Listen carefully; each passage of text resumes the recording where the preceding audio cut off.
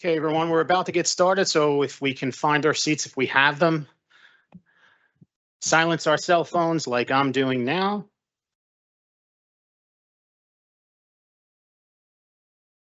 Just a little housekeeping before we get started. I know the Public Safety Director and the Fire Marshal addressed everyone here. We have a lengthy public speaking list. So once we get to that public speaking portion of the meeting, we're going to go in the order that they're listed. You'll have 3 minutes, and the 3 minutes, once the time is up, we'll call the next speaker. But what we do demand is respect. And hopefully you can stay silent while the public person is speaking. We want to be respectful to one another. I know this is a very passionate subject to everyone, but we have to be respectful to one another. And if someone is getting out of hand, the council president has the authority to have that person removed from the meeting because they're becoming disruptive. And we don't want to do that. We want to have a easygoing meeting and a calm meeting. So with that being said, good evening, everyone. We are on the record. Today is Wednesday, the 29th day of November in the year 2023. This is a regular meeting of the Jersey City Municipal Council. We had a scheduled 6 p.m. start. The clock on my cell phone is showing 6:13 p.m. May I have a roll call for the commencement of this meeting? Councilperson Ridley will be absent. Councilperson Prinzary. Here. Councilperson Baggiano. Here. Councilperson Saleh. Here. Councilperson Solomon. Here. Councilperson Gilmore is not here yet. Councilperson DeGise. Here. Councilperson Rivera. Here. And Council President Waterman. We have 7 council members in attendance at 6:13 p.m. May we kindly rise for a moment of silence, please. Chris Angles, Senior Content Manager for the City of Jersey City, artist, activist, and friend.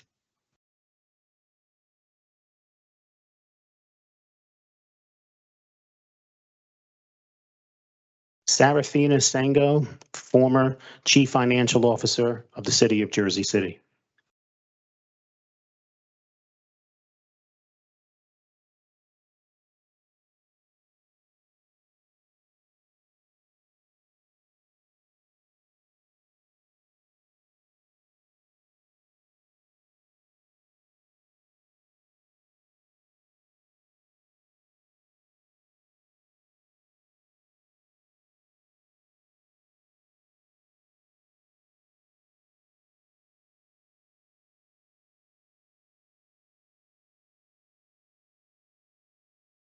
Thank you very much. On behalf of Council President Waterman and the members of the Municipal Council, in accordance with New Jersey Public Laws of 1975, Chapter 231, the Open Public Meetings Act, also known as the Sunshine Law, adequate notice of this meeting has been provided by the posting on the bulletin board of the first floor of City Hall, the annual notice, which is the schedule of meetings and caucuses of the Municipal Council for the calendar year 2023, and filed in the office of the City Clerk on Thursday, December 15th, 2022.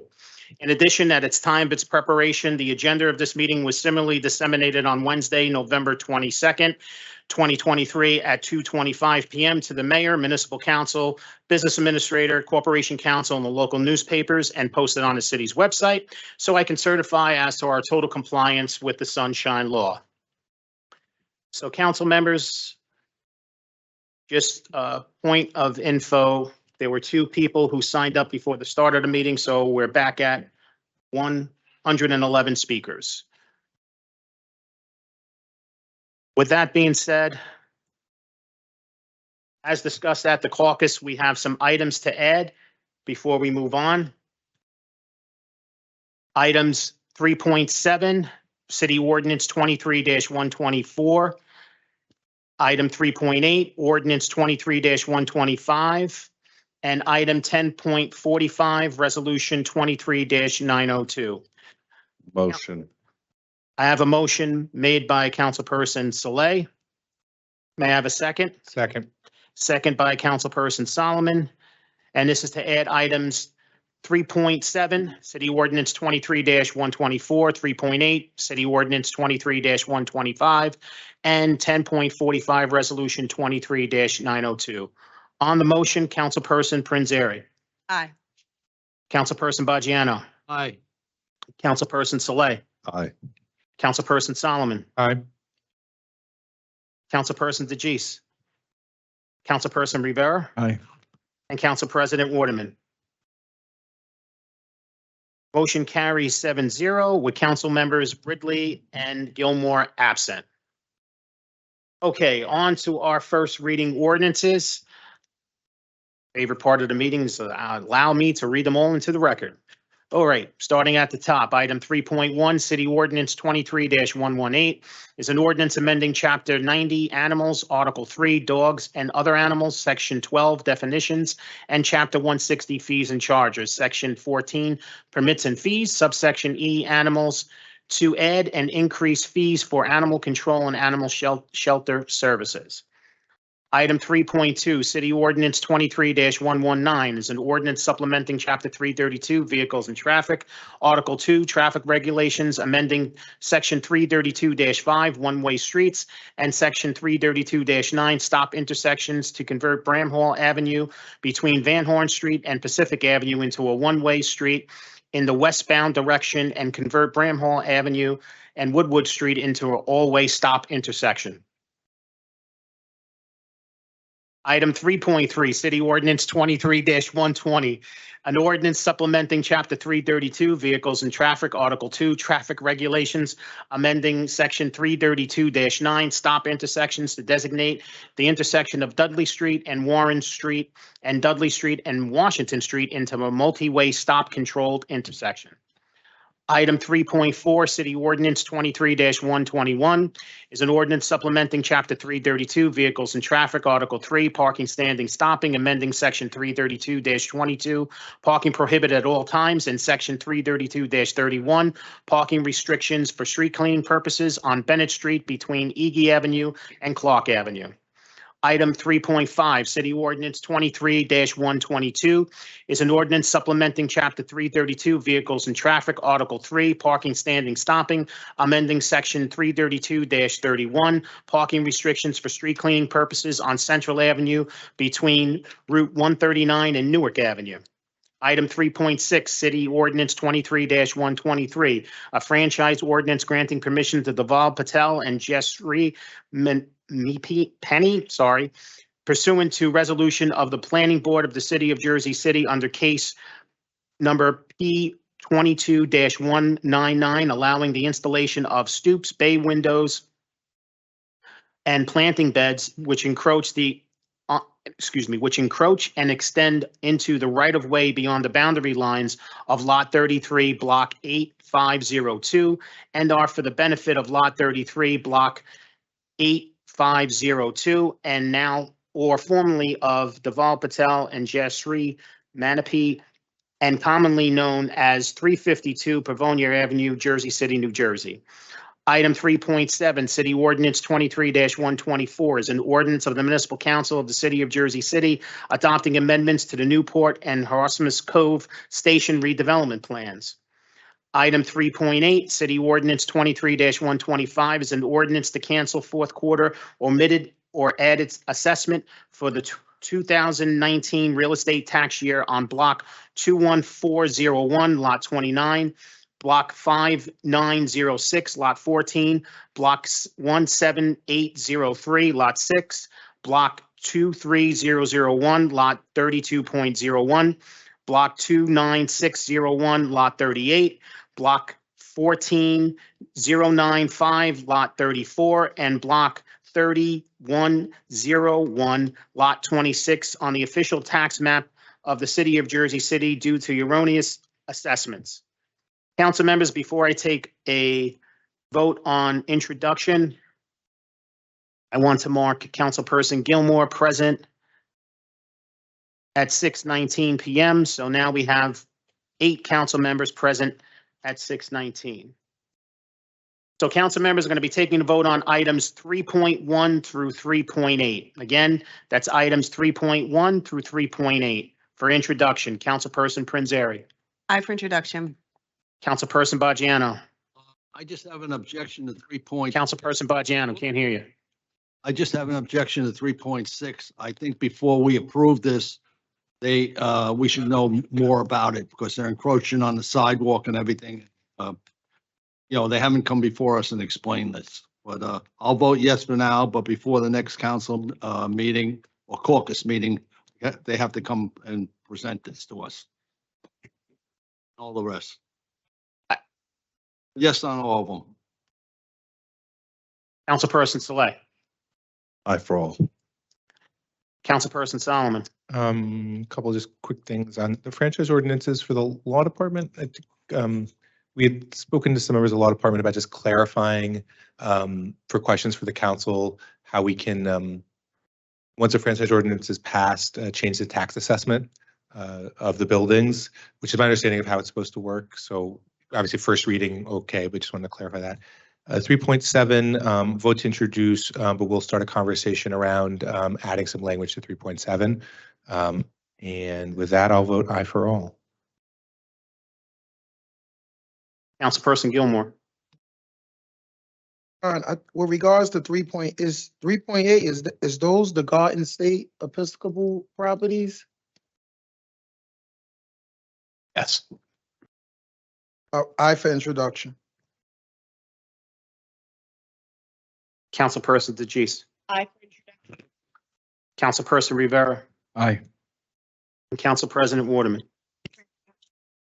Items 3.1 through 3.8 are introduced 8-0 with Councilperson Ridley absent.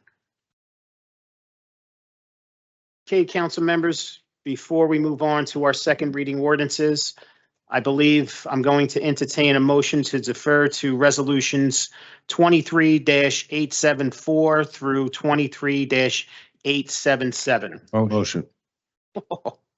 Second. So the motion I'm going to give to Councilperson Rivera, and I'll give this quick second to Councilperson Saleh, to defer to resolutions 23-874 through 23-877. Councilperson Ridley. Excuse me, Councilperson Prinzary. Aye.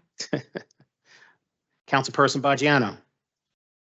Sure, our mics are on. Councilperson Saleh. Aye.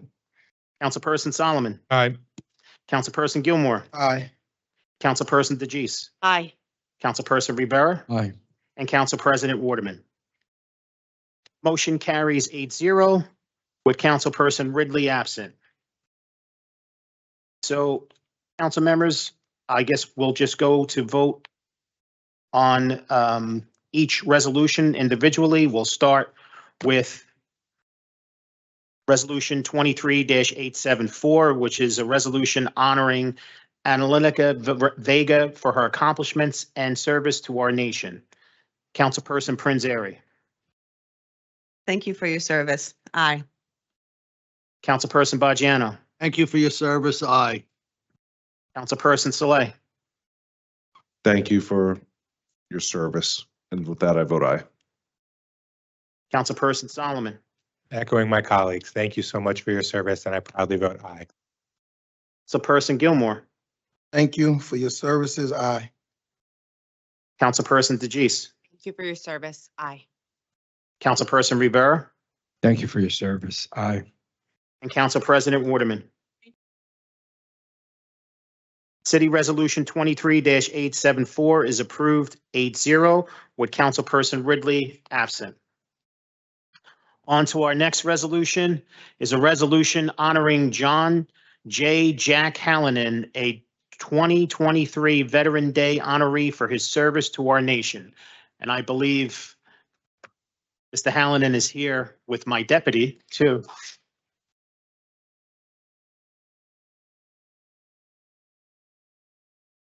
So we'll take a vote on it and then we'll invite Mr. Hallinan to come up and speak if he would like to do so. Councilperson Prinzary. So, John, thank you for your service, but also thank you for your friendship and for your wonderfully horrible jokes. With that, I vote aye. Councilperson Bajano. I have to say aye because I nominated him to be the, so John, Well, you and my cousin go back a long way and both in the military. And your service has been great, John. And your son is okay too.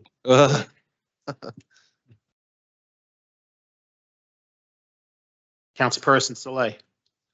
Thank you for your service. You're a fabulous man and you have a great son. With that, I vote aye. Councilperson Solomon. So, Mr. Hallinan, you and Councilman Bojano have talked to me about Jersey City history more than any two people in the city. The only difference is what you say is accurate. So I just want to thank you for your service to our country and thank you for being an extraordinary Jersey City resident who cares so deeply about this city and knows more about, you have forgotten more about this city than I will ever know. I proudly vote aye.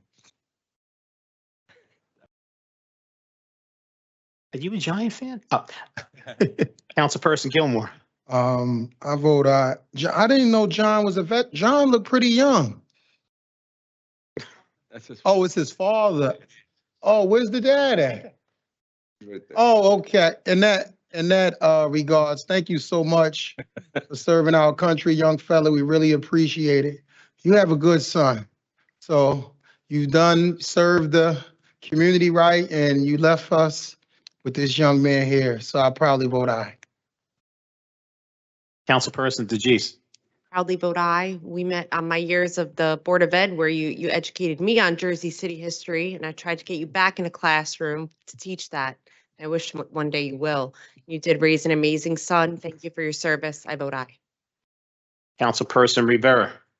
Thank you for your service. You really are an amazing person. And kind of like want to echo the sentiments of Councilman Solomon. You know, your history is on point. And you probably have the oldest car in Jersey City. But I proudly vote aye. And Council President Waterman. Thank you for your service, and I vote aye. City Resolution 23-875 is approved unanimously 8-0 with Councilperson Ridley absent. Congratulations, Mr. Hallinan.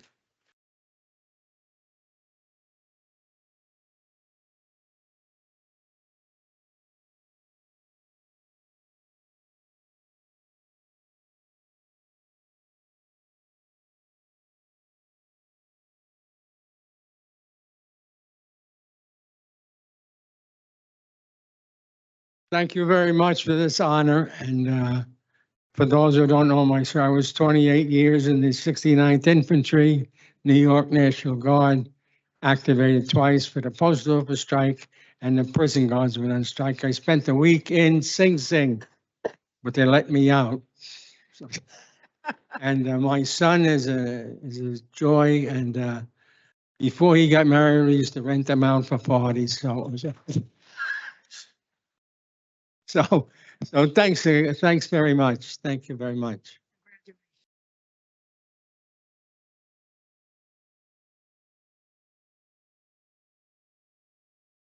Mr. Hallinan, I'm glad you're not renting him out anymore and that he's my deputy clerk. He's a lifesaver, so thank you. Mr. Halloran, Michael Jr. says he wishes he could have been here tonight. All righty. Next, we have Resolution 23-876 is a resolution honoring SSG Relega Flores as 2023 Veteran Day honoree for her service to our nation. On the resolution, Councilperson Prinzary. Thank you for your service. I love that we're honoring 2 women veterans here today. I vote aye. Councilperson Bajano. I vote aye. Councilperson Saleh. Proudly vote aye. Councilperson Solomon. Thank you for your service. I proudly vote aye. Councilperson Gilmore. Aye. Thank you for your service. Councilperson DeGise. Thank you for your service. I proudly vote aye. Councilperson Rivera. Just to note, Staff Sergeant Regular, this Friday will be deployed to her 4th deployment. And she's an amazing soldier. Proudly vote aye. Bless her. And Council President Waterman. Thank you for your service. I vote aye. Resolution 23-876 is approved unanimously 8-0 with Councilperson Ridley absent. And on to our last ceremonial resolution, item 10.20, Resolution 23-877. It's a resolution honoring my friend for a very long time, Richard F. Dwyer, on the occasion of his retirement from PSE&G. I know he probably is not aware that we're doing this for him, but they wanted me to read it, but I said the best person to read it would be his daughter, Shannon. So if we can invite Shannon up to read everything into the record, that would be great.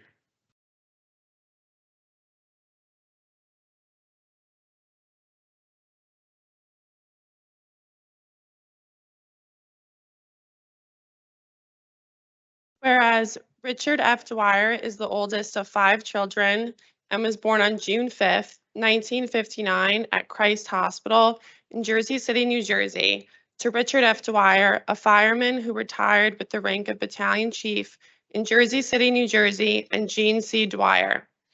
Whereas Dwyer grew up in the Greenville section of the city, where he attended St. Paul the Apostle Elementary School until transitioning to St. Peter's Preparatory School, where he learned to live by the prep motto, a man for others, and made lifelong friendships. And whereas Dwyer continued his academic and athletic career at Moravian College in Bethlehem, Pennsylvania, where he received a bachelor's degree in political science. Whereas Dwyer returned to Jersey City and began working with the Greenville Gazette newspaper and had a column titled Dwyer Inquires, and was the editor of the 1412 Overture newspaper, which led him to be a legislative press aide for State Assemblyman, then State Senator Thomas F. Cowan.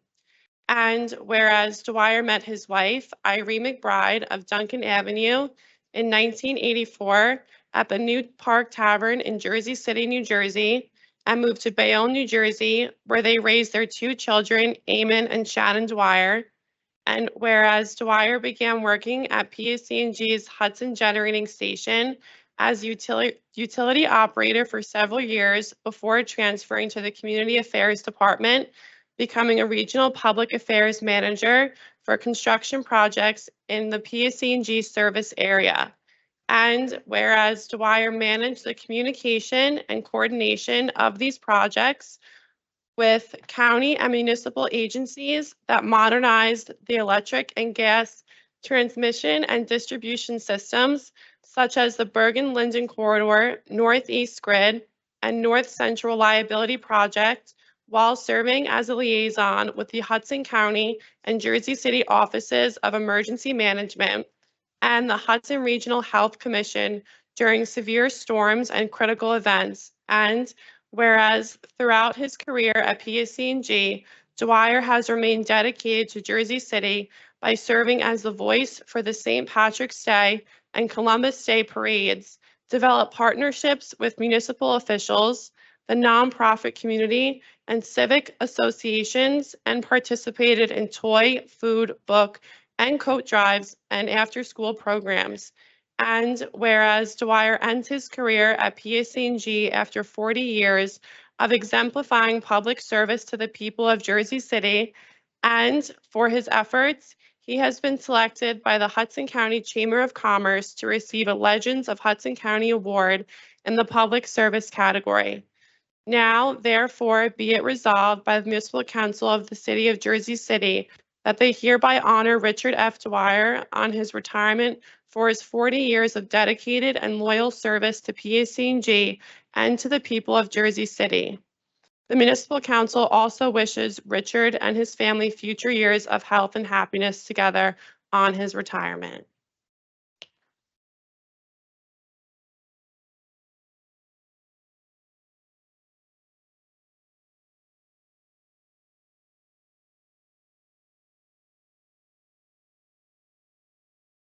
Before we let you speak, Rich, I would like them to vote first, and then you can address the council. And Shannon, I just want to say, amazing job.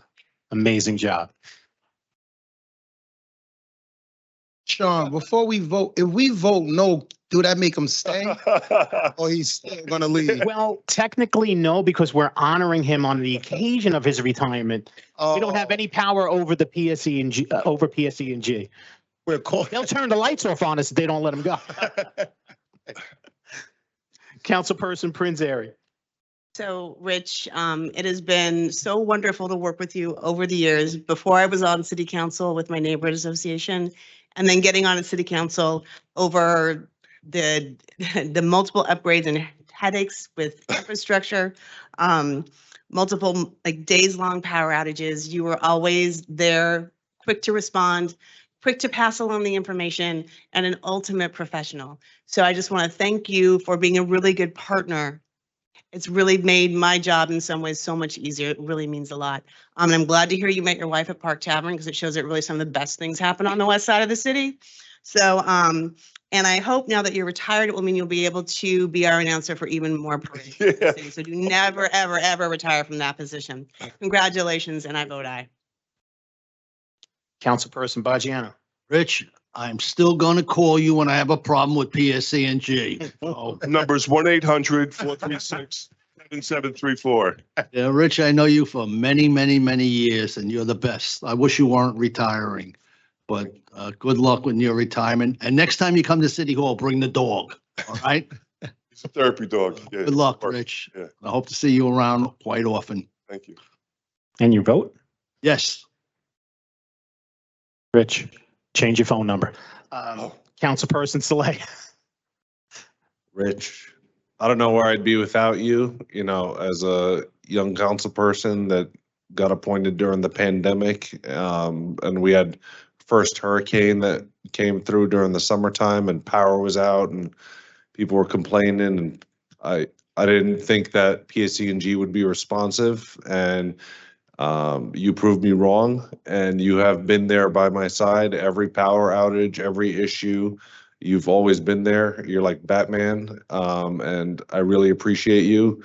Your daughter has been a fantastic council aide as well, and the apple doesn't fall far from the tree. I hope whoever your replacement is, that they're just as amazing as you. They have really, really big shoes to fill. I think like size 20. I vote aye. Councilperson Solomon. I feel in the resolution, the Legend of Hudson County is the most appropriate award for Rich Dwyer. You are a true presence in this city and in this county, and you have done so much to help so many people who don't know all the work you've done for them. So hopefully today is a moment for the thousands, hundreds in the room, thousands hopefully watching this to know you put years of your life into making this city and this county a better place. So thank you, thank you, thank you. You see all the love that we have for folks in the audience because Rich answered our calls at 1 a.m., 6 a.m. My wife is very patient. She is. Any issue we were having with PSNG, he was the guy who could help solve the problem, and really nobody else. So thank you for everything you did. So well deserved, and I proudly vote aye. Thank you. Okay, Councilperson Gilmore. Well, wow, Rich, thank you so much for your service, man. Anytime I had any problem with a wire, I was calling Rich, whether they was Verizon, Comcast, PS, I'm calling Rich. Rich gonna track it down and he's gonna get it done. Man, you're just a class act. You know, you get the job done. Very well respected individual. We've talked about several things on a personal level. You're actually one of the only person that I spend that much time on the phone talking about personal issues with. So just thank you so much for your service, man. 40 years, not just in PSC&G, but helping everyday residents navigate the course of life. And thank you to your wife, because that is it's rough when that phone ring at 1 something in the morning at 12 midnight. I know sometimes give you the little nudge. I told you to Irene's turn it father off. was a committee man for years, so. Oh, okay. So she gets so just thank you so much for your service. I'll probably vote aye. Thank you. Councilperson DeGise. Mr. Dwyer, Rich, these are big shoes to fill, and not just because you wear a large shoe size, because you took care of people in their most vulnerable moments, their heat, their hot water, their electricity. You never said no to us. In a world of government red tape, you were one of the most responsive people to us, and you would bring things to our attention before we even knew about them. From people, ways to pay their bills, get their bills put down. You were one of the most helpful individuals, and it's because you truly cared.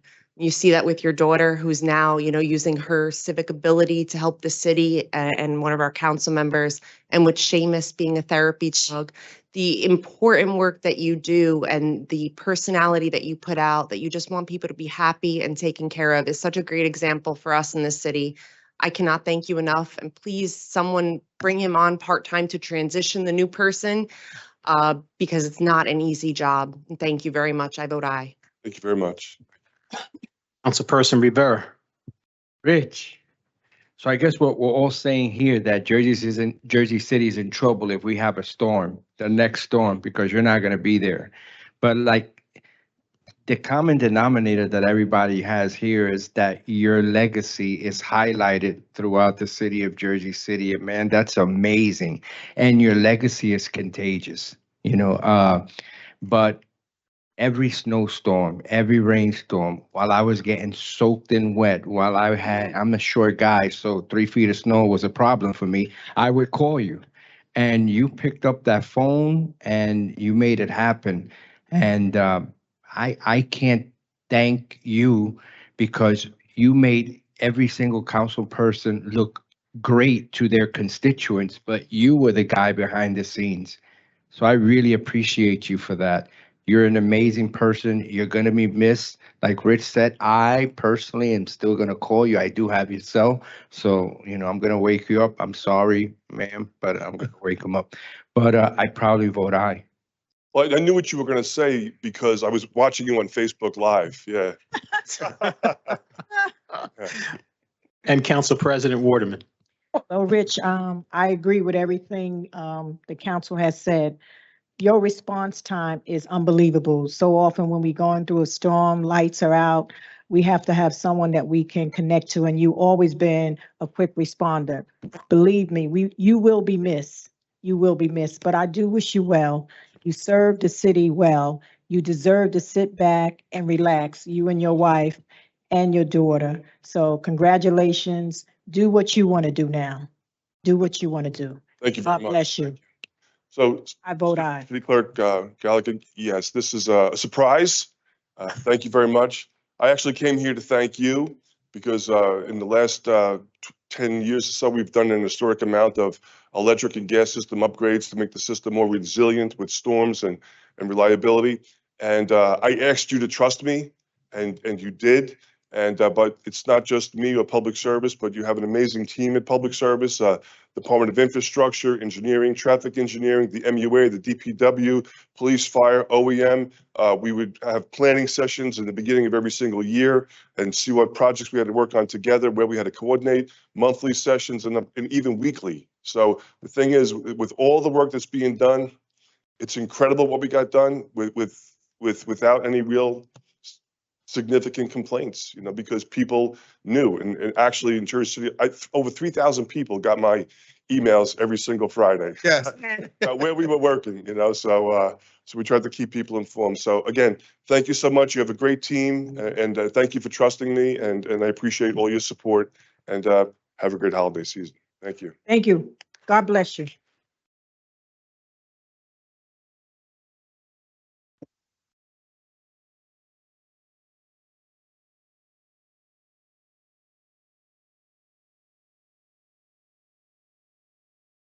So while you guys are going to take a picture, I wanted to just say Resolution 23-877 is approved unanimously 8-0 with Councilperson Ridley absent.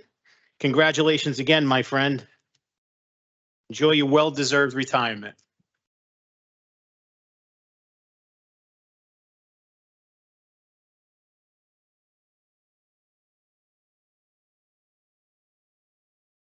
Yeah, man. You don't have to be in the back of this. Just slide in here.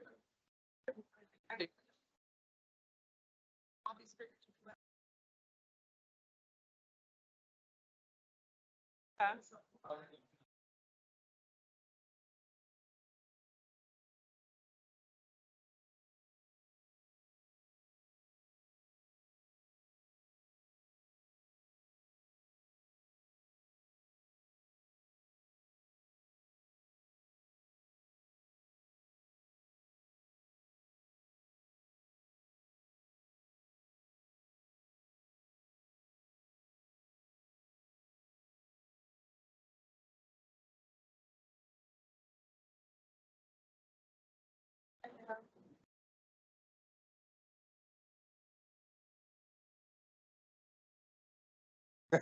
Yeah. Bye-bye.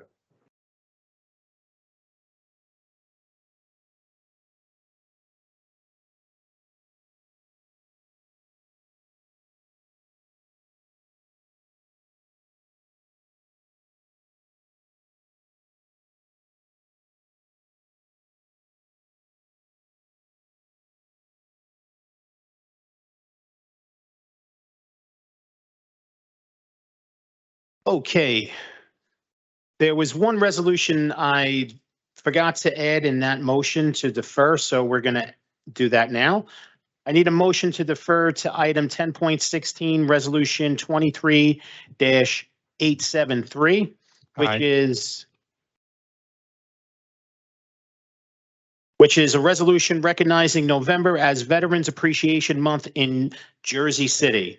Motion. Second. Motion was made by Councilperson Solomon, seconded by Councilperson Saleh. On the motion to defer to item 10.16, Resolution 23-873, Councilperson Prinzary. Aye. Councilperson Bajano. Aye.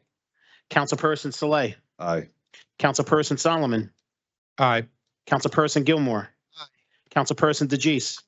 Councilperson Rivera. Aye. And Council President Waterman. Motion carries 8-0 with Councilperson Ridley absent. On the final vote for Resolution 23-873, Councilperson Prinzary. Aye. Councilperson Bajano. Aye, and as a veteran, I think this is a great resolution. Councilperson Saleh. To vote aye. Councilperson Solomon. Aye. Councilperson Gilmore. Aye. Councilperson DeGise. Councilperson Rivera. So as a veteran, I just thought that this was something that we should definitely do for our veterans here in Jersey City. I mean, I don't think we can relegate Veterans Day, just give them one day. I think they should be recognized the whole month, all the time. But I'm honored to put this resolution forward because our veterans deserve it 100%. I proudly vote aye. And Council President Waterman. Resolution 23-873 is approved unanimously 8-0 with Councilperson Ridley absent. Okay, on to our regular, congratulations.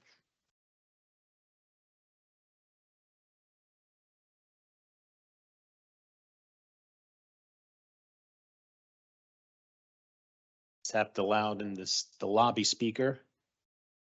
All right, on to our second reading ordinances. Item 4.1, City Ordinance 23-097.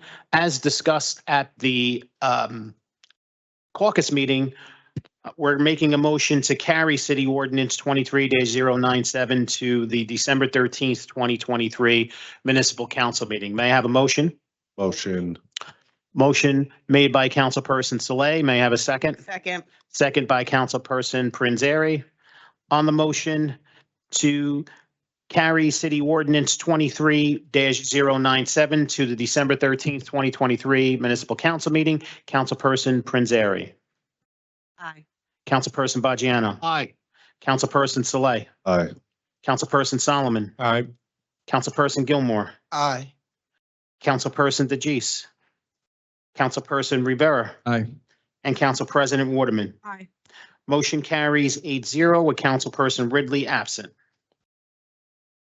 On to our next second reading ordinance, item 4.2, City Ordinance 23-111 is an ordinance supplementing Chapter 332, Vehicles and Traffic, Article 9, Parking for the Disabled of the Jersey City Code, designated a reserved parking space at various locations throughout the city. This is a public hearing on this ordinance. Any member of the public wishing to be heard, please come up to the podium and state your name for the record.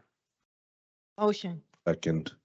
Motion to close the public hearing was made by Council President Waterman, seconded by Councilperson Saleh. On the motion to close the public hearing on City Ordinance 23-111, Councilperson Prinzary. Aye. Councilperson Bajano. Aye. Councilperson Saleh. Aye. Councilperson Solomon, Aye. Councilperson Gilmore, Aye. Councilperson DeJeece, Aye. Councilperson Rivera, Aye. and Council President Waterman. Motion carries 8-0 with Councilperson Ridley absent. Final consideration and adoption of City Ordinance 23-111. Councilperson Prince Airy. Aye. Councilperson Bajiano. Aye. Councilperson Saleh. Aye. Councilperson Solomon. Aye. Councilperson Gilmore. Aye. Councilperson DeJeece. Councilperson Rivera. Aye. And Council President Waterman. City ordinance is adopted. City Ordinance 23-111 is adopted 8-0 with Councilperson Ridley absent. On to our next second reading ordinance, item 4.3, City Ordinance 23-112 is an ordinance supplementing Chapter 332, Vehicles and Traffic, Article 2, Traffic Regulations, amending Section 332-5, One-Way Streets, Article 3, Parking, Standing, and Stopping, amending Section 332-22, Parking Prohibited at All Times, to improve the safety of New York Avenue and Ravine Avenue intersection and convert Ferry Street into a two-way street between Webster Avenue and New York Avenue. This is a public hearing on this ordinance. Any member of the public wishing to be heard, please come up to the podium and state your name for the record. Motion. Second. Motion to close the public hearing on City Ordinance 23-112 was made by Councilperson Rivera, seconded by Councilperson Saleh. On the motion to close the public hearing on City Ordinance 23-112, Councilperson Prince Airy. Aye. Councilperson Bajiano. Aye. Councilperson Saleh. Aye. Councilperson Solomon. Aye. Councilperson Gilmore. Aye. Councilperson DeJeece. Councilperson Rivera. Aye. And Council President Waterman. Motion carries 8-0 with Councilperson Ridley absent. For final consideration and adoption of City Ordinance 23-112, Councilperson Prince Airy. Aye. Councilperson Bajiano. Aye. Councilperson Saleh. Aye. Councilperson Solomon. Aye. Councilperson Gilmore. Aye. Councilperson DeJeece. Councilperson Rivera. Aye. And Council President Waterman. City Ordinance 23-112 is adopted 8-0 with Councilperson Ridley absent. On to our next second reading ordinance, item 4.4, City Ordinance 23-113 is an ordinance supplementing Chapter 332, Vehicles and Traffic, Article 3, Parking, Standing, and Stopping, amending Section 332-22, Parking Prohibited at All Times on Ocean Avenue at Berry Gardens. This is a public hearing on this ordinance, and I see Laverne Webb, Washington. Make me understand this resolution, because you talking about in front of the 133 Ocean and Senior Citizen Building? By the post office right there? Yes, Laverne, this is to make sure that there's a access area for the buses to pick up and drop off the seniors. But wasn't they doing that already? They were doing it already, but it wasn't designated, so technically we weren't able to issue violations legally, so we're making sure that we're able to enforce that. So only thing going on now, you can't park there, but the bus is open, that's for the bus stop? Yeah, so we're making sure that's the appropriate stop size so that it could facilitate the vehicles that are dropping off, and it gives us the ability to issue summons if somebody is violating that. Thank you. Okay, this is still a public hearing on City Ordinance 23-113. Any other member of the public wishing to be heard, please come up to the podium and state your name for the record. Motion. Second. Motion was made by Councilperson Rivera, seconded first by Councilperson Prince Airy. On the motion to close the public hearing on City Ordinance 23-113, Councilperson Prince Airy. Councilperson Bajiano. Aye. Councilperson Saleh. Aye. Councilperson Solomon. Aye. Councilperson Gilmore. Aye. Councilperson DeJeece. Aye. Councilperson Rivera. Aye. And Council President Waterman.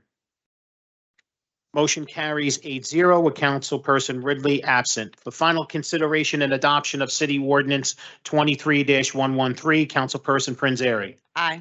Councilperson Bajiano. Councilperson Saleh. Aye. Councilperson Solomon. Aye. Councilperson Gilmore. Aye. Councilperson DeJeece. Councilperson Rivera. Aye. And Council President Waterman. City Ordinance 23-113 is adopted 8-0 with Councilperson Ridley absent. On to our next second reading ordinance, item 4.5, City Ordinance 23-114 is an ordinance authorizing the execution of a deed easement for public access between Avenir LP and the City of Jersey City, and the execution of a 30-foot setback easement agreement between Avenir LP and the City of Jersey City affecting Block 9301, Lot 30.01, also known as 66 Broadway and formerly known as 1072-1075 West Side Avenue. This is a public hearing on this ordinance. Any member of the public wishing to be heard, please come up to the podium and state your name for the record. Motion. Second. Motion to close the public hearing on City Ordinance 23-114 was made by Councilperson Rivera, seconded by Councilperson Saleh. On the motion to close the public hearing on City Ordinance 23-114, Councilperson Prinzary. Aye. Councilperson Bajiano. Aye. Councilperson Saleh. Aye. Councilperson Solomon. Aye. Councilperson Gilmore. Aye. Councilperson DeGise. Councilperson Rivera. Aye. And Council President Waterman. Motion carries 8-0 with Councilperson Ridley absent. For final consideration and adoption of City Ordinance 23-114, Councilperson Prinzary. Aye. Councilperson Bajiano. Aye. Councilperson Saleh. Aye. Councilperson Solomon. Aye. Councilperson Gilmore. Aye. Councilperson DeGise. Councilperson Rivera. Aye. And Council President Waterman.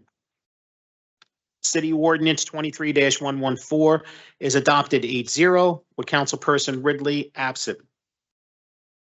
On to our next second reading ordinance, item 4.6, City Ordinance 23-115. Is an ordinance repealing Ordinance 08-128 Contract to Pay to Play Reform Ordinance in its entirety. This is a public hearing on this ordinance, and I see Laverne Webb, Washington. You explain that one to me?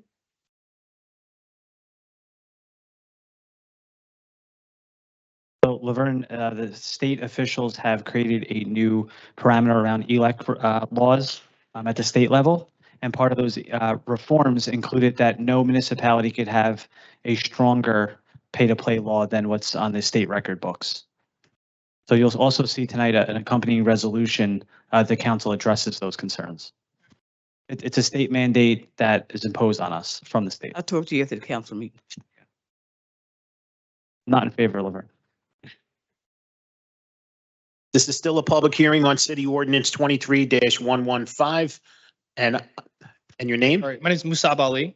I just wanted to ask, what's the accompanying city resolution addressing the pay to play?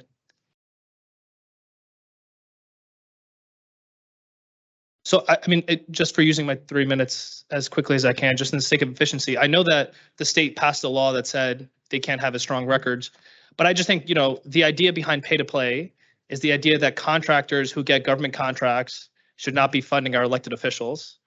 And I think it should be a good idea for elected officials to take an individual pledge, even if you can't have something in the books. That's why I'm wondering if there's a resolution where the city council members should say people who are getting city contracts should not be the ones funding campaigns, because that creates exactly what pay to play is, right? You're paying in order to get a contract. And I know the state's taking it away. I don't agree with the state decision, but I think as city council members, I think it's important for you guys to, you know, stand up and say, look, even if this law doesn't exist, we are going to commit to not taking money from contractors, because then what happens is someone says, I'm going to pay you $5,000. Make sure you give me this contract in the future. And there's no law preventing that. So that's why I'm asking you. You mentioned there was an accompanying resolution. 1015. 10.15. 10.15, sorry. It's the item number Yes. on the agenda. Resolution, you can look at it.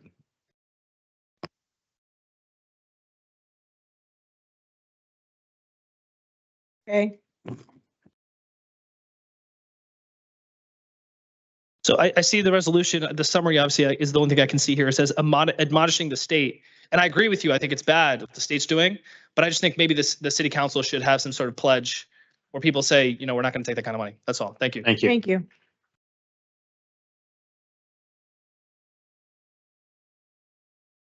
This is still a public hearing on City Ordinance 23-115. Any member of the public still wishing to be heard, please come up to the podium and state your name for the record. Motion. Motion to close the public hearing on City Ordinance 23- Oh, okay. Phil Carrington.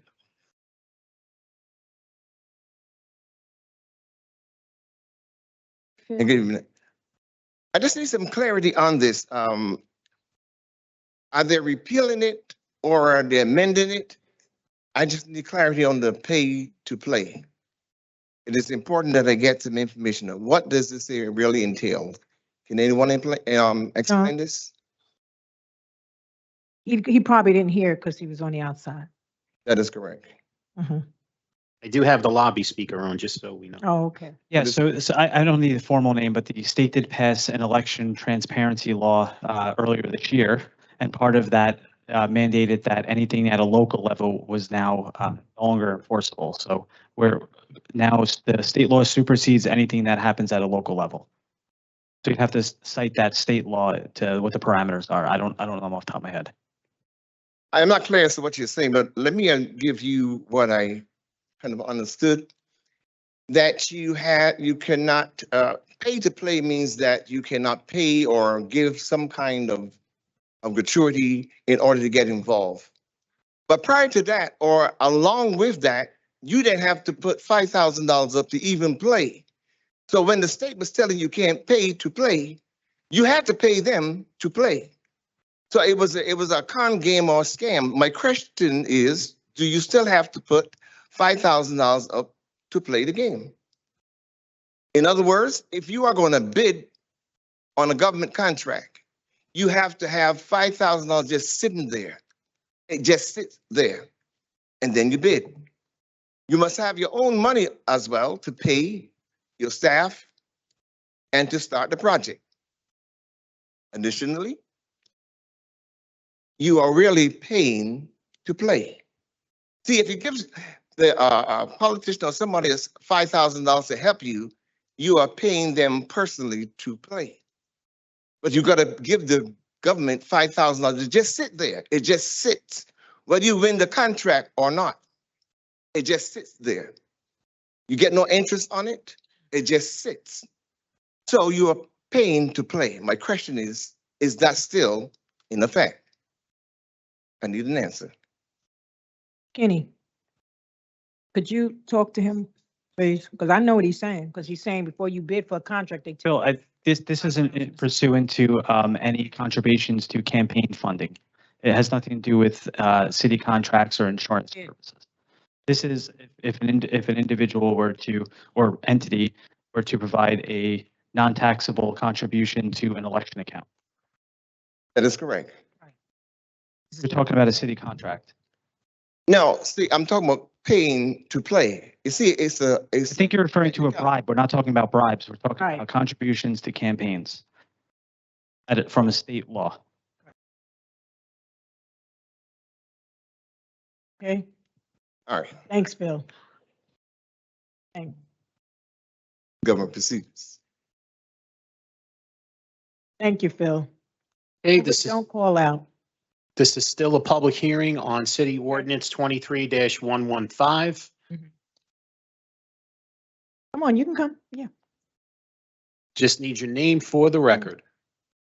Yeah, my name is Cameron Orr from Jersey City Friends of People's World and the Communist Party. I'm wondering if maybe we need to form some sort of coalition in this city to fight the state on this. Will the council support us in that? I'm glad we have a resolution for it. So maybe we just need to figure out a way to get together and form some sort of coalition and do something, because this is unacceptable. I mean, the right wing's on the move, y'all. Thank you. Thank you, Cameron.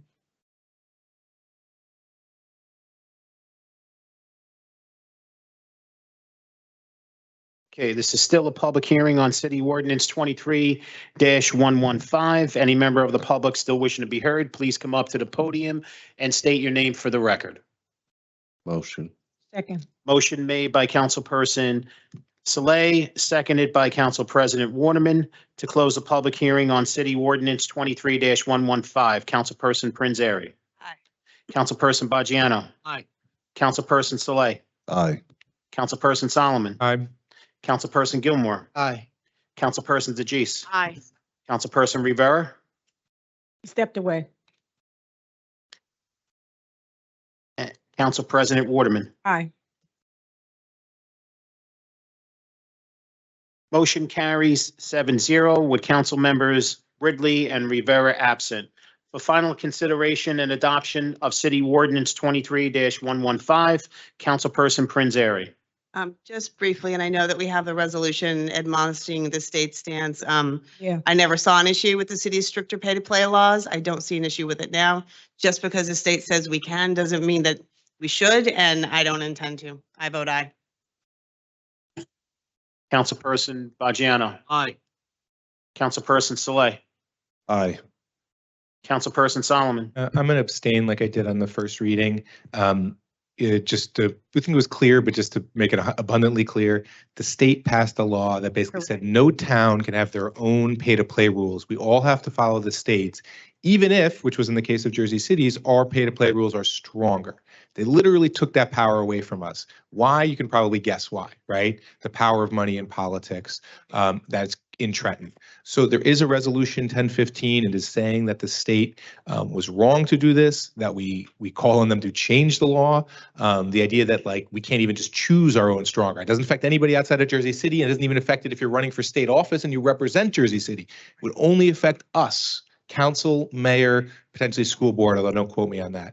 So it was just the worst of New Jersey politics in that bill. So I just wanted to make sure everyone was clear about why that was there. But legally, there's nothing wrong. I mean, legally the law cannot be enforced. So I'm going to abstain like I did on first reading. Councilperson Gilmore. I just hate that we're even at this juncture. It's really a slap in the face of democracy. Life of me, I just can't understand it. I guess I see what the state's trying to do. I don't agree with them, so I'm gonna vote no. Councilperson DeGise. Aye. Councilperson Rivera. And Council President Waterman. No.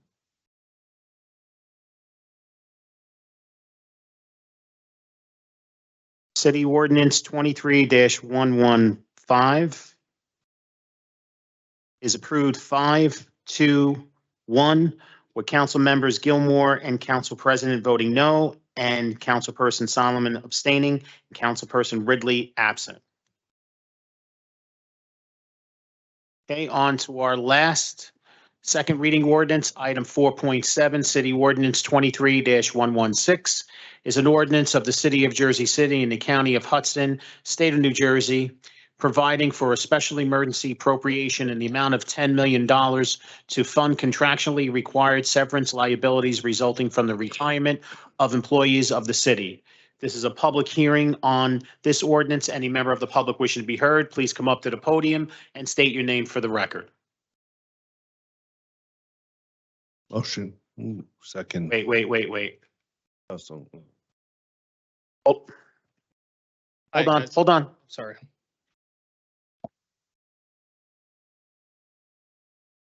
Go ahead. Hi, guys. Musab Ali again. So this is a resolution asking for a $10 million bond for the city for unexpected retirements. And I think I have two questions here. One is talking about the fiscal controls of the city. So another report came out recently that the police overshot their overtime by $2.5 million, and there's reshuffling of money in the public safety department to cover that. But in the last budgetary cycle, the city increased taxes, a 32% tax increase. That's how it was quoted. And that was a 2% property tax increase. Where are we getting the money for these $10 million?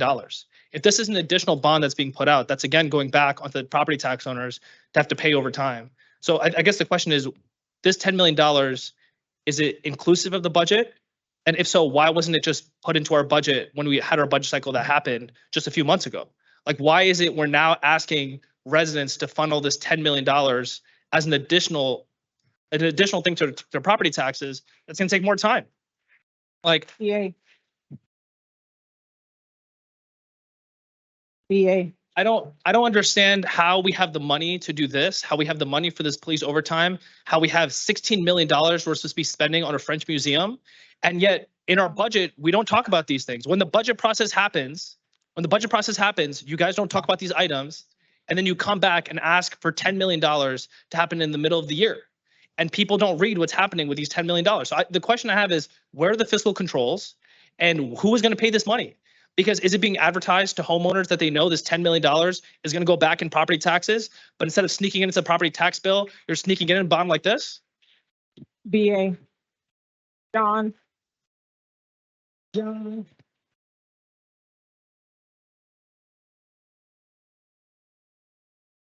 This is still a public 118. hearing on City Ordinance 118. 23-116. Any member of the public wishing to be heard, please come up to the podium and state your name for the Comment? record. McKinney? You want to explain the bond? I don't even process know, today? but I feel like that's wrong. That's why so many stuff is coming out in the opening for our community. Y'all spending stuff like that, and people that's doing nonprofits that's doing this stuff free. I'm running back and forth to medical center giving new moms cribs and bottles and pamper and asking you for gas money, and they got money right here to give out to the community that need help. Like, come on, y'all got to do better. Y'all have to do better. It's time for voting. We got to do better for our community. I don't know why y'all was clapping for that other man while he was standing here, Tina, but Tina. we need to do better for our community. That's what we got to do. No way they should be getting this money. The money should go back into the community. We ain't got no lights on War F. That's what we need. We fighting war and up there in our community right now. Thank you, Tina. This is still a public hearing on City Ordinance 23-116. Any member of the public still wishing to be heard, please come up to the podium and state your name for the record. Motion. John, can you give them an explanation? Before we do that, can we just All right, take the motion? Wait, Okay. just wait. Go ahead. So, hold on. So I missed the motion. Danny, or Councilman Rivera. So the motion to close the public hearing on City Ordinance 23-116 was made by Councilperson Rivera, seconded by Councilperson Saleh. On the motion to close the public hearing on City Ordinance 23-116, Councilperson Prinzary. Councilperson Baggiano. Aye. Councilperson Saleh. Aye. Councilperson Solomon. Aye. Councilperson Gilmore. Councilperson DeGise. Councilperson Rivera. Aye. And Council President Waterman. Aye. Motion carries 8-0 with Councilperson Ridley absent. Councilperson Gilmore? John, you got, he was gonna. These are basically retirement payouts for employees. The laws have changed since 2013. It caps all public employees at $15,000. So anybody that was hired or from that point on moving forward, their max cap would be 15,000, and those dollars are budgeted for as you continue. What we're looking at here is a unfunded liability that pre-exists that date, right? Because I mean, you're looking at 10 years ago, but we have employees retiring now with 30, 35, 40 years of service that they weren't capped at the time of the law. They were grandfathered in. So for those employees, they far exceed those $15,000 payouts. And it depends upon how much time they have in the system and how many days they have accrued. So what the state did is they created a law that allows you to bond for it, and it's paid in 5 equal installments over 5 years. And that's to prevent massive tax increases to small and large cities that wouldn't be able to handle it in the case of large retirements, which we're seeing now. So as we move forward, this liability shrinks because the newer employees since 2013 are no longer allowed to receive them. And once the liability is bonded for and paid, it's not a liability anymore. It wouldn't be a recurring liability. Thank you. Go ahead, Sean. Okay. For final consideration and adoption of City Ordinance 23-116, Councilperson Prinzary. Aye. Councilperson Baggiano. Aye. Councilperson Saleh. Aye. Councilperson Solomon. As John knows, I've voted against this every year since 2018, except in 2020 during COVID, because I think we should plan, but all the reasons. So I'm going to vote no again. Councilperson Gilmore.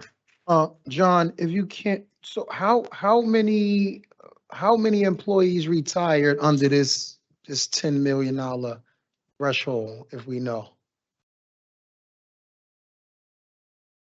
I don't think there's a spreadsheet attached to it. We can get it for you, but it doesn't really matter on the number of individuals. It's the liability for each individual. So you could have somebody that, they enjoyed their vacation time and maybe they had some issues. So when they retire, they have a very small payout. We have some individuals that throughout the years, they've banked their time continuously, and it could be a larger payout based on what their final salaries are. So it's not necessarily the volume, it's the amount of gross days that we have as a city as a liability. So we can give you that information. And then I could also give you the information of the amount of employees that are still eligible for these payouts. So I guess my next question is, we don't continue to anticipate these retirement appropriations at the end of every year, correct? Well, every year we take a look at what the size of the volume would be, right? So just to give you an example, certain fire and police classes and right, they were large when they came in, so now they're large as they're exiting. So it really depends on the year on what the liability is. Over my 10 years here, I've seen a few years we budgeted, some years we bonded for it, and then we had a hybrid a few years. So it really depends on the amount of employees exiting those years and what the liability is. Okay, and my last question is, at what point do we know to gauge it? Because if the municipal budget was just voted on a couple months ago, did we foresee this coming down, or is it hard to assess? So usually you see 2 or 3 stages of retirements based on years of service and when they kind of come in. Beginning of the year, right after the new accruals come in, which would be like early January, those we try to anticipate for. And then usually August and November based on those are when the years of classes and new administrations came in and did hiring over those years. So that's usually when we see it. So for this one, we saw it like late August as the more bulk of it. We also, in this number, we factor in those that put in their papers to retire but have not yet retired, like you could put in for February now. And if they pull their papers, we wouldn't bond for those dollars. It's just at the S amount, this would be not to exceed. Okay. Hey, Sean, I'm going to abstain on this one. A lot of uncertainty for me. No problem. Thank you. Councilperson DeGise. Councilperson Rivera. Aye. And Council President Waterman. City Ordinance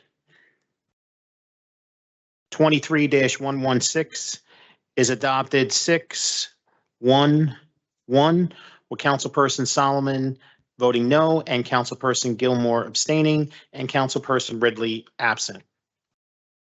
Okay, I believe we are going to be having a motion to remove item 11.9, City Ordinance 23-095 from the tabled agenda. It's a franchise ordinance granting permission to FD Monitor LLC, its successors and assigns to make private improvements in both Monitor Street and Maple Street public rights of way adjacent to the property located at 62-68 Monitor Street, Jersey City, New Jersey, also known on the tax maps of the city of Jersey City as Block 15802, Lot 37. Motion. I have a motion made by Councilperson Rivera, seconded by Council President Waterman to remove item 11.9, City Ordinance 23-095 from the tabled agenda. On the motion, Councilperson Prinzary. Aye. Councilperson Baggiano. Aye. Councilperson Saleh. Aye. Councilperson Solomon. Aye. Councilperson Gilmore. Aye. Councilperson DeGise. Aye. Councilperson Rivera. Aye. And Council President Waterman. Motion carries 8-0 with Councilperson Ridley absent. Just keep in mind that this ordinance was tabled after the close of the public hearing, so we will not be having an additional public hearing. I believe before we go on to vote for City Ordinance 23-095, that there is a slight amendment to the ordinance, and the amendment is not a substantial change. I'll read it into the record first, and then I'll ask Corporation Counsel to make sure, Assistant Corporation Counsel to make sure that it's not a substantial change. So the amendment will be number 11 added to the agenda. The city is committed to reviewing the best practices for granting franchise easements. The city shall review this individual easement in a period of 1 year from the date of this ordinance passage to ensure it is still in compliance with the city's future determination for franchise easements. First Assistant Corporation Counsel McKinney, is this a substantial change? No, Thank it's you. it's clarifying what we have the ability to do anyways. Thank you. Okay, council members. So I need a motion to amend City Ordinance 23-095 to include the language in number 11, which I just read into the record. Motion. Motion made by Councilperson Rivera, seconded by Council President Waterman. On a motion to amend City Ordinance 23-095, Councilperson Prinzary. Aye. Councilperson Bajano. Aye. Councilperson Saleh. Aye. Councilperson Solomon. Aye. Councilperson Gilmore. Aye. Councilperson DeGise. Councilperson Rivera. Aye. And Council President Waterman. Motion carries 8-0 with Councilperson Ridley absent.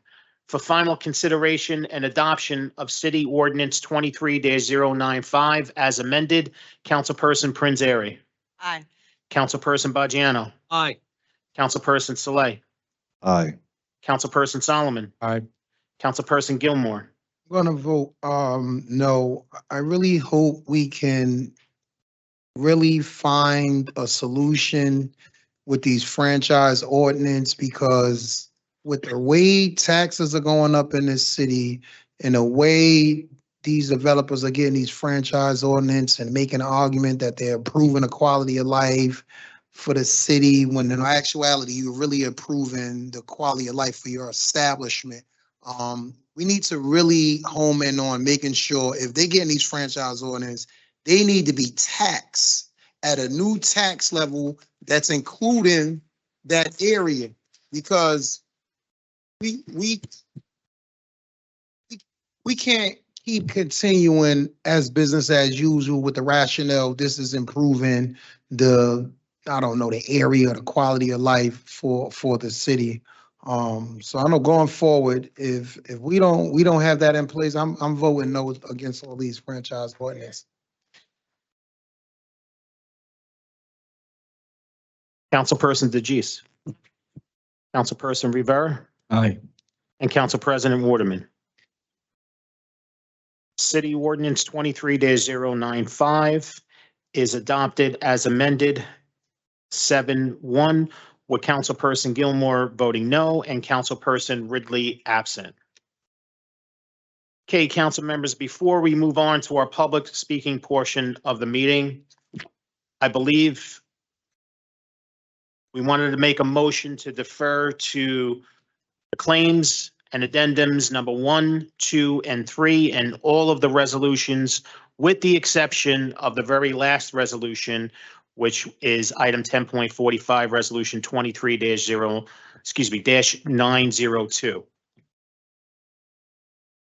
So there's a motion to defer to the claims. It's the rest of the business that we have, with the exception of the very last resolution that's on the agenda that was added. And this is because we have such a lengthy public speaking list. If the meeting goes over 1 a.m., I'm going to lose my court reporter, and I would like to have all the transcript of the business of the city on the record. So with that being said, the motion to defer to claims and addendums number 1, 2, and 3, and all resolutions with the exception of 23-902. The motion was made by Council President Waterman. May I have a second? Second. Second by Councilperson Rivera. On the motion, Councilperson Prinzary. Aye. Councilperson Bajano. Aye. Councilperson Saleh. Aye. Councilperson Solomon. Aye. Councilperson Gilmore.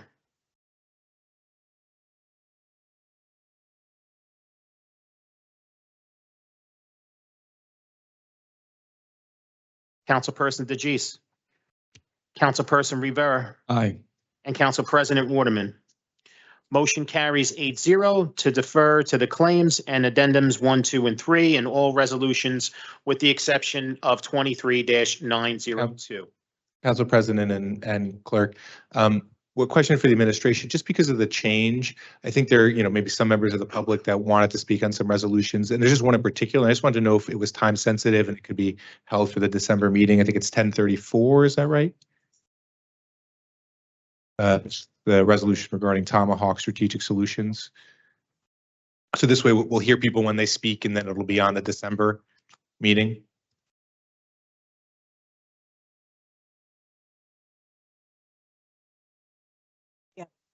That works. I think we have to motion there. So what we can do is we can Motion to remove 10. make another motion to remove 10:34, not to remove it from the agenda, but to keep it last with the other resolution. Motion. Second. But let me read it into the record. So we're going to motion to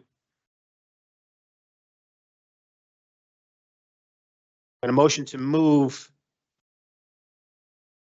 item 10.34, resolution 23-891 as the last order of business with the last resolution. So the motion was made by Councilperson Solomon, Motion. and may I have a second? Second. Second, I'm going to give that to Council President Waterman.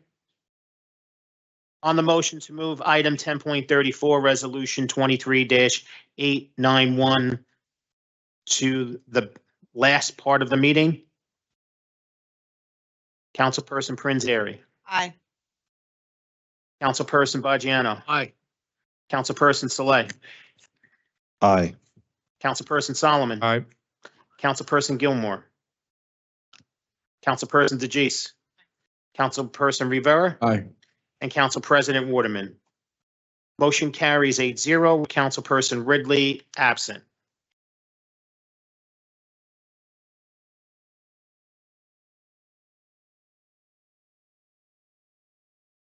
All right. With that being said, council members, I'm going to be taking a vote on claims and addendums number 1, number 2, and number 3. Again, I'll be taking a vote on claims and addendums number 1, number 2, and number 3. Councilperson Prinzary. Aye. Councilperson Baggiano. Aye. Councilperson Saleh. Aye. Councilperson Solomon. Aye. Councilperson Gilmore. Councilperson DeGise. Councilperson Rivera. Aye. And Council President Waterman. Claims and addendums number 1, 2, and 3 are approved 8-0, with Councilperson Ridley absent. Okay. Now on to our resolutions, and only the resolutions. Council members are going to be taking a vote on items 10.1 through 10.15. Again, that's 10.1 through 10.15. Councilperson Prinzary. Aye. Councilperson Baggiano. Aye. Councilperson Saleh. Aye. Councilperson Solomon. So no on 10.3 and no on 10.9 and aye on all the rest. Councilperson Gilmore. I can't hear you. I'm going to abstain on 10.3. As it relates to 10.9, I'm going to vote no. And I really would suggest that we really get a hold of these overtime expenditures as it relates to public safety. Because at some point, we can't keep going to the well asking taxpayers to fund these overtime expenditures without detailed plans. Long story short, we got to get it together. So I'll vote aye on the rest. I'm abstaining on, what's that, 10.3? 10.3 and voting no on 10.9. Yes. Got it. Councilperson DeGise. No on 10.9. The amount of money being taken from the fire department shows that they're either understaffed or not being promoted as they should be. Their rigs off duty.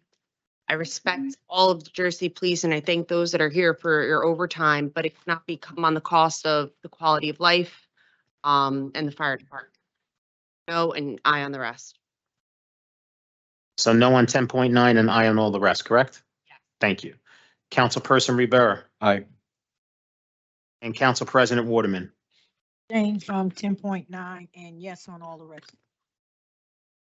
Abstaining on 10.9 and aye on all the rest.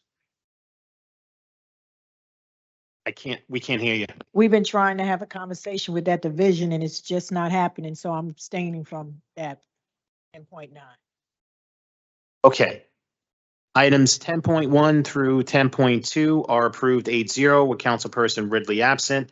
Item 10.3 is approved 6-1-1 with Councilperson Solomon voting no and Councilperson Gilmore abstaining. Item 10.9.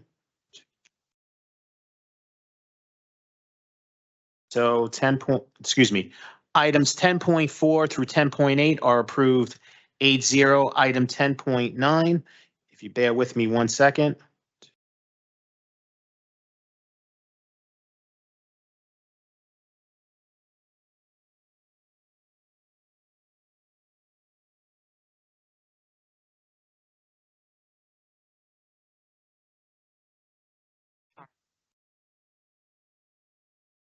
It's 4 in the affirmative, 3 against, and 1 abstention. And that would fail that resolution.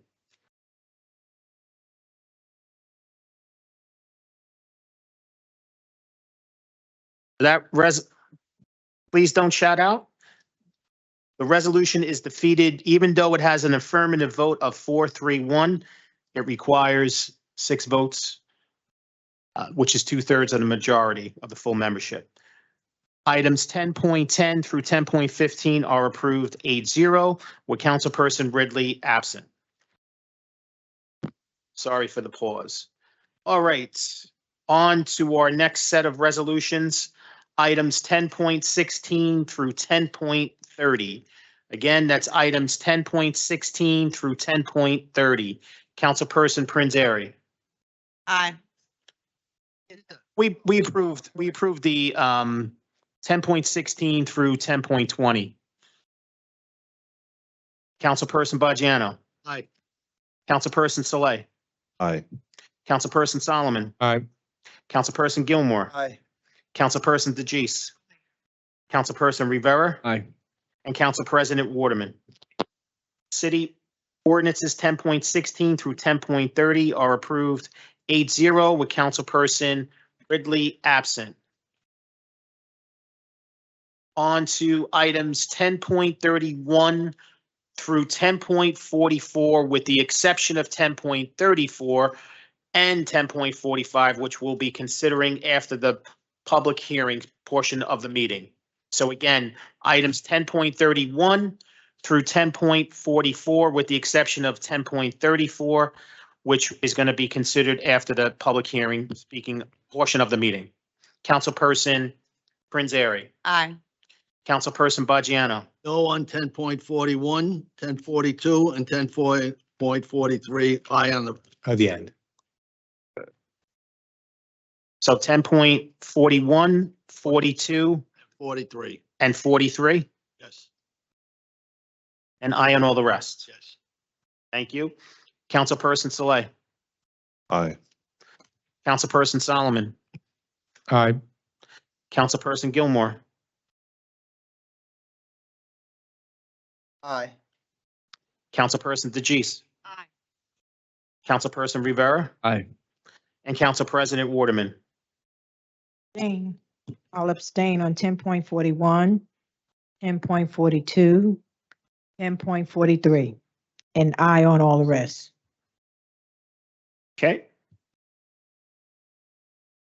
If you would allow me to recap, items 10.31 through 10.40 are approved 8-0 with Councilperson Ridley absent. Item 10.41 is approved 6-1-1 with Councilmember Baggiano voting no and Council President abstaining. 10.42, same vote, 6-1-1 with Councilperson Baggiano voting no and Council President Waterman abstaining. And item 10.43, same vote, 6-1-1 with Councilperson Baggiano voting no and Council President Waterman abstaining. And obviously Councilperson Ridley absent. All right. Now, with that, all of the business taken care of, we are now going to go to the public speaking portion of the meeting. Before I do that, I just want to state for the record that when we're speaking, we have to be mindful that when the speakers are speaking, we cannot crowd the middle of the floor, so only one speaker at a time. Regardless of the position or what you're speaking about, only one speaker at a time can come up. Also, let's be mindful of everybody's opinion when they're speaking, and please hold the applause when you're speaking, because what you do is when you applaud, you're taking away their time for speaking, and the time is ticking as you are applauding. So if you can just hold your applause till the end, we greatly appreciate that. And again, be very respectful to one another. We want to have a smooth public hearing, and we don't want to have anybody removed from the chambers. But before I do that, I believe I'm going to turn it over to Councilperson Saleh because he wanted to make a statement. I want to thank everyone for coming here tonight. The resolution has been updated as of 5 p.m. today. This resolution was started shortly after October 7th, and we've been trying to work with both communities to capture the spirit, the resilience, the pain, everything that we've been going through collectively as a community. I have been trying to capture what the Muslim community has been saying to me and what the Jewish community has been saying to me. And the resolution that is being put forth today has been edited many, many times since October 7th. It's not that the council didn't want to condemn Hamas or whatever the rumors are. The council has been amending it every week because of the nature of what's happening there on the ground. What we're going to do today is we're going to listen to everyone's voice. We're going to hear what everyone has to say. So please read the updated version. It's on the city council agenda. Please speak to the resolution and let us know what you think. And we are going to hold a special meeting next week to vote on it. So that is what we're trying to do. So please give us your feedback on the resolution, and then we're going to vote on it next week. Okay? If you're going to continue Musab, to shout, please. Musab. listen. If you're going to shout out and disrupt the meeting, you're going to be removed. Okay, please, please. We're trying to have, guys. Okay. Guys, we need. Listen, please, I'm begging you. So again, if you're going to shout out, Please you're stop. going to be removed from the chambers. You're disrupting the Musab, meeting. what did you do, dude? Oh my God. Okay, we need to start. Okay. We need to Okay, start. please. No, everyone, please take a deep breath. Everyone will have their chance to talk. Okay? Listen, I'm Palestinian American. No one feels it as much as me, if not the Jewish Israeli community. Okay? And I was fortunate enough to be born here and raised in the Heights. 99% of my family's overseas. Okay? So I'm trying to thread a very delicate line with everyone. I had a cousin that died 2.5 weeks ago on Instagram. Okay, so I'm get killed by a settler. I'm not here to talk about my pain. Okay, I'm here to talk about how we can build together as a community. And I want everyone, if I can keep my composure, everyone else needs to keep their composure, please. It doesn't help. We're here to listen to each other. Thank you.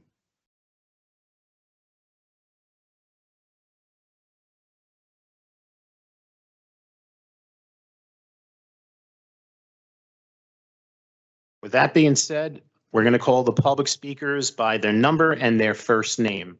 So the first public speaker, 5.1, Laverne.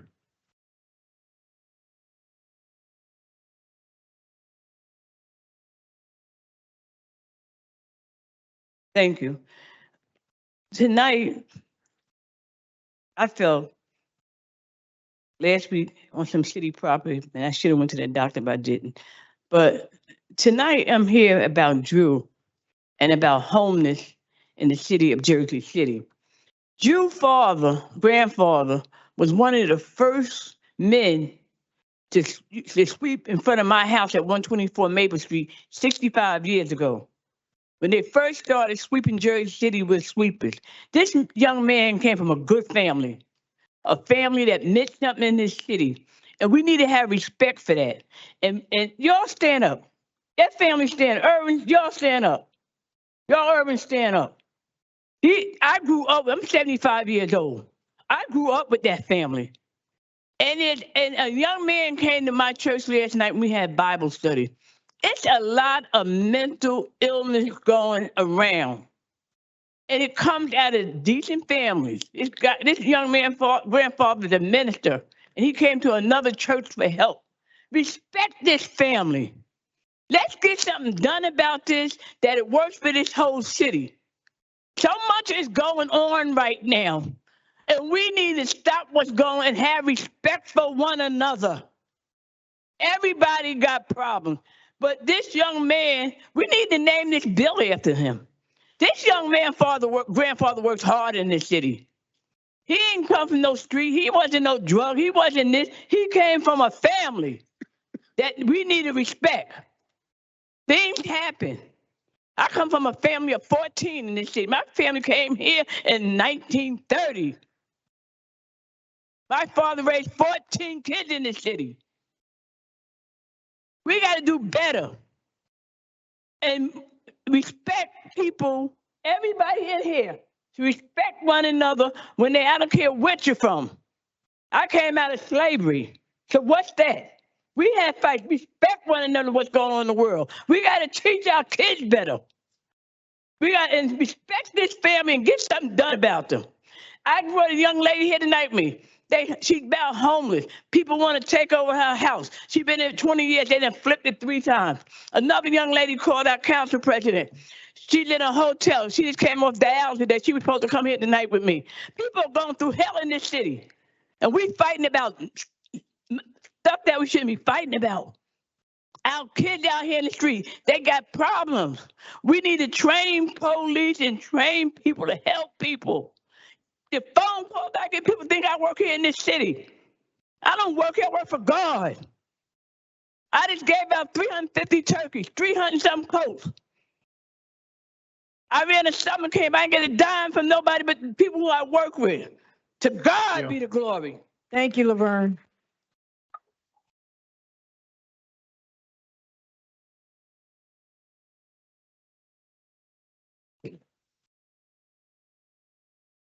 Our next speaker, 5.2, Carrie.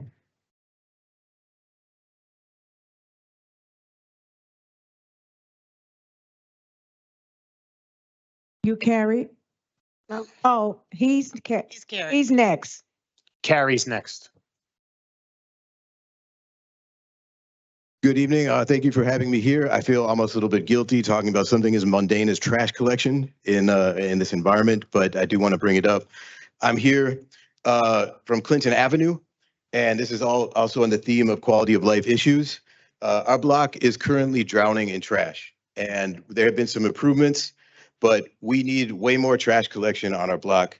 It's a complicated issue. Everybody understands this, but basically what we're asking for is a not very expensive addition of somebody to come around a couple times during the week with a broom and a garbage bag and to help keep things clean in our area. That's it. We've had tax raises in our neighborhood. You know, I'm a property owner. Our taxes have been raised in multiple years. We expect a commensurate raise of services that come along with it. And this is not a problem that is going to be solved simply by you're sending law enforcement in and you're trying to incarcerate people. We need a quality of life improvement in terms of keeping the block clean, and we need the city to hustle in the same way that there are a lot of people on our street doing that stuff.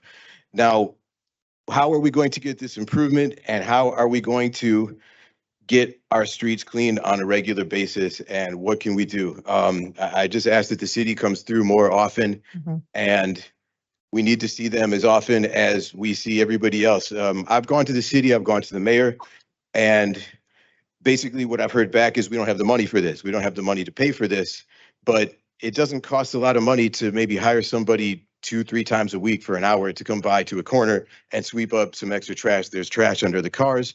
There is trash on the sidewalks. And we just want a basic practical solution because the people in our neighborhood want to feel like we're in a neighborhood that is cared about and respected by the city. And that's about it from here. One last thing too. I didn't intend to speak on this tonight, but I'm so impressed by everybody's emotions here that I'm a Jewish person. I grew up in Hebrew school. I grew up speaking Hebrew. But I want to stand with the people here that are calling for a ceasefire. And I want to quote, I would like to quote my favorite author, Albert Camus, who said that no cause justifies the killing of civilians. Thank you very much. Where you at on Clinton? What address on Clinton? 215 Clinton between West Side and JFK. Yeah. Okay. It's the city has been kind enough to come by. They've come by and they've helped address. Your time is up, sir. Sorry. All right, yeah, just, all right. Okay. Next speaker, 5.3, Tal. Okay. Next speaker, 5.4, Andrew.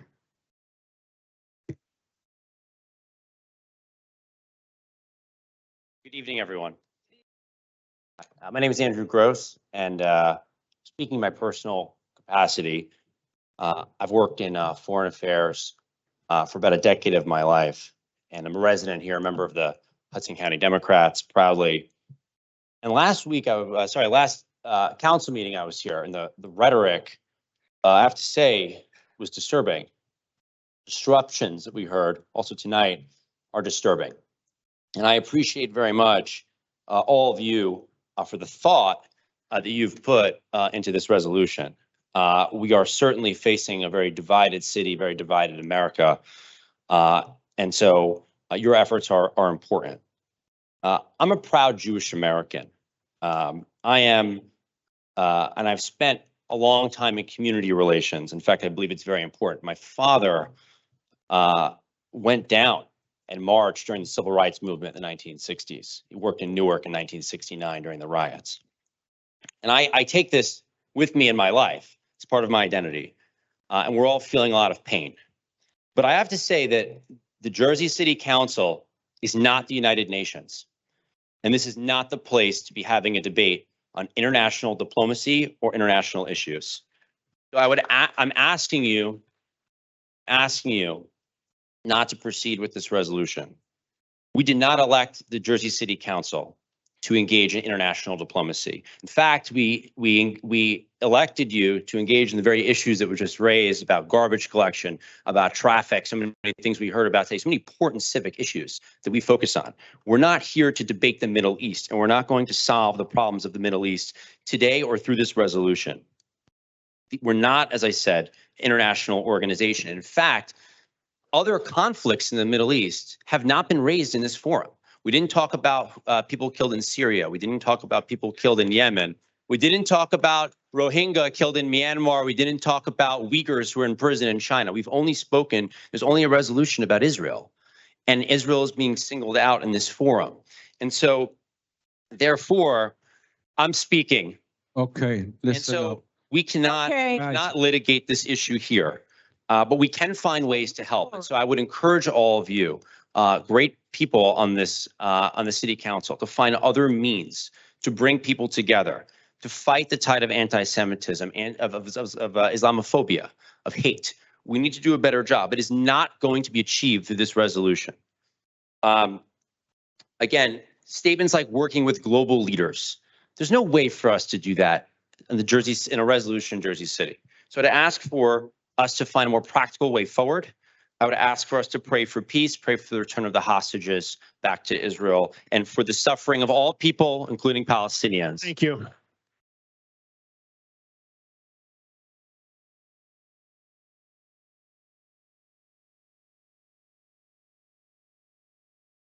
Our next speaker, 5.5, Italia. It's I-T-A-I. Hi. Not here? Thank you. 5.6, Julia. Thank you. 5.7, Hillary. Do we have a lot outside still? 5.7, Hillary.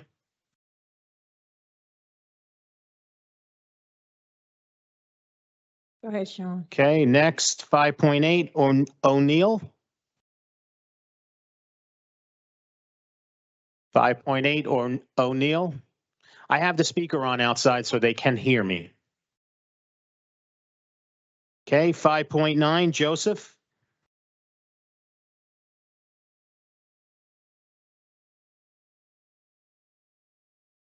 All right. Thanks, Jersey City Council, for doing the hard job tonight of listening to all sides of a complex issue. As a lifelong Jersey City churchgoer, graduate of NJCU, homeowner, and father, I care about this city as much as any of you.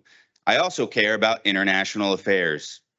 What terrorists did intentionally to innocent women, children, elderly, men, and families on October 7th was one of the most vicious, cowardly attacks on civilians in Israel's history.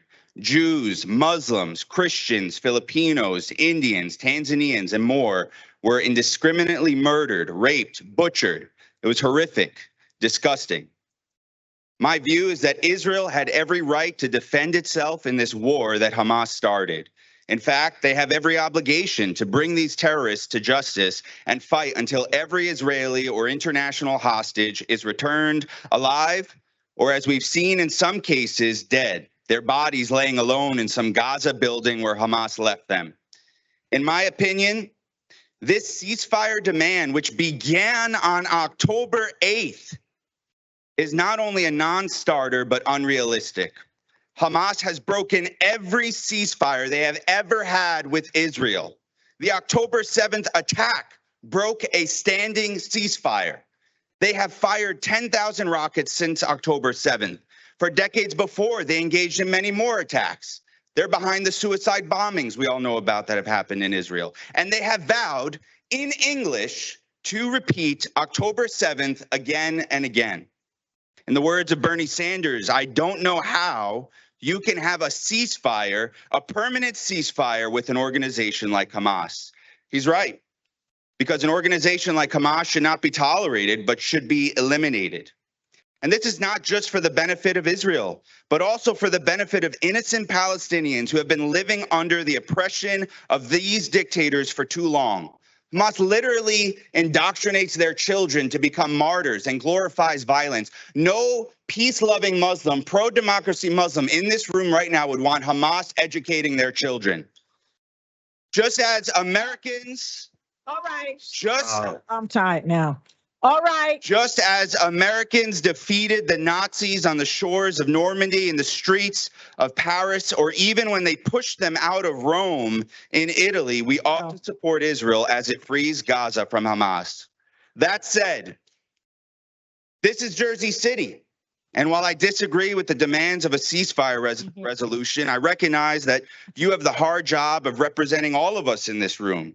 And for that reason, I would ask that you actually drop this completely and leave it up to the federal government to handle such a complex issue. Here at home, focus on Islamophobia.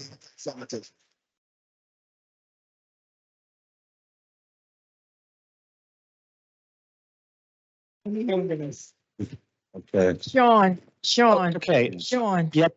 It seems like they can't hear me. I know we are passionate about this subject, but stop interrupting. If you continue to interrupt, we just gonna stop the meeting. That's it, because we want to hear everyone. That's why we allotting this time for everyone to be heard. So we asking you, just respect everyone. We know y'all disagree. That's evidence y'all disagree. But we want to hear what everyone have to say. Okay? So let's don't disrupt no more, okay? That's all I'm asking you. Everybody got a right to speak. Let's just don't disrupt one another. That's it. Let's go. Thank you, Council President. Our next speaker, 5.10, Philip.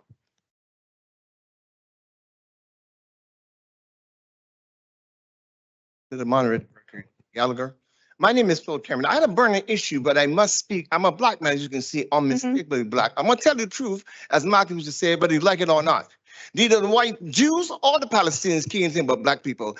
I'm not in a hurry to call for a ceasefire until the Palestinians ask that the northern Sudanese have a ceasefire in Darfur. The same kind of humanitarian, the same kind of massacre, the same kind of genocide is happening in Darfur. The Palestinians are really quiet on this issue. Please let Be him quiet talk. on the issue. You cannot come here and ask for a ceasefire until you ask for a ceasefire there. And the worst humanitarian problem is not in Gaza. It is in DRC, the Democratic Republic of the Congo, where 27 million people are being displaced, and they're awfully quiet. See, the Jews are racist as they are in Israel. And the Palestinians is racist too in Palestine. See, there's a part on the Gaza Strip. It is called El Abid. What does that mean? It means the land of the black slaves or land of the black savages. That's what they call them. Don't even call them Palestinians. So if you're going to come here and ask for a ceasefire, then ask for a ceasefire. And if you don't, let them kill each other. See, we got to play the game by one set of rules.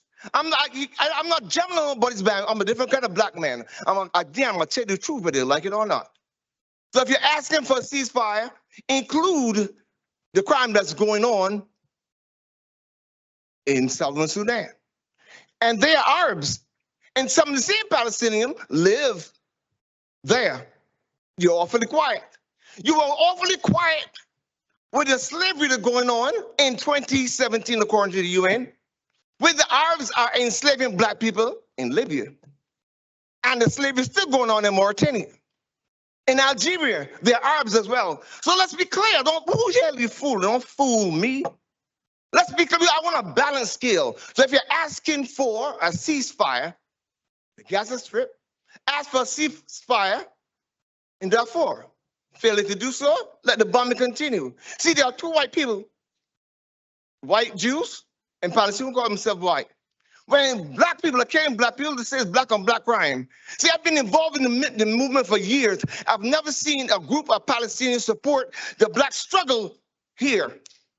So let's be clear on the issue. If you're asking me to support what is going on over there, support what's going on over here, you can't be quiet.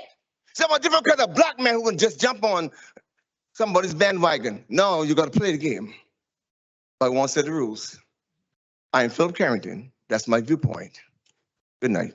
Good night, Phil. Good night, Phil. Next speaker, 5.11, Robin. Good evening, council members. Good evening. I come to you as a Jewish concerned resident in Jersey City. I want to open with a quote from Abraham Lincoln. A house divided against itself cannot stand. We cannot allow our city to be a house divided. My family is from here. My dad was born here and raised here on the West Side. He went to Cottage Street Temple in the 1940s. He always told me the stories about the mythical city, Jersey City, where he grew up in. We all want peace, but we need to remember that October 7th was the worst single-day massacre of Jews since the Holocaust. Israel was attacked by terrorists. This was followed by a rush to judgment that has trivialized or excused Hamas's terrorist attacks. The hostages have become mere footnotes and have become somehow offensive or called fake.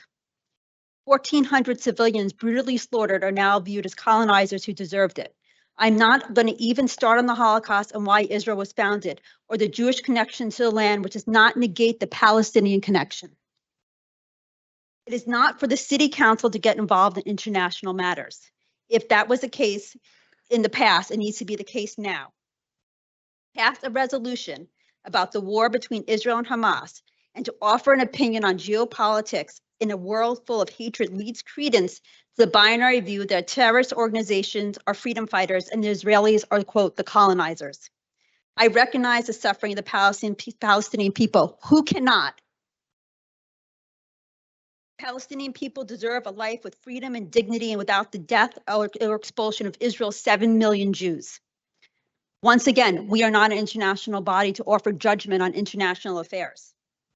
There has been a 400% rise in anti-Semitism in our country. We need to address that issue locally. We do not need to address the geopolitics in the Middle East. I am a business owner in the city. I am sad to see the amount of hate spewed online towards Jewish-owned businesses and Palestinian-owned businesses. We should all be supporting each other, even in times of international conflict. There's been so much hate. Such a resolution now will divide us more and add to the hate and anger. Please focus on the problems we can solve as a city instead of divisive geopolitics. Please always remember our children are watching us and listening. Thank you. Next speaker, 5.12, Samantha.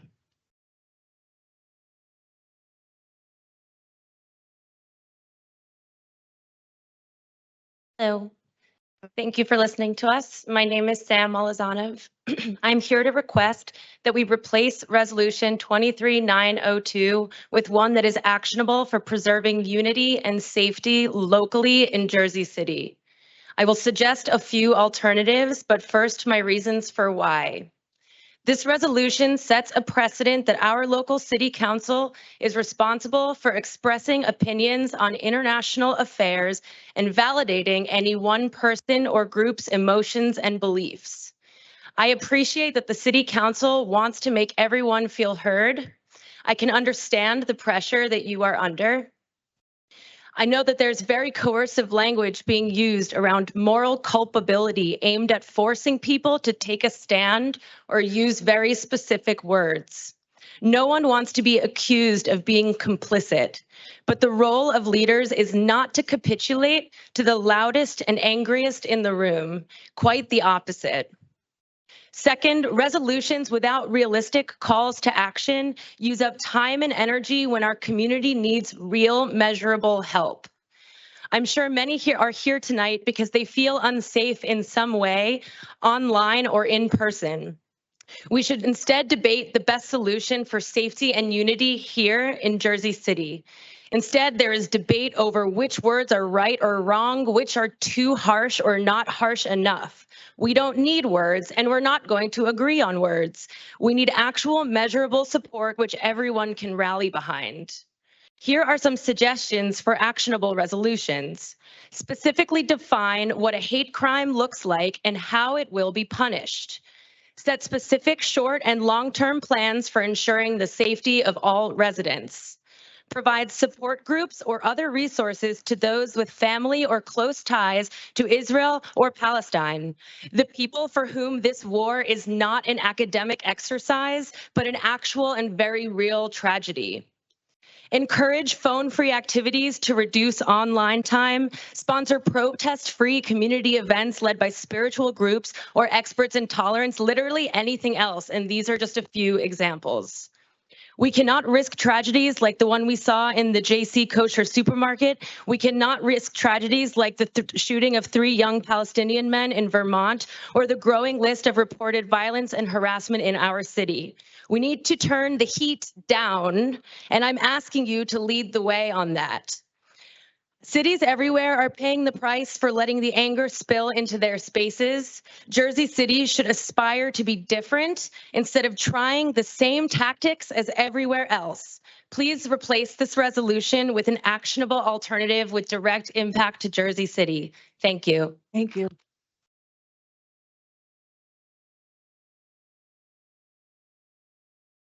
Next speaker, 5.13, Eliza.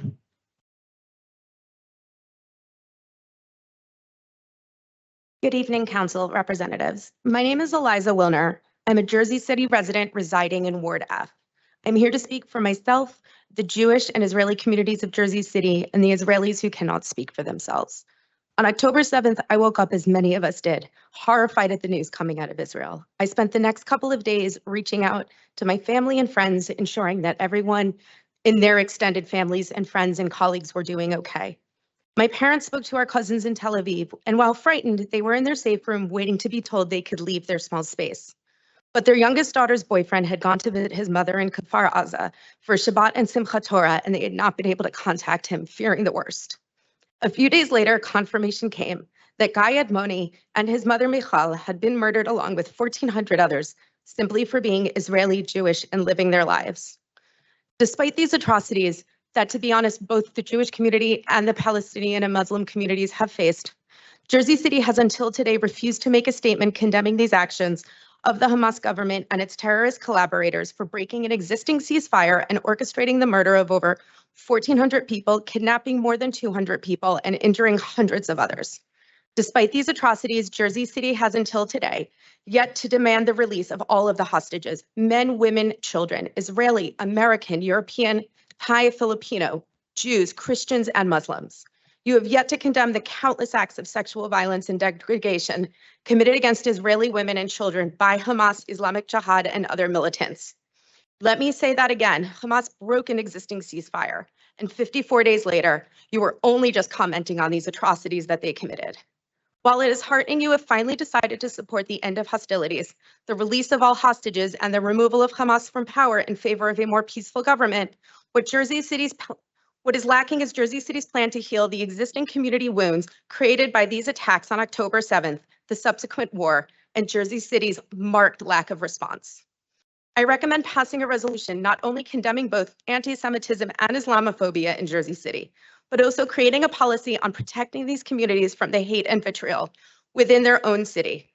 Creating an interfaith task force, bringing together faith leaders and community members to build connections, knowledge, and compassion for each other, and ensure that everyone can live in this community that we love safely without fear of bullying, persecution, or violence.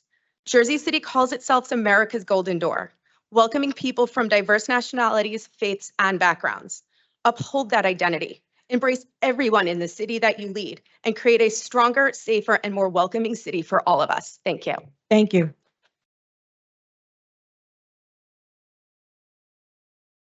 Next speaker, 5.14, Shmuel. 5.14. Not here. Next, 5.15, Mira.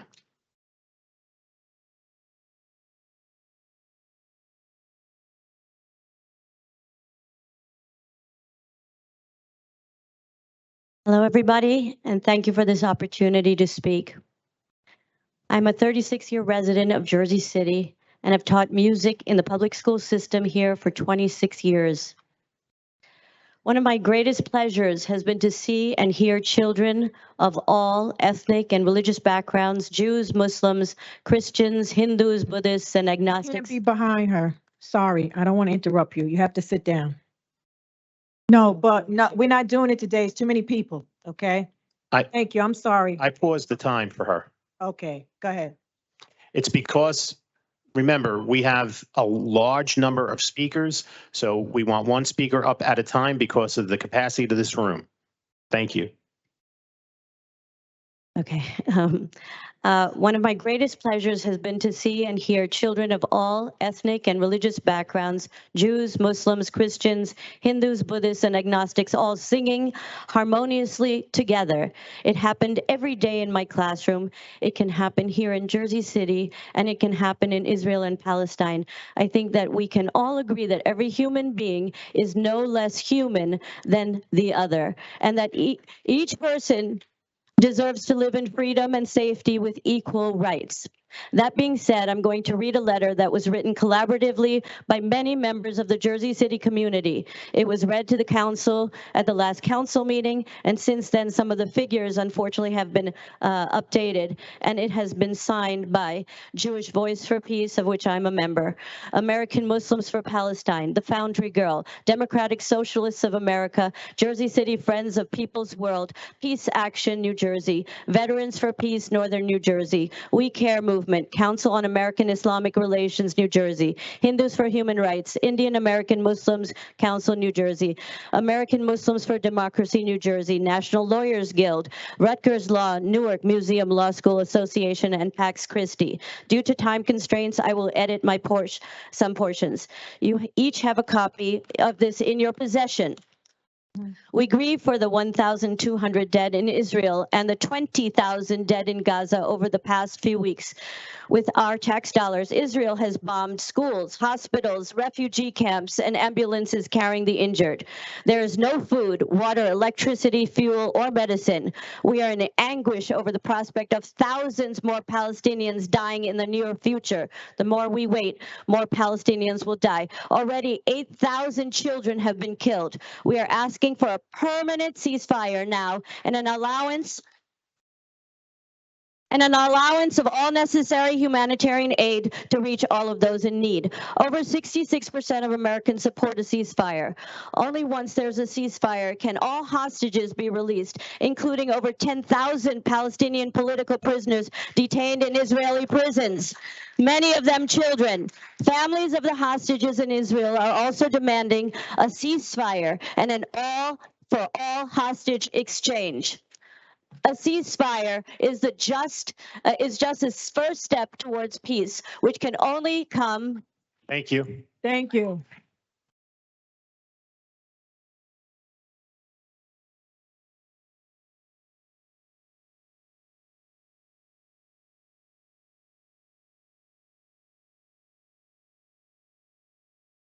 Our next speaker, 5.16, Evelyn.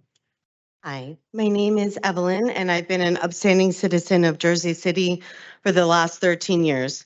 I'll state for the record that my opinions and views begin and end with peace, security, fairness, and human rights for all civilians of any nationality, ethnicity, religion, and justice and accountability for those who committed, commanded, and support murder.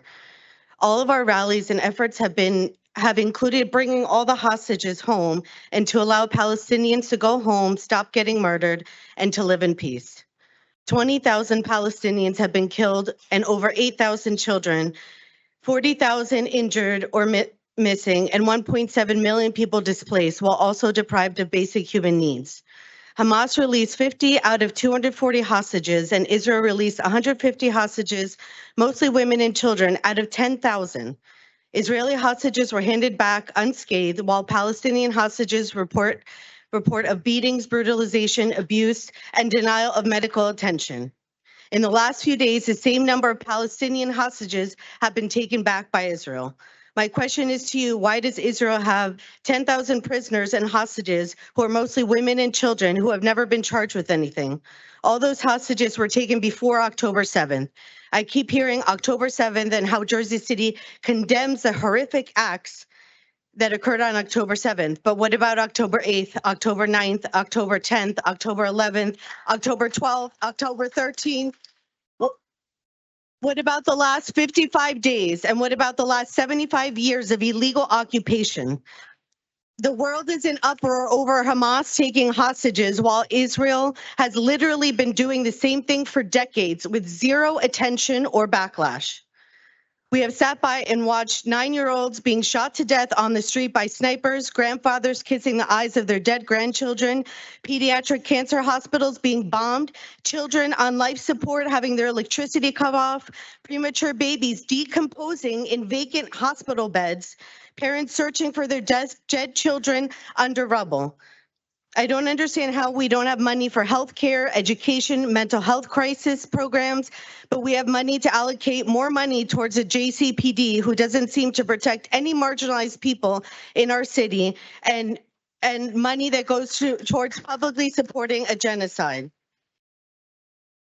It's truly disheartening and heartbreaking to live in a world where the people we elect into our government to represent us only take into consideration the feelings of privileged people who are the minority in this city and not the majority of your city.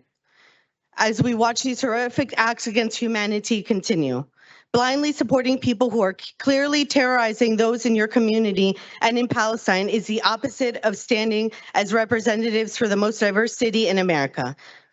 Thank you. Thank you. And we call for ceasefire now.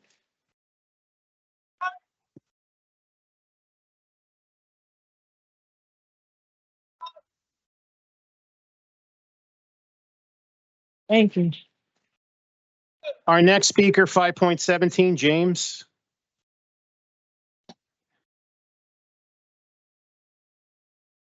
Not here. Next speaker, 5.18, Rachel.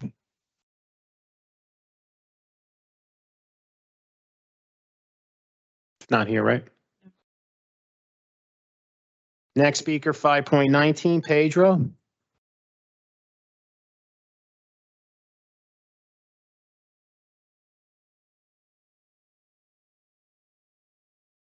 Hi, thank you for the opportunity to speak today. Can't hear you. Put your mic up. Yeah. Thank you for the opportunity to speak today. I want to say that on October 7th, a war crime happened, right? Civilians were brutally massacred.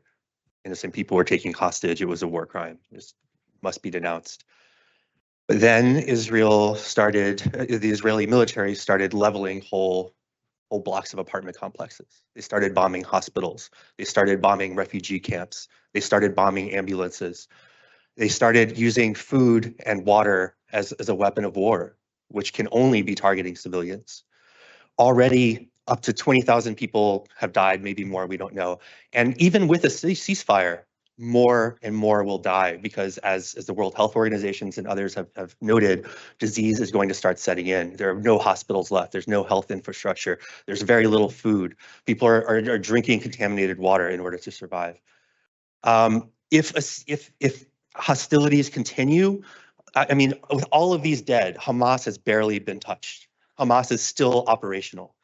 How many more tens of thousands, hundreds of thousands, millions of Palestinians have to die for them to accomplish this fantastical goal of eliminating Hamas, like we eliminated the Taliban, like we eliminated Al-Qaeda? It's a fantasy. And in the meantime, a genocide is happening. And it's not me saying that. This is 800 plus scholars of international law, of conflict studies, who have said that there is both intent that has been expressed by the Israeli government and the actions, right, that accompany genocide, murder, et cetera. And just to address some of the other concerns in this minute I have left, this city council at least considered and I believe passed a resolution against the Iraq War. This is not the first time that you have addressed international crises. And there's a theory of change behind it because we need our congressional delegation to support a ceasefire. So far, very, very, very few have. And this adds pressure to them to support a ceasefire, to add weight to Congress. And our government is one of the few that could maybe stop this from happening. Like I said, I just really, really hope that you understand how devastatingly terrible what is going on in Israel and Palestine is right now. This is not going to end. No one is going to be secure in Israel. No one is going to be secure in Palestine until the occupation ends, until apartheid ends in this region. And the only way to get there is not through bombs. It's not through guns. It's not through taking hostages. It's only through peace processes. And it's only by allowing peaceful protest and peaceful resistance to work. Thank you. Thank you.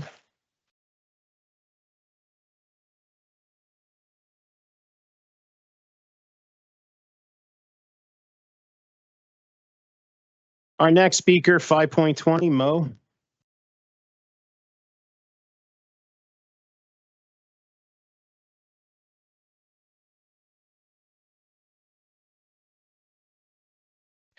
Hi, everyone. It's Mo again, representing Jersey City Heights. Only difference is that this time over 4,000 more children have died since I stood on this podium 3 weeks ago. So I'm going to get right into it with some Jersey City statistics from this year. The largest age group in Jersey City is between the ages of 30 and 34. Approximately 30% of Jersey City's population is between the ages of 20 and 34. And 68% of Jersey City is non-white. And keep in mind, Arabs are typically forced to check off the white column in the census. So a considerable portion of that white percentage is of Arab descent. As we all know, Jersey City is one of the most ethnically diverse cities in the US, and we can all agree that we're proud of that. Now, I'm sure you've heard that our younger generation across the US, ages 18 to 34, are vehemently opposed to President Biden's handling of this genocide, not war. 70% of the total US population, ages 18 to 34, are not only vehemently opposed to Biden's actions, but are adamantly calling for an immediate ceasefire and the defunding of Israel. I can assure you that this will translate into how we vote in Jersey City from here on out. So why am I telling you this? Because you'd have to be living under a rock or so blatantly ignorant to not realize that the narrative has shifted so far beyond what you've been accustomed to, not just in your political careers, but in your entire lives. And the general public, and yes, that includes our ever so diverse city of Jersey City, is screaming for an immediate ceasefire. And I'd like to remind you that we hold the power to get you elected into those seats you're sitting in. So I urge you to join the general public and the seats of humanity. What we've witnessed in the past 54 days is nothing short of a genocide, where Israeli politicians and military personnel go on live TV and literally call for the eradication of Gaza and in its entirety for the purposes of its annexation, where they plant Israeli flags on the tops of hospitals they've besieged and on the graveyards of Gazan children as if they've conquered them. Where we've seen on video them singing and dancing on the very rubble that we estimate over 7,000 Palestinians are still under. Where they are arming Israeli settlers to kill and illegally take over the entirety of the West Bank, where they are starving and dehydrating innocent civilians to death or killing them from diseases and injuries due to a fully crumbled healthcare system.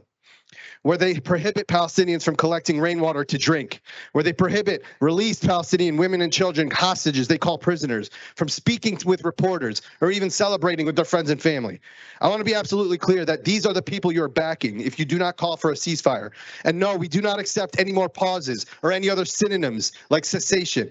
A pause is a means to essentially nurse Palestinians back to health so that they can get bombed and murdered just days later. So no, Palestinians don't care if they're killed on a full stomach. The Israeli defense minister just announced last week that the fighting will continue intensely for at least 2 more months after this pause. A pause where Palestinians are still getting killed, 2 children shot and killed in the West Bank just today. 8 U.S. cities have called for an immediate ceasefire, so please be that night. Thank you. Ceasefire now. Thank you.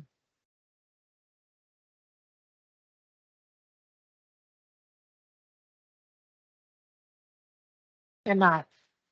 You cannot.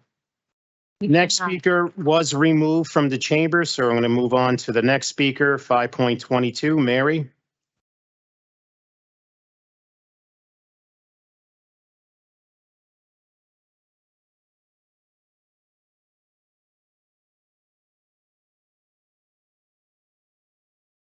Hurt and anger blurs the only moral path forward, a permanent ceasefire.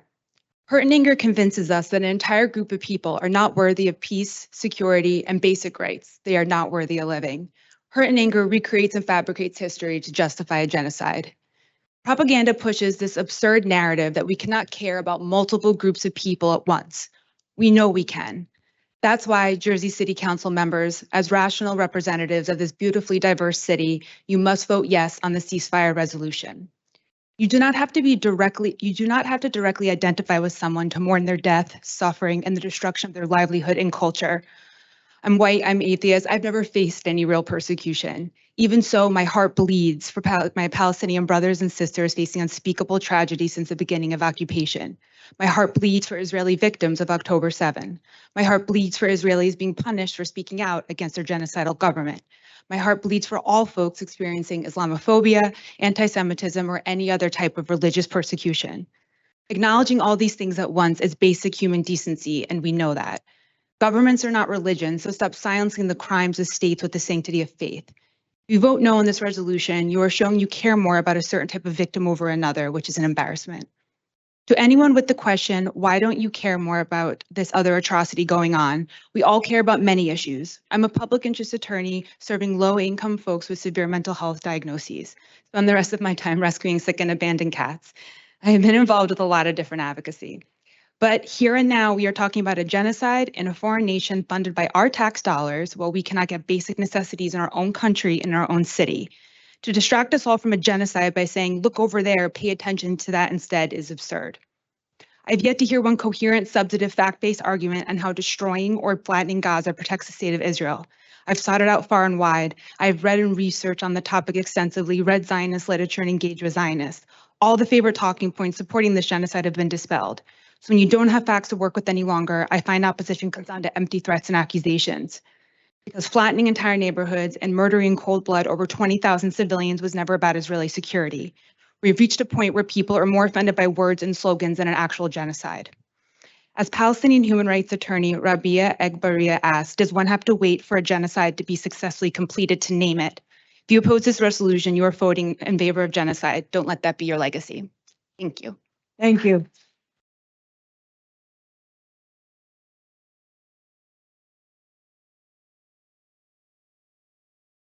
Our next speaker, 5.23, Carol. Thank you, Council people. I'm here tonight to talk to you about what's happening in this city to your Jewish constituents. Some of us had their picture taken and plastered all over the internet. Someone even called for this top Jew to be compiled here in Jersey City. And Jewish-owned business were called out as places which should be boycotted. As a result of this, a lot of us have been too scared to speak tonight. And whilst I would have to admit that I'm pretty petrified right now to be in front of you, I decided to speak about the result of all of this hate on our kids. I would like to use some example to do so. 3 kids approached one of our kids the Monday after October 7th to tell us that they stand with Gaza. An educator, part of the school system, asked one of our child if she was Jewish after she said that she doesn't celebrate Christmas. After she said yes, he made a point of telling her that he's Muslim. A PTA director questioned, and I will quote, if it was appropriate and safe to have Hanukkah at school given what's happening in Israel and Gaza, meaning that all of the holidays will be celebrated in a public school, but not our kids' holidays. Our kids should not have to deal with that. For that matter, no kids should have to deal with that, no matter the side, which pains me to think there is a side to start with. If this city is going to pass a resolution, I'd like for it to be to address what's happening here and not what's happening internationally. I also would like for us to come together as a community and find a way to talk to each other. That would be a better use of the city's resources. I'd like to think that if we do that, maybe we can mend relationships, maybe our kids can grow together, and that would be a better use of what we're doing. I'm hoping that you, the adults in the room tonight, can vote with your heart and not under the pressure of how many people want you to sign for this ceasefire resolution. It's only about 2% of us in this city being Jewish. Tonight, I'm asking you to present all of us and to instead work on an 80th resolution so that one day our kids can speak in this room without being scared to do so because they are Jewish. Thank you.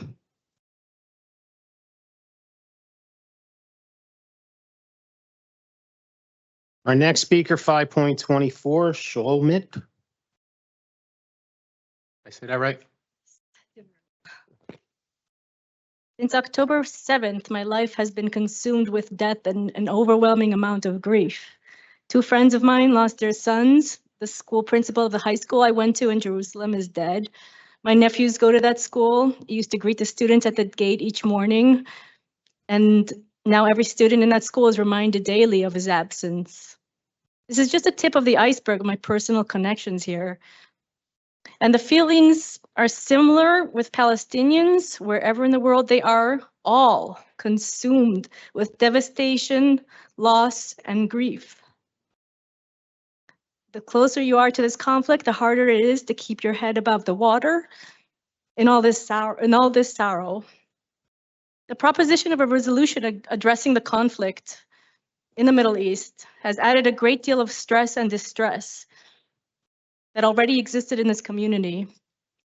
I believe it has fanned the flames in our community. I did not move to the city assuming that it had a side in this conflict in the Middle East.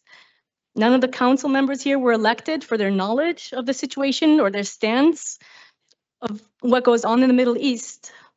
I know the original intentions of putting this resolution out were good, but I think we've all seen and can acknowledge that the results were damaging, and we can learn from this and hopefully not repeat this on this issue. This issue is so harshly divisive and brings extra pain to people on both sides. If it was bringing pain and helping anyone, that was one thing, but it is not. It is not helping. This resolution is not helping the children of Gaza. It is not helping the children of Israel. And it's causing damage and harm to the children of ours here in Jersey City in our community. Having said all that, I want to extend my appreciation to all the members of our council who were sensitive throughout the last, 2.5 weeks, reasonable and patient enough, individually and as a group, to genuinely hear and listen to the many, many voices. I hope and pray that the whole resolution ordeal is put to rest today, one way or another, and the entire effort, attention, and resources on the topic will be directed to anti-hate activism in our city. Bring communities together, support real dialogue in any way. And hopefully, maybe, who knows, we may become a real beacon. I don't have enough harsh words to say to the person who has apparently falsified an attack a couple days ago, and also to all the people who did not wait before supporting and spreading the lie. It's a lie of the most inflammatory kind, the kind that ripples and nurtures more hate and crimes. It's a heinous hate crime of its own. Thank you.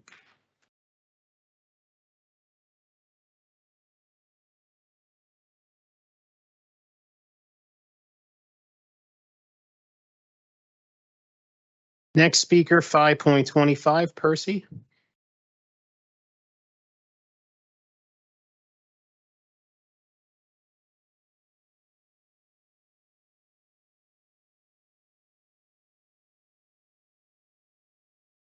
Honorable members of the council, I'm here today to urge you to support a resolution calling for a permanent ceasefire in Palestine, an end to the siege on Gaza by the Israeli occupying forces, and peace for Palestinians in the West Bank. You've been told that this is a complex issue.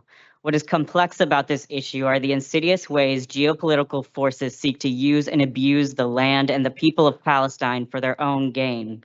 But when you strip away the borders, the nations, the politics, the money, at the heart of this issue is humanity. Innocent human lives are being lost. We should never be okay with that. We should never stand by and refuse to speak up when innocent human beings are killed, maimed, and starved. You know that approximately 20,000 innocent Palestinians have been killed in the most brutal ways by Israeli forces since October 7th. Twice as many have been injured, and others are still trapped under the rubble caused by incessant bombing. Over 1 million people have been displaced from their homes, struggling to survive, all while grieving the loss of their loved ones. Families have been torn apart. Entire bloodlines are being wiped out. The head of UNICEF claimed that the Gaza Strip is currently the most dangerous place in the world to be a child, as more than 100 children have been killed there each and every day for the past 7 weeks. 100 children a day. How can we stand by this and do nothing? How can anyone look at the long list of martyrs, see the images and videos of men, women, and children bleeding out, limbs torn from their bodies? How can anyone hear of the atrocities committed by Israel of bombing schools, hospitals, refugee camps? How can anyone with any ounce of humanity see all this bloodshed and not want it to stop? I know you've seen it. What you might not have seen are the pictures and videos of Palestinian life during this current ceasefire. Men and women lounge on the beach, watching children play in the sea. They laugh and smile and sink their feet into the sand. Journalists who have risked their lives to report the horrors of what has been happening to their people meet with their friends and smile a little brighter. They get to feel human again. They get to live. How can anyone see their joy and relief and want that to stop? How can anyone want their peace to be temporary? To borrow from Paulo Freire, oppression is nourished by love of death, not life. Therefore, there are no two equal sides to this conflict. There is a love of life and a love of death. To support a free Palestine is to love life. Please show us and the rest of the world that Jersey City loves life. Thank you. Thank you.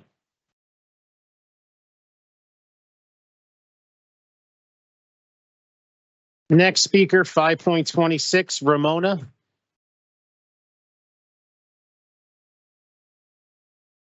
Is Ramona here?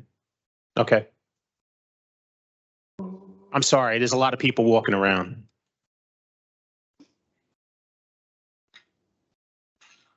You can bring the mic up to you. Is this good? Yeah. Okay, great. Good evening, members of the council. I am also here today to urge for the passing of a ceasefire resolution. Not a truce, not a humanitarian pause, but a permanent ceasefire, or perhaps, if that is very offensive, then an end to the apartheid, an end to the genocide, an end to the occupation. Whenever international conflict and affairs come up, a question is asked about the relevancy it has on the local city level. But I ask, are we not a city, let alone a country made up of immigrants from all across the world? Jersey City constituents whose parents, grandparents, or themselves left or fled to the US for a better life while leaving behind family back in their home country. Those of us who pay these taxes, fund this economy, and pay for your salaries, save what little we have to send it back to our families. Does this council not owe them the rest and assurance that Jersey City stands with law, justice, and peace? This is one of those moments that we will reflect on and ask ourselves and our families of what happened, why did we have to leave our homes when clearly there's nowhere to come back to at this point if the war keeps going on, if the genocide keeps going on. Oh, it's not a word. And this is why the national international movement of a ceasefire is popular amongst all people of all backgrounds, including the Muslim, Christian, and yes, Jewish Palestinians. We are unheard of when we are peaceful, and we are villainized when we try to defend ourselves. We see it in the US as we see it now in Israel. For 75 years, Israel has broken international and humanitarian law. That is an undeniable fact. This is the violence of the IDF breeds the violence of Hamas. And if we do not respect and uphold international law, then what does that say about the integrity of any law? What is the precedent being set by Israel? The US and Israel cannot call themselves members of the international community and not abide by the standards every other country has agreed upon. No one gets to pick and choose the laws to follow and who gets to break them. Voters are becoming more and more jaded by the ongoing hypocrisy from our representatives and are choosing to divest not only from the Democratic Party, but voting in general. And what I and other people my age are seeing is that democracy doesn't work for us. Our representatives don't work for us. You don't work for us. So please prove me wrong. Thank you. Thank you.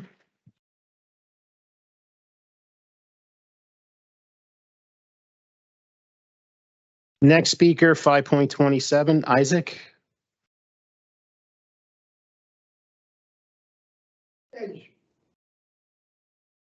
Good evening, council. Good evening. I hope you watch this later.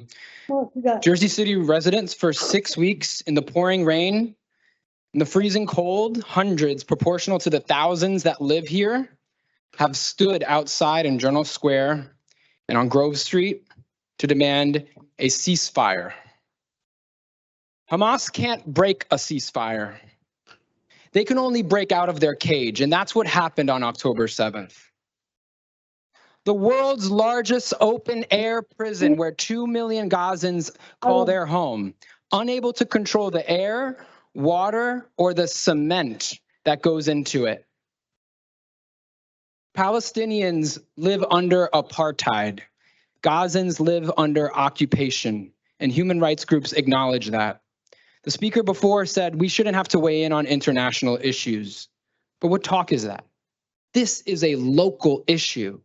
Jersey City is an international city. It's America's golden door, as the resolution even says. We now have people being harassed, assaulted. As Pedro noted before, this is not the end goal here for a ceasefire. This is just the beginning. This is the single most pressing issue because humanity is the question.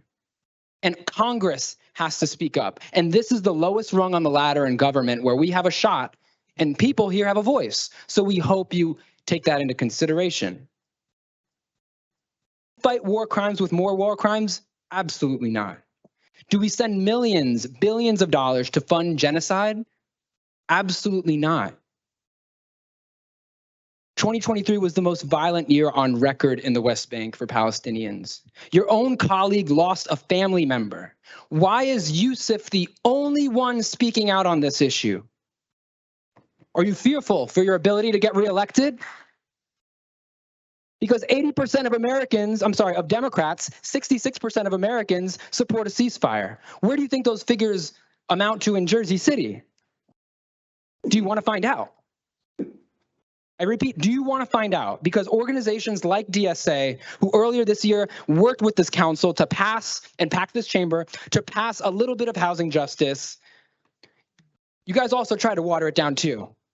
And we reminded folks, and the only way we're going to get a ceasefire resolution, unfortunately, is by doing this. So we hope you can motion to amend the resolution, put back ceasefire, because you're going to make everyone angry if it's not a ceasefire resolution. And we want to vote on a real resolution.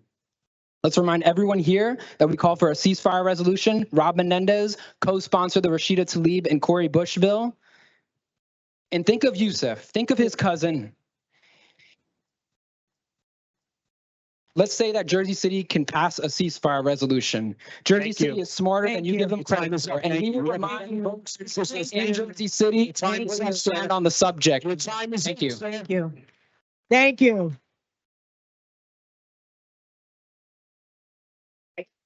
Like say if I run the man.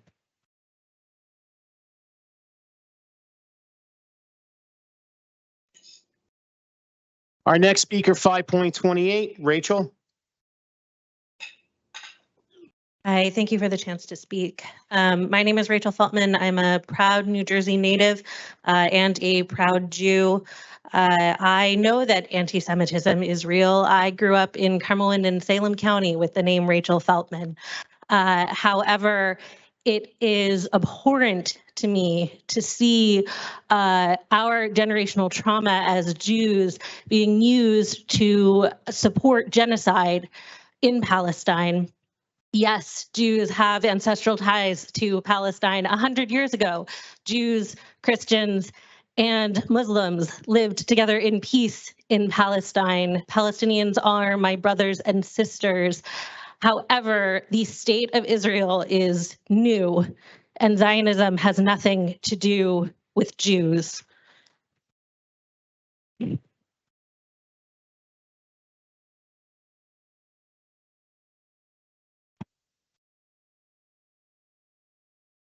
When I see evangelical pundits who have made grossly anti-Semitic comments be included in marches for Israel, I think that says everything we need to say. I grew up believing in Zionism. I grew up being told to tell people, you don't understand, you need to look back to the history. And then a crazy thing happened. I looked back at the history, and I implore you to do the same. And I know several people have spoken about how it isn't the place of our city council to call for a ceasefire, about why we haven't spoken on other international issues. But I want to know why my tax dollars are being used to support Israel's flagrant murdering of innocents.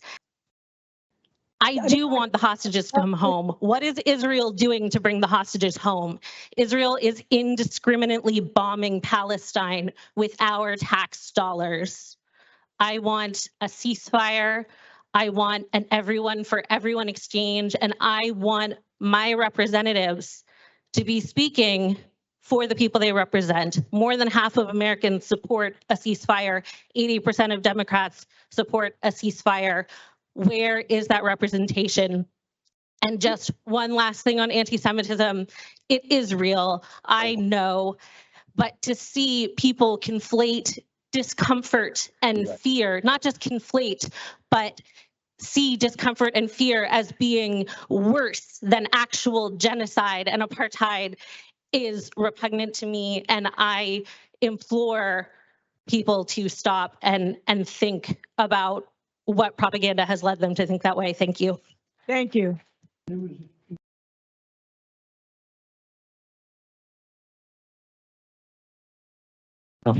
Thank you, Rachel.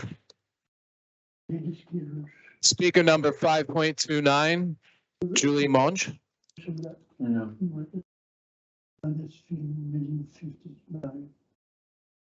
guy from two break, the three break in England. He's American. Good evening, council members. My name is Julie Kyrie Monhe. I am a resident of Jersey City, and I'm here in solidarity with Palestine. 3 minutes is not enough time to name and respectfully honor the 20,000 plus innocent Palestinians murdered in the past 55 days. But I do have time to name a few names that I hope will resonate with you. Jennifer Moore, Adrian Danielle Rivera, Jonathan Baggiano, Linda DeGeese, Howard John Airy, Rania Saleh, Noel Solomon, Frank Gilmore Jr., and Sage Montana Fulop.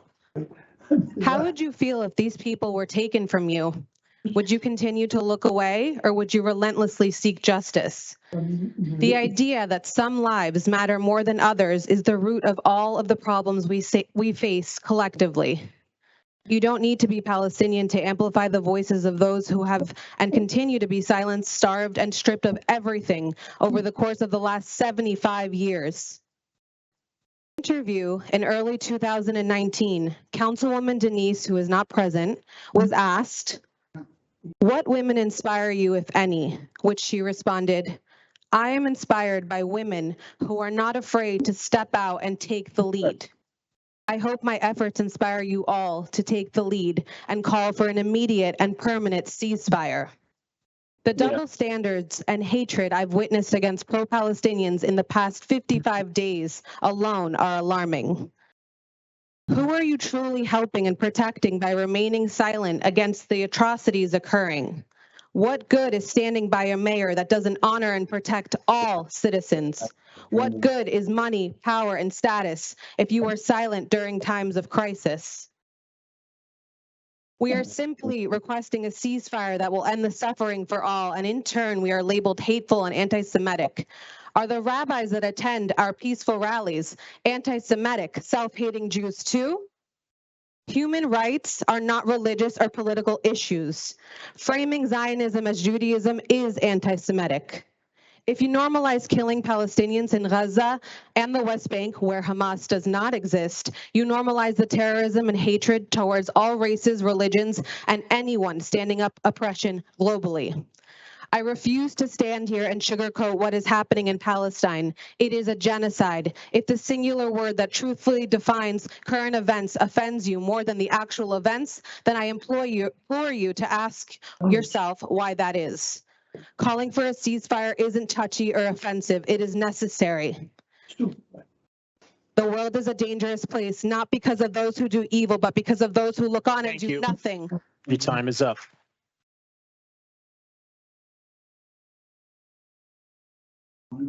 Our next speaker, 5.30, Sahana. 5.30.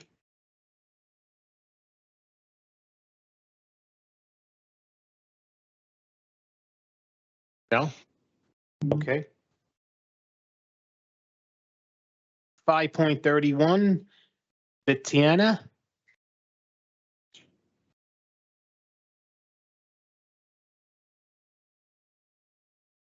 .31, not here. Next speaker, 5.32, Felix. Felix, The operate not number. here. 5.33, Christine. Christine, not here. 5.34, Rochelle.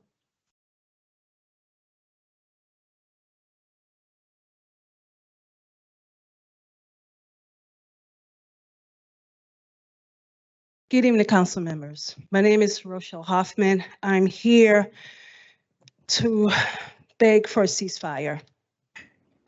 I was asked to come out because I am the co-founder and director of We Care movement. You don't have to belong to a particular political party to know that what's being shown across this world, that it's murder. We are all human. And I stand before you as a servant of God from the human race. Israel, not Palestinian, not any other race, but human. And I'm disgusted. I had a written speech that I am not even going to say, but listening to some of the speakers tonight defend murder, to think that one race, one child is better than another, I am completely disgusted. These are adults in this room. And imagine, I'm a mother, grandmother, a wife, a sister, a aunt, a friend. If something personally happened to one of my members, and to have someone stand up and say, oh, because your so-and-so started this fight, so it's okay to massacre my whole family. This is the reason why our country, our world is at a disadvantage. It's evil. This is all evil. To think that because you feel like you are an elitist or entitled to say that it's a crime. It's appalling. We are adults here. Kids are being murdered. I see the videos on Instagram. I can't even watch them. Babies are dying, being murdered, regardless of where they're from. And for people in this auditorium to talk about what's right and what's wrong under whose eye, God is watching. God is going to be our judge. So let me say this. I know there was some people saying that you council people cannot interfere with this. I say, yes, you can. Because where I'm from, it says it takes a village. And Councilman Saleh, I applaud your courage to bring this resolution forward. This is a village, people. It's a village. I yield my time, but I ask and beg. Remember, we all will stand in the judgment of God, whether you want to accept that or not. Take a stand. Have a permanent ceasefire. This is too much. Too much. Thank you. I yield my time.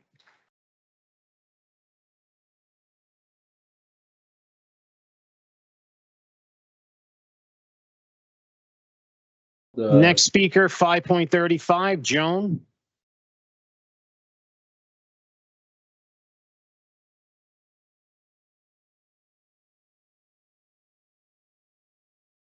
Thank you. Yeah, it's hard to go after her. I mean, every word is so so right and so true. I mean, God is watching. I think we have a huge responsibility tonight, and I think that it's time. I've heard many times recently, the last month, that we need to have both sides, two sides. There are two sides, and then I think that the two sides are really people who want peace and think that human life, no matter where it was born, matters. And there's people who want war. And I think that Jersey City needs to, voice, for peace. And somebody mentioned that it's international. It's not our problem. Maybe we don't have to take a stance tonight in Jersey City for something that's happening on the other side of the world. I think that's fundamentally wrong because New Jersey spent $144 million for Israel, and Jersey City in particular spent $4.23 million. And I think, paying our taxes here, working hard, I think it's all right to say, we don't want everything okay? Yep. We don't want that those tax dollars are spent in a genocide. Thank you.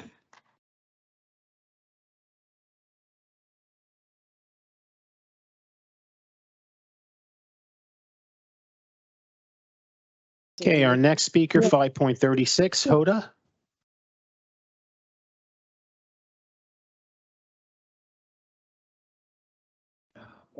Good evening, ladies and gentlemen of the council. My name is Hoda Mitwali. I'm an Egyptian American citizen raising Palestinians here in Jersey City, Palestinian children. As a resident and taxpayer, I can deeply appreciate the importance of the municipal agenda, but today I stand before you to advocate for a resolution urging President Biden to pass an immediate and permanent ceasefire in Gaza. With that said, pose a radical concept. It's a concept that seems so unattainable in our current reality. But I ask of you, just for the next 2 minutes and 16 seconds, to imagine with me for a moment a free Palestine. A place where Palestinian and Israeli citizens live on a land with equal rights. They're allowed equal access to resources and given the same measure of human dignity. Imagine a world where Arabs and Israelis work alongside each other. They attend college graduation together, and I would go as far as to say they fall in love with each other. That world might look a lot like America. But did our country always look this way? No, it didn't. If you can, recall a time when Black children did not attend school with white children and were treated with less than equal amounts of respect. And during the colonization of Native Americans, Indigenous people did not have access to their own land's resources. They also faced a violent ethnic cleansing. Today, in 2022, Gaza and other occupied territories in Palestine are faced with the same atrocities as those years ago and worse. Now, let me be clear, let me be so clear. This moment in history does not require a history lesson. It does not call for a geopolitical debate. This moment demands an unequivocal, immediate, and permanent ceasefire in Gaza. Equality, for one reason or another, still has a long way to come. But today, as you sit in your distinguished positions with the ability to affect change, I hope you will remember the side of history your parents stood on when America was in its development. I implore you to consider what your children will think when they remember what side of history their parents stood on. Thank you.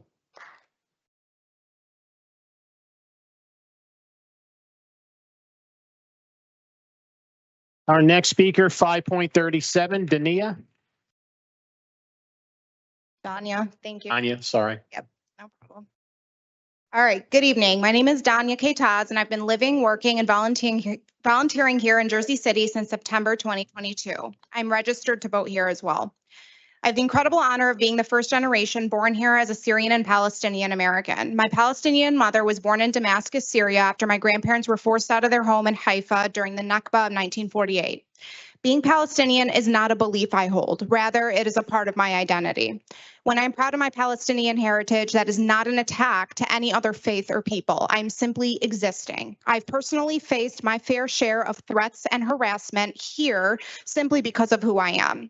So much so that I've considered moving back home to Michigan. I'm here to identify myself as a native Detroiter standing in solidarity with my community as a Jersey City resident. I chose to reside here in Jersey City because it reminded me so much of my hometown. My colleagues and friends here tell me stories of how far it has come. Much like Detroit, the people here take great pride in the city's history, support local businesses, and melt together in a pot from all different backgrounds, working hard to build themselves and make the city into a remarkable place to be. The parallels between Jersey City and Detroit are what made me decide to call Jersey City home on the East Coast, except that Detroit has already called for a ceasefire. Now, let me tell you a little bit about my beliefs. I believe in love.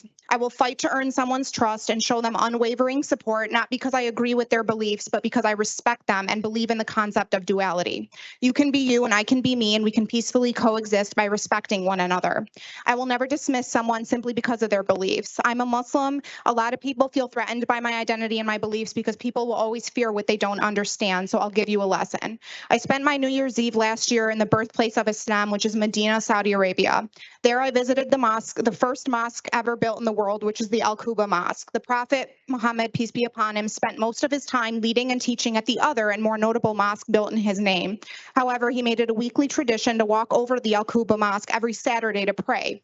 One might ask, if the Muslim holy day falls on a Friday, why Saturday? Because the surrounding area of this mosque was largely inhabited by our Jewish brothers and sisters. He made sure to visit them and spend their Sabbath with them. He visited them and made sure they felt safe and protected in Medina. Never in his community would others feel unsafe and excluded. I stood there on the grounds of the mosque sobbing at this historical example of a beautiful coexistence.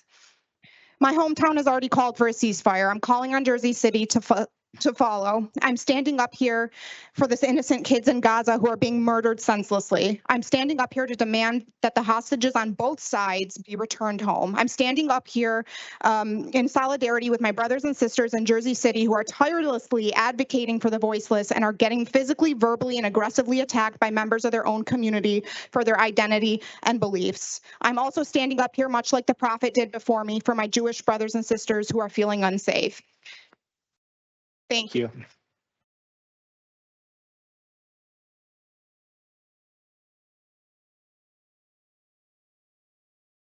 Our next speaker, 5.38, Douglas. Is Douglas here? No? Okay, next, 5.39, Zarina.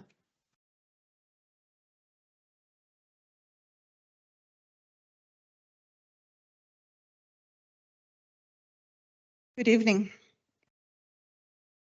Well, I too have prepared comments that use actual vocabulary that is recognized and not just made up, throwing words like genocide, apartheid, ethnic cleansing that do not accurately describe the situation in Israel and its unfortunate neighbors. I won't be addressing my comments. I want to address what's happening in this room and with our neighbors here. On several occasions, those advocating for a ceasefire have mentioned your children's names. They have mentioned, not only here, but online, threatening Jewish businesses. They have made maps of Jewish people who advocate for bringing back babies that are 10 months old, a year old, 4 years old, twins that are 2 years old. They have put those people's names on lists because they are Jewish and they want to bring their families back home. Those are these people. They have the evidence speaks with the people who named the city council people's children and who have threatened your jobs. This is bullying. Will you give in to bullying? That is what is happening. They are loud, they are noisy, they throw out words that they don't even know what the meaning is. They are intimidating not only the city council, but the citizens. Hold on 1 second. I paused the time. I need you to address us, not them.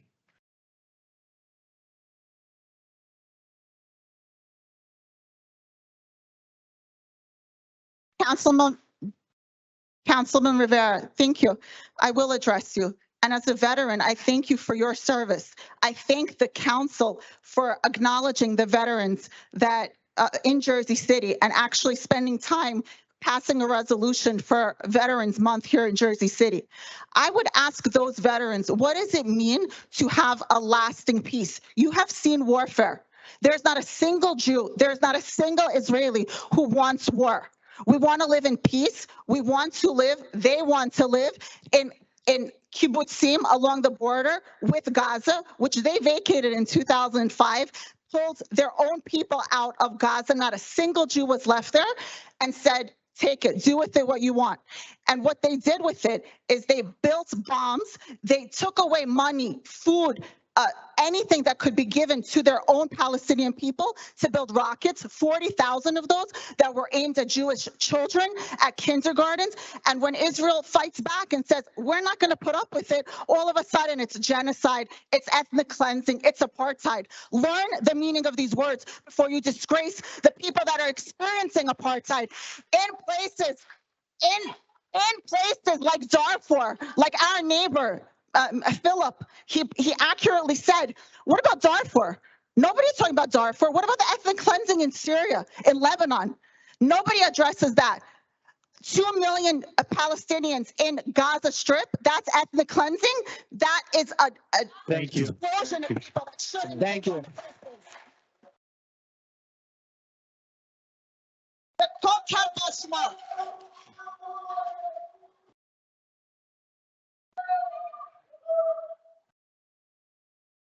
Next speaker, 5.40, Eco.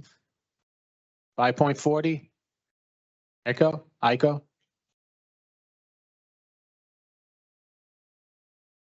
Sorry if I mispronounced your name.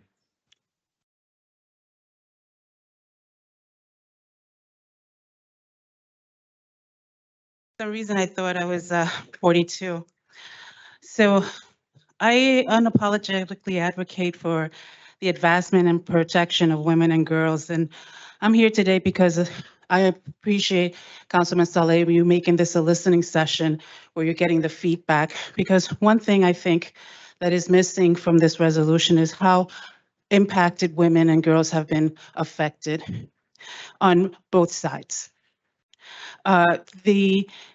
Standing outside, I hugged so many people and I realized what an incredibly diverse city, both Jewish, Palestinian, Muslim, they're all my friends. And when I think of the possibility that any of these women could be there or something horrific could have happened to them, it brings tears to my eyes because I couldn't imagine these beautiful women being affected by this conflict, this man-made conflict. The evil that men do lives long after they are gone. The challenges of the Israeli-Hamas conflicts have disproportionately affected women and girls. Some of the least addressed issues are access to menstrual and hygiene products, which the women and girls of Palestine desperately need. Another not talked about topic is the sexual violence that happened on October 7th. As noted before, when you spoke of genocides in Darfur and as in Sudan and in Congo, there are also sexual violence is prevalent there as well. It is important for all women in the sign of solidarity to support women and girls of both Israel and Palestine who have been devastated. 70% of the people affected in Palestine are women and children. Sexual violence and gender-based violence during times of conflict is all too common. When Berlin fell, the Russian army raped over 1 million German women. During 1971, the Pakistani military and special armed forces raped between 200,000 to 400,000 Hindu women.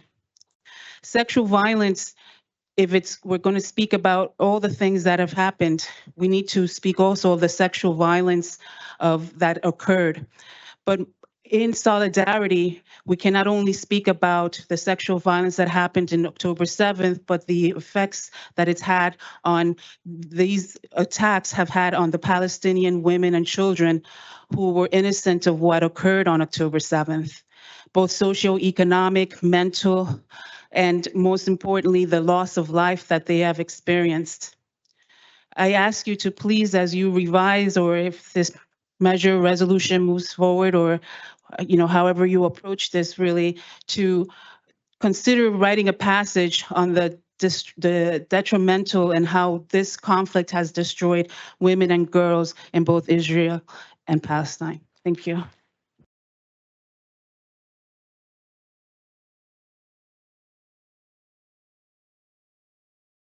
Our next speaker, 5.41, Jonah.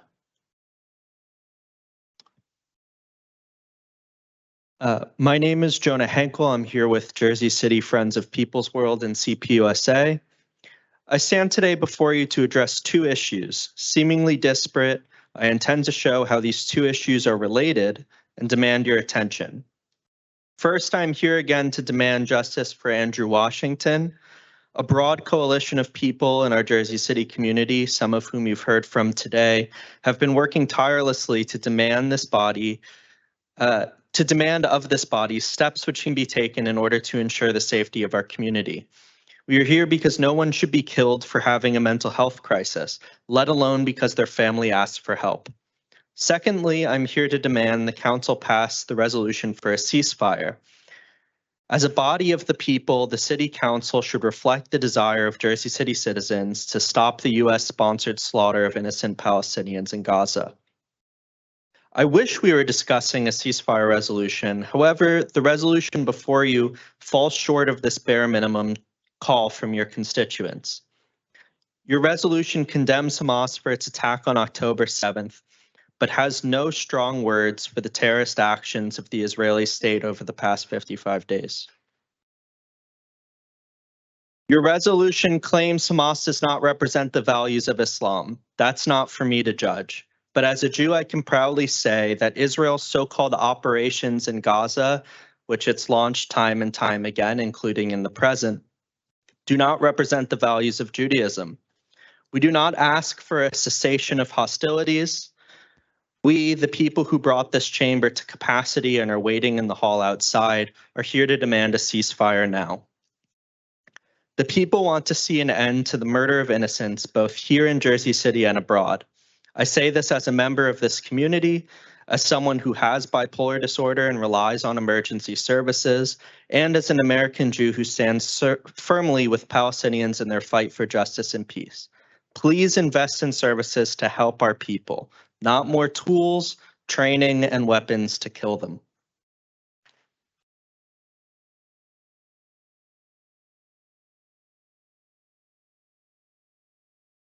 Our next speaker, 5.42, Ian.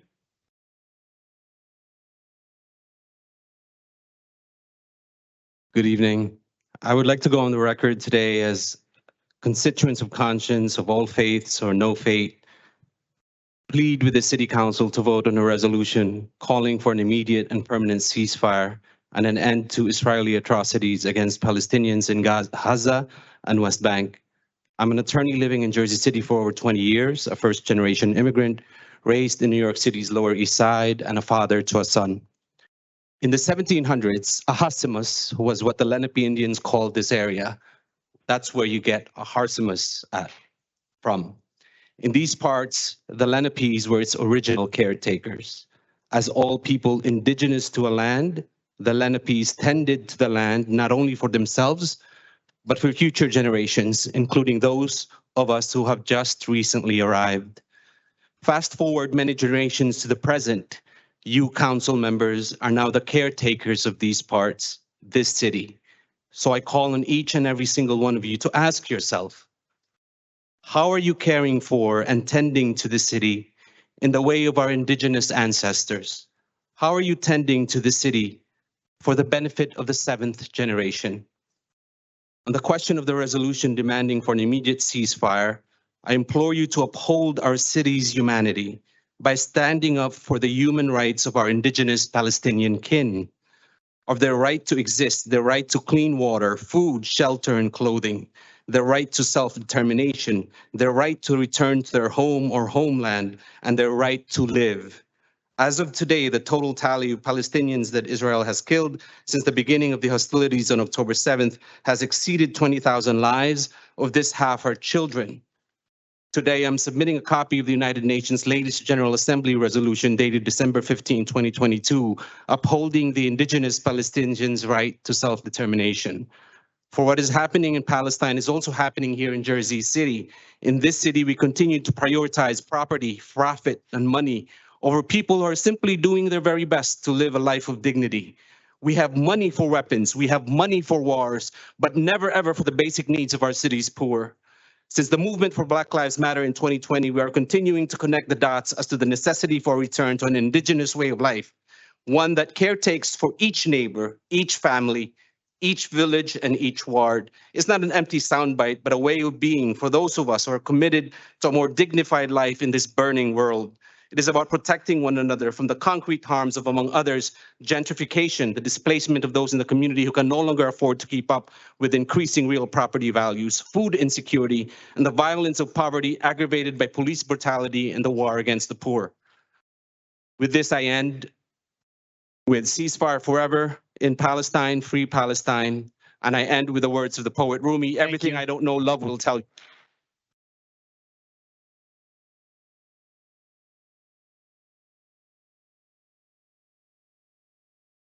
Our next speaker, 5.43, Laura. Good evening, Council. My name is Laura Daly. I have been a Jersey City resident, homeowner, and community supporter for over 10 years. I am here to urge Council members to sign a permanent ceasefire concerning Israel and Palestine. For almost 2 months, the world has watched in horror as the people of Gaza have been bombed, displaced, starved, and denied medical assistance following the attack in Israel on October 7th. As a mother, I cannot fathom the fear of parents going to sleep each night, wondering if my children will live to see the next day. As a children's rights lawyer, I cannot comprehend the flouting of international law and disregard for the calls from humanitarian aid groups, including Human Rights Watch, Amnesty International, the International Rescue Community, and Doctors Without Borders, to name a few, to stop the response of Israel's military, which has resulted in the death of 20,000 people in Gaza, half of which are children. As a proud second-generation Irish American, I cannot stand idly by and watch another group of people be so similarly mistreated by a global superpower that has repeatedly verbalized its intent to decimate the people of Palestine as a means of destroying Hamas. A ceasefire does not excuse any violence that has happened. It stops the violence so that the release of Israeli hostages and Palestinian prisoners being detained without charges can continue, as we have seen happening since this past Friday for the first and only time since October 7th. This process should continue every day going forward instead of further military action, which did not result in the release of anyone taken hostage on October 7th, and instead destroyed the safety of the 2 million residents of Gaza, including the hostages. How can the Council of Jersey City, touted as the most ethnically diverse city in the United States, take any other position than that of a ceasefire? We must join the ranks of those other cities across the country, such as Oakland, Wilmington, Providence, Detroit, and Atlanta, and call for a permanent ceasefire. It is the only way forward, and I hope my city takes this vital step. Thank you for your consideration.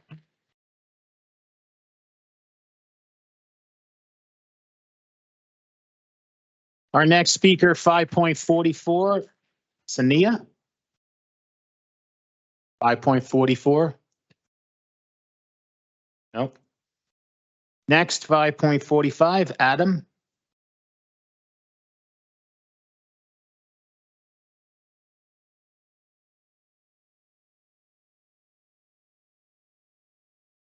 Yep. My name's Adam Knoll. I've worked in Jersey City for the last 11 years and have had the opportunity to work with many of you. 3 years ago, I made Jersey City my home for my family and now our 7-month-old daughter. I never imagined that when I moved here that this city would be getting involved in international politics or taking a position on a war. I'm not going to stand here and debate the merits of the conflict today, as this is not the place for that. I truly don't understand what the city has to gain from passing any resolution that does not have anything to do with Jersey City business. Any time spent working on this is a waste of city time and taxpayer dollars. Anyone with actual influence over the decisions associated with this war will have no idea that Jersey City passed a resolution today. A resolution will literally have no impact on any outcome globally and only cause problems locally, effectively sanctioning anti-Semitism in the city. If you have time to respond, I would like to know what gain will come out of this for the city by passing any resolution. The only reason this resolution is on the agenda today is because of the background of one council member. The job. Address, just can I, Let's don't insult The job no one. of a council member. can we pause this for a second? Hold on. Very, very important. First, we just Don't trust insult. council president. Second of Right. all, that's just out of bounds, right? That's not Okay. true. Everybody is here doing what they Correct. think is the right thing for the city. We may not all Yes, agree. That's why We we cannot. we cannot talk about people, attribute their actions to their ethnicity. That's just flat wrong and cannot happen. All right, Please don't. Doesn't a resolution need to be sponsored by a council member? you know what? That's the way I Ask understand that it everyone works. To respect Hold on. everyone. Stop, Now, stop. don't insult us because all the council really is involved in this, okay? There's always one that's spearhead, so don't insult us. On an inch. We ask for respect The council and member we will sponsor. give respect, okay? Let's respect one another. That's all we asking. Everyone is to respect each other and let's don't insult one another. And Go continue. ahead, Adam. The job of a council member is not to use their office to put forward personal interests, especially when it will create Adam, and further Adam, hatred and Adam. division. Adam, you're going about this the wrong way, Adam. Adam, We will handle it. but listen, Adam, if that's what you're gonna keep on reading, we're gonna ask you to leave the podium. Okay.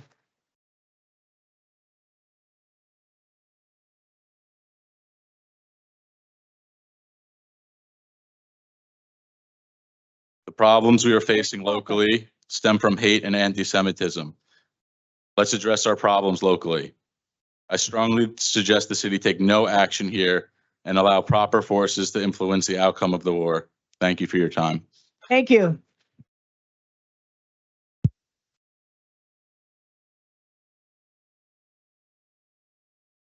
Okay, like I said, don't insult us.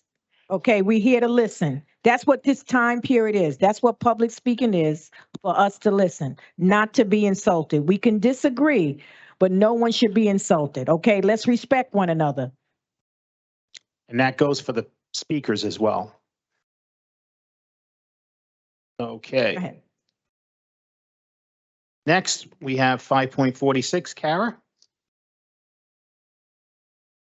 Good evening to the City Council, Council President Waterman. My name is Kara Albanese. I'm a longtime resident of downtown Jersey City, here to talk about the proposal to turn Wayne Street between Grove and Marin into a two-way street, Ordinance 23-105. You'll remember it was delayed at the last meeting to be voted on at the December 13th meeting. I am asking for you to vote no on this ordinance at the next city council meeting. There should be a holistic approach to dealing with the congestion that happens at rush hour in our neighborhood, not a hasty change at the request of a single property. In speaking with my neighbors, with Safe Streets JC and others, I've heard many solutions proposed to tackle the issue of congestion on Grove Street at rush hour, mostly focused around the intersection of Grove and Columbus. If you spend one weekday evening just a few blocks from here, you'll see that the intersection causes a tremendous backup along Grove Street, and fixing that could fix the parking garage issue, among others. When Grove was made a one-way northbound, was it considered that this funneled more cars into turning at the most pedestrian-heavy intersection in all of Jersey City? The northbound and southbound sections of Grove Street end at Columbus, forcing all drivers to turn left or right at an intersection where there is a constant stream of pedestrians crossing. This creates a dangerous crossing for pedestrians and cyclists. No one wants a repeat of the 2017 child fatality that happened there, but this intersection creates an impossible situation for cars, where sometimes just one car will get through the light cycle, causing drivers to take risks when making the right or left turn. This bottleneck causes backups down Grove Street during the evening rush, and that is the main problem for drivers leaving the parking garage. This is why I'm asking for you to vote no on turning Wayne Street two-way. Without putting in the effort into looking into the bigger picture, a yes vote will be for the interest of Pro Park, the commercial parking garage who made this request. They'll be grateful as it helps them with evening rush hour 5 days a week. But the people who will be affected by this change 24/7 will not forget that the interests of one property was prioritized over the peace and safety of residents. Additionally, from watching the first reading 2 days ago of the proposal to change Bromhill to a one-way, I learned that those residents were given a survey. The residents of Wayne Streets and the surrounding streets weren't given the same consideration. I want to make it clear, we were not informed. There was no notice in the Van Voorst Neighborhood Association newsletter. I confirmed this with them. I'm deeply disappointed that it was stated that there is a 90% resident approval for this change, when in reality, we weren't notified or consulted. Not one of my neighbors knew of this proposal, and no one I've spoken to feels positively about it. We all want safer streets and fewer frustrated drivers acting reckless and honking. There are solutions available, and I'm asking for a holistic approach to the problem. Vote no. I just, sorry, Kara, just briefly want to respond. You guys have my full commitment that what I promised at the last meeting was take everything that from the meeting we took, send it to traffic. That's happened. We're waiting to hear back, and nothing is going to happen here until I come back to all of you with all of their responses to all of the possible solutions. So I just want to reiterate that on the record, to make sure that was clear. Thanks. Okay, our next speaker, 5.47, Cameron.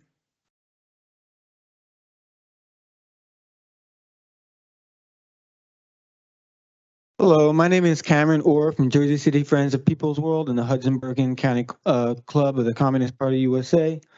It's everyone's responsibility to fight for peace, especially when more than $1 trillion of our money is funding war every year. $1 trillion plus that could be going to education, healthcare, mental health services, housing, etc. Instead, it's going to killing. We need to invest in healing, not harm. We need money for a full 24/7 crisis intervention program coordinated with the JCPD and created with community input, not more money for police.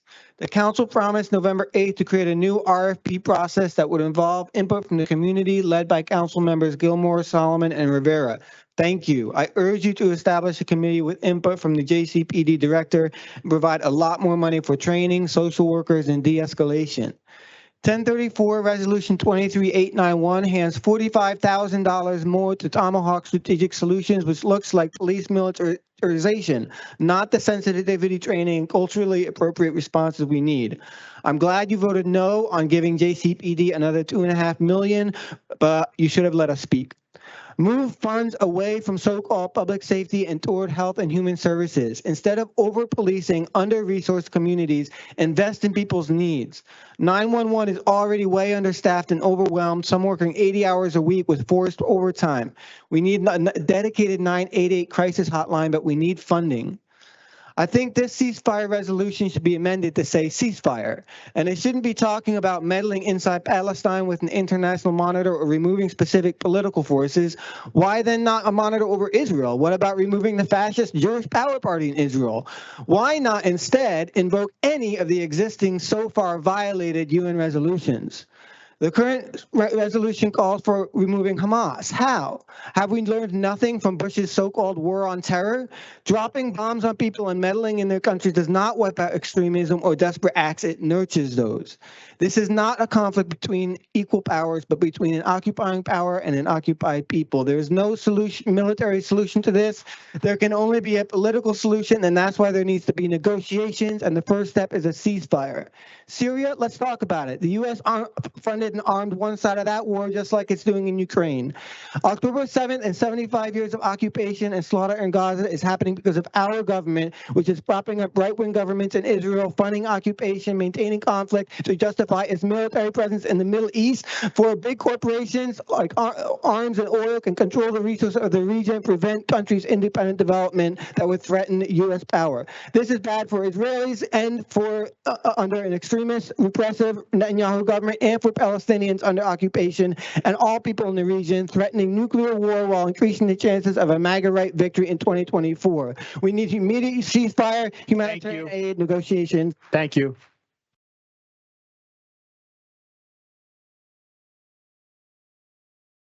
Our next speaker, 5.48, Jake.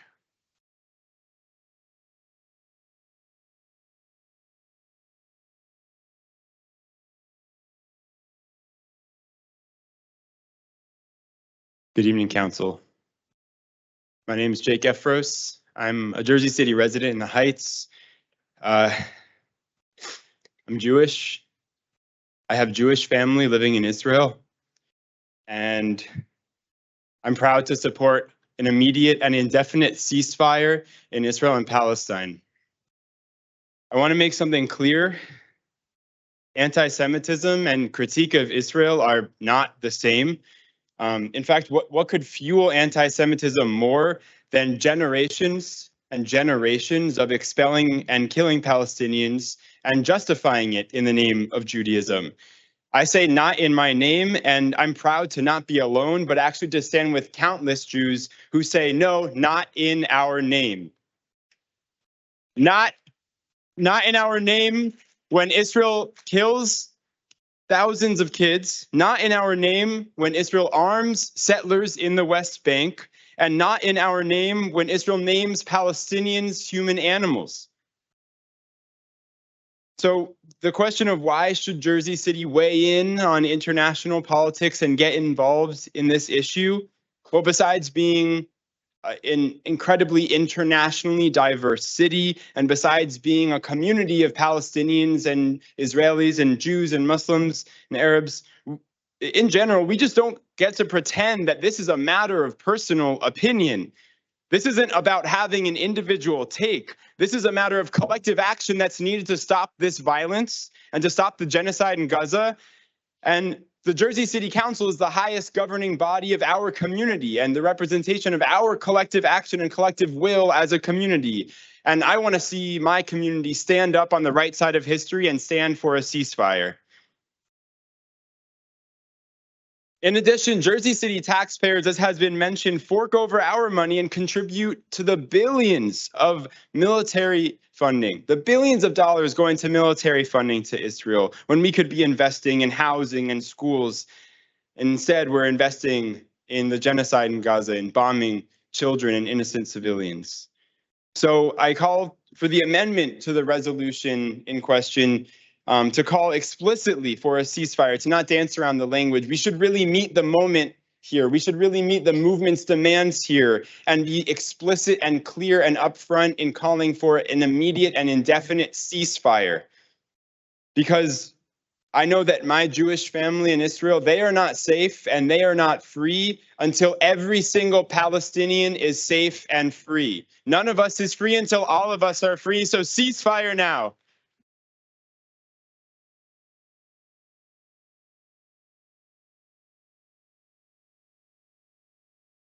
Next speaker, 5.49, Awikra.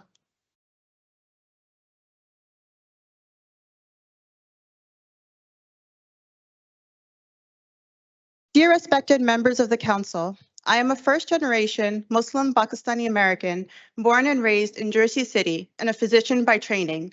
I was only 8 years old on 9/11/2001. I remember the clouds of billowing gray smoke emerging from what were the Twin Towers, the screams of victims and survivors echoing in my dreams for months, my mind unable to comprehend the hate that had caused this catastrophe. 2,753 civilians were killed in the worst tragedy our country has ever faced, and in the worst way imaginable, with many burnt beyond recognition. Parents frantically pulling their children from classrooms, holding them close, fearing more. Collateral damage to a terrorist ideology hell-bent on destroying the American spirit and democracy. That span of 1 hour and 13 minutes that fated morning changed everything. I want you to bring yourself back to that day, how you felt, the confusion, the shock, the fear, the panic, the hate. But I was just a kid. I can't help but recall that horrid day when I think about how in the past 2 months, purely in terms of casualties, the Gazans have experienced 8 9/11s and counting. The total disregard of proportionality, rationality, humanity, with Israel hell-bent on collective punishment taken out on the civilians in Gaza and on the Palestinian hostages, not prisoners. The complete siege of Gaza by Israeli forces, nowhere to run to, nowhere to hide, the children blown to bits, unrecognizable, lucky if found whole, many as scraps to be carried by their parents in plastic bags, countless others unaccounted for under tons of rubble. The healthcare system deliberately targeted, with 22 hospitals once used to treat patients now bleeding with no one to dress its wounds, amputations and C-sections without anesthesia, water tanks bombed, ambulances and humanitarian aid vehicles targeted, the adoption of the no red line policy by our president, countless human rights infractions. To reject a ceasefire and deny the Palestinians their rights as the indigenous people of the land is to sully everything that we as a nation stand for, and at the core, questions the integrity of democracy that has brought you all to where you are today. I have a 10-year-old niece who is just a kid, and like millions around the world is watching in absolute horror and despair at the massacre of thousands upon thousands of Palestinian children, her brothers and sisters in faith and humanity. Children who were born into an open-air prison in a land that was once free, but now victim to settler colonialism and apartheid. She too wonders how all this can go unchecked, unaccounted for as she begins the school lesson on the Holocaust. But I thought they said never again, she asks, fighting back tears. It's happening again, and we're just letting it happen? How do I tell her that our great nation funds these atrocities, $3 to $4 billion each year, hemorrhaged from our economy to the Israeli military? I, for one, do not support a democracy that shamelessly funds a far-right extremist ideology. Thank you. I implore you.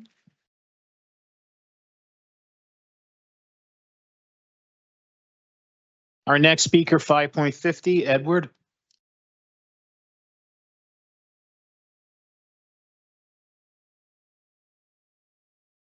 Let me start with pay to play. I'm encouraged that you all disagree with the state ruling, but I want you to put your money where your mouth is. I want to see some more accountability because this city, especially this city hall, has been turned into a whorehouse led by the mayor, who's the biggest pimp, and some of his minions that sit on this board. You sold us out to the biggest pimps, developers, who build on one side of town. You turned your back on the rest of us. You've privatized the water system here. This is a whorehouse. You've turned it into a whorehouse. So I'm down here in protest. And so you'll have to put your money where your mouth is. Like, we'll figure out what you really mean about pay to play. 1034. Was this the training that was instilled that Public Safety Director Shea was alluding to in the press conference? Is this the training that they implemented and that they followed when they murdered Drew? Because if so, then obviously this isn't the training that we want. This isn't the training that we need. Also, I need for this body to use your power and your authority to finally bring Public Safety Director Shea here. Remember, we need a committee moving forward for that mental health RFP service. And we also need to begin to build the collaborative infrastructure so we can move forward with the proper training for how police are going to be coupled with mental health crisis workers to respond to this. So is it 1034? It's 1034. 1034 is grant dollars, and we could better use the grant dollars. We don't necessarily have to continue using Tomahawk services and training. We don't. We can have something that's more sensitive, something that's more comprehensive, and something that's more culturally appropriate. 911, I'd like to move on to 911. I don't have much time, but during the caucus meeting, your questions, Miss Amy, were very instructive because you landed on 911 and 988. But I went online and searching about 911. Jersey City 911 Dispatcher Center is disgusting, and it's under your leadership.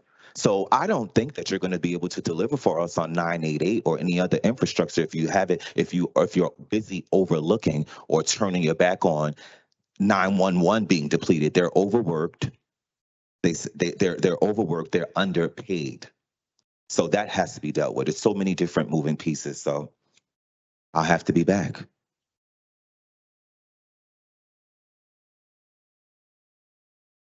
Our next speaker, 5.51, Petra.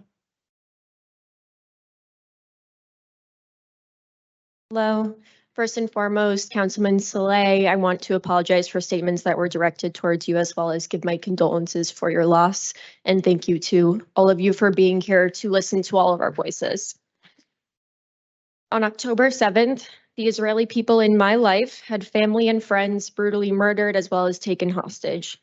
It was a day of utter shock and heartbreak, and it left me feeling helpless, trying to find a way to support those around me who no longer have a father, nor any idea if their sister, brother-in-law, niece, or nephew will come home from being held hostage. In solidarity, I have been hanging these flyers around Jersey City because it truly feels like one of the very few things I can do.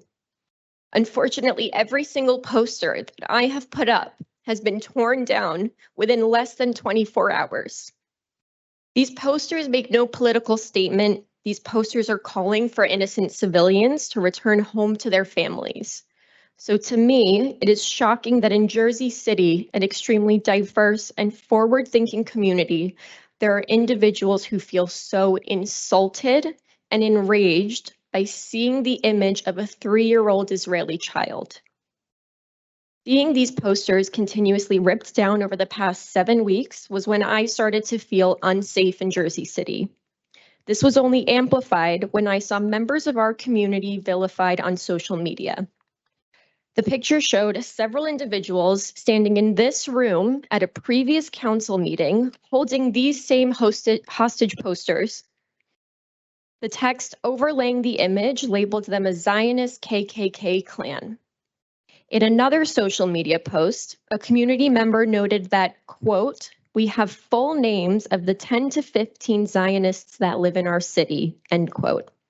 And in yet another social media post, a community member wrote, quote, "We're happy to put you in your place," end quote, in regards to the Jersey City Israelis who, quote, "are nothing more than European refugees turned Nazis," end quote. This is hate and intimidation in our own city. This is terrifying. And I understand that by standing here right now, providing any sort of sympathy to the Israeli people, I am also putting myself at risk. And to be honest, I think there would be a lot more people speaking tonight if they did not feel the same way. This is what Jersey City needs to be addressing.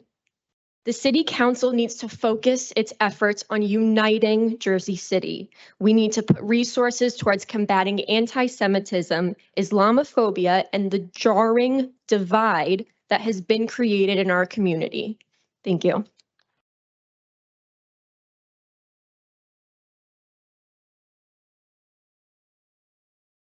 Our next speaker, 5.52, Renee.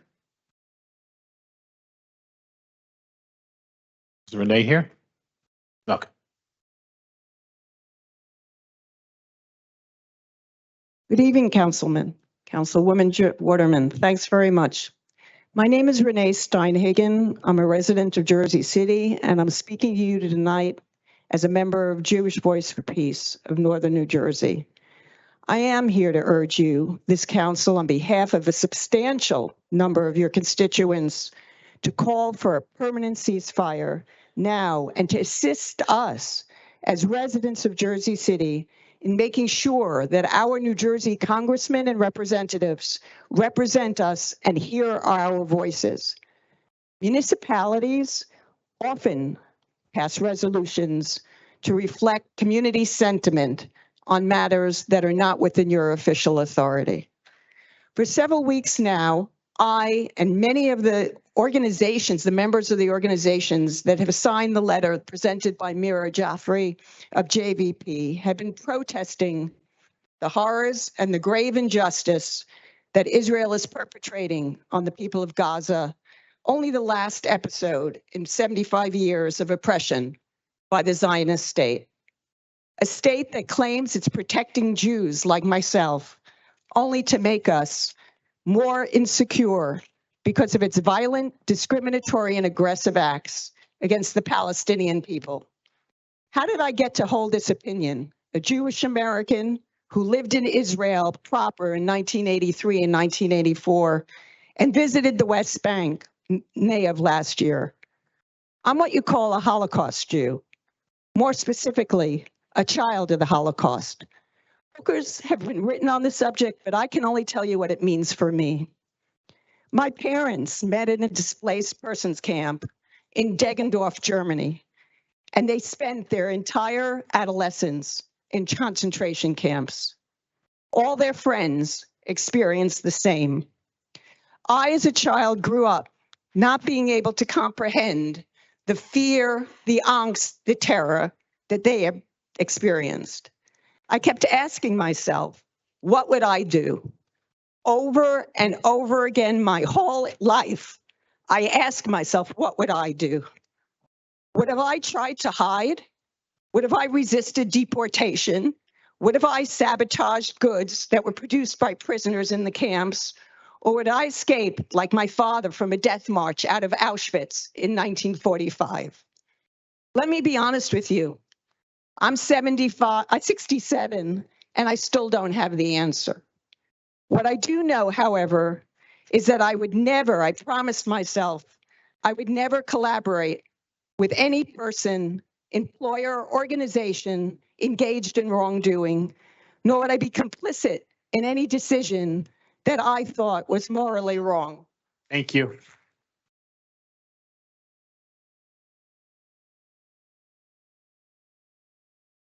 Next speaker, 5.53, Alana. Thank you. 5.53, Alana. Not here.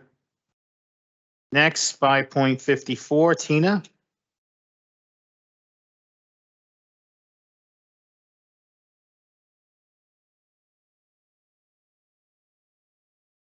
Hey guys, it was a lot going on today. I understand what the other people they are here for, but we've been coming here for a minute too about our community. I live in Ward F, and it's like a war right there too. Kids, mother, you know that because y'all was raised in this community, and we are going through the same thing. We are going through sickness. We going through our community. People are dying every time you turn around. We going through that something is going on, that someone car getting shot out. Last week we going that my building is messed up. It's a lot of stuff that's going on that we need to focus on in our area where we live at here in Jersey City. I think that that's what we need to start doing because look, I've been giving out free clothes for 23 years and I still ain't got a fund yet, but we worrying about two other different sides. We got to come together and worry about our own community. When we doing other stuff, it go over our head. I definitely keep them in prayer like they gonna keep us in prayer too. I want to thank Education Gilmore and Jerry Walker for just helping me out to give me gas fare so I'm able to continue to help out my community. I'm going to the hospital. I'm helping the guys who get out of jail. And I don't think it's fair that because the community trusts me that I should be able to take this burden on me. I also have my own family too. I'm also going through my own stuff as y'all gave a development in my area, Ward F, my building, and my building is like a slumless. I just called Wu last night and Erica will tell you, me texting her scared to go in my building last night. 3 guys was there. I just got attacked last week at my building and the city owned this building. So to see that we worrying about other stuff and I'm getting attacked in my own building, we got to start doing a little better. I've been coming to this meeting for years. I'm sorry, guys, but we've been here for a long, fight the power. I'm sorry that what y'all going through, but we have been going through a lot right here in Ward F, where I live at. And I pray for y'all, but my son and I have 3 kids too that seen people getting killed right in their face. That's why I'm in my community. That's why I do outreach. I was disgusted I had to stand in the line. I come to this meeting every time, and the reason why y'all here is because what's going on. But when I'm here every day fighting, I don't get to see none of y'all. I don't get to see y'all to drop off no clothes in my community that my family's out here starving and that need help stuff too. So I feel like that we I feel like that we should all come together and just try to help each other out. I don't want to keep coming to this meeting on Wednesday. I'm asking I know all of y'all, please help my organization out. Please help me out so I'm able to continue to help out the community. Thank you. Tina, I spoke to Housing Authority. Wait, I spoke to the Housing Authority Director concerning your building. He told me he should be working on the lock within 2 weeks. Okay, because now Housing Authority owns your building. That's who owns it now. Okay, Webb building, correct? Is the Webb? All right. So they should about 2 weeks. They should be trying to fix the lock on the outside. And he said there'll be upgrades. Okay. All right. Okay, our next speaker, 5.55, Lara.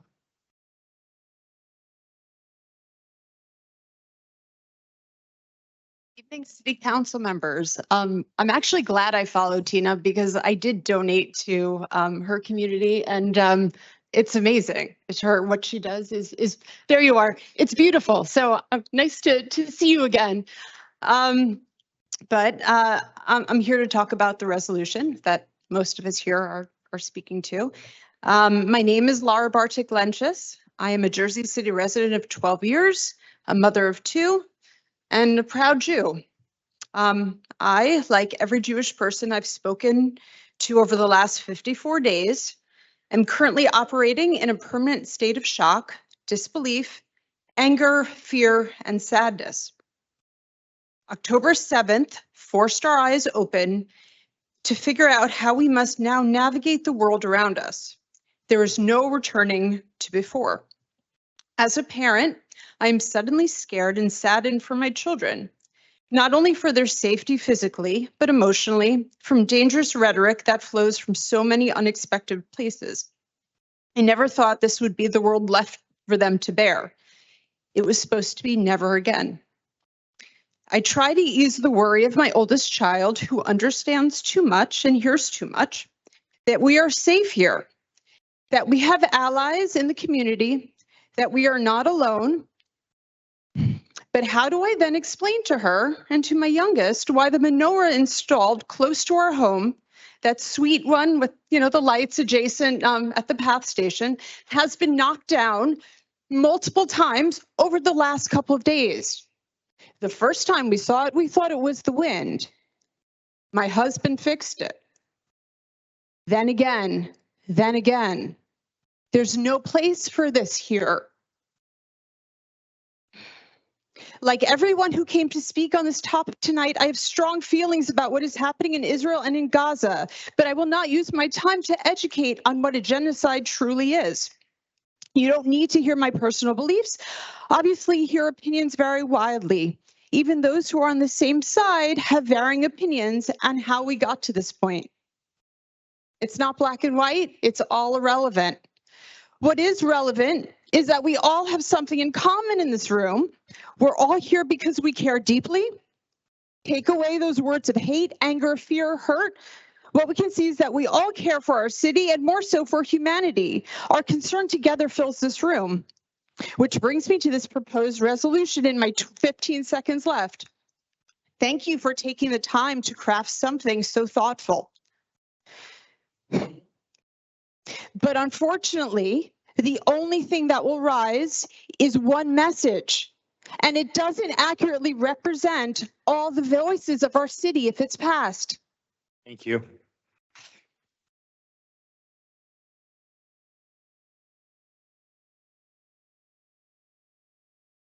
Our next speaker, 5.56, Nicholas. I don't believe he's here. Next, 5.57, Nisha. No. Next, 5.58, Cheryl.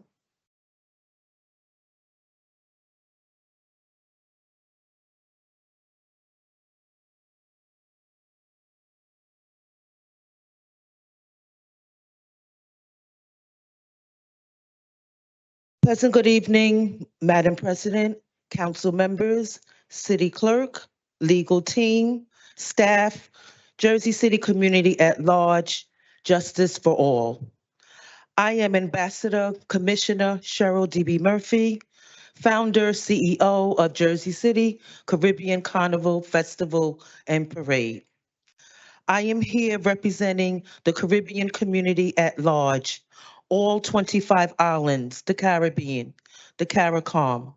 I am standing here for our children, our next generation. Carnival is a celebration of freedom. I am here to address Ordinance 23-056, JCPD Public Safety New Ordinance Parade Fees. As I stated at our last council meeting on Saturday, July 25th, 2023, the Jersey City Public Safety canceled our Road March Street Parade at the 11th hour. Lots of folks lost plenty of money, and to hear that the ordinance was supposed to go in effect for 2024, not in 2023, that made it all worse. I am here suggesting to rewrite the 230-56 ordinance for nonprofit, especially those bringing culture. I am here asking you a question. How are we going to address all of the monies that folks lost in 2023? We are paying enough fees for Jersey City events. It is truly becoming a burden. Please do not make it a burden to celebrate culture. We make Jersey City look good in all of the media and all of the press. All of the cultural parades do a fantastic time celebrating and raising funds. I am still devastated, disappointed, and heartbroken from the level of disrespect that we received for 2023 Carnival season. I can truly say that our plea didn't go totally on a deaf ear. You know, councilperson who came to our aid, and I do thank you. I'm not here to call any names, but I do appreciate it. I truly want Jersey City to live out its slogan, the most diverse city in truth and in deed, not just on paper. Please support our nonprofits who truly has built Jersey City. Please find additional funding resources for culture. I always say, Thank you, Cheryl. and thank you.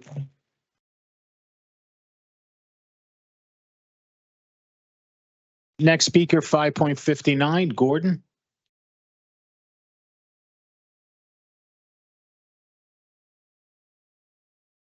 Good evening, Council. Good evening, Council President. Good evening, everyone. My name is Gordon Calendar, and I'm here to address Ordinance 23-056.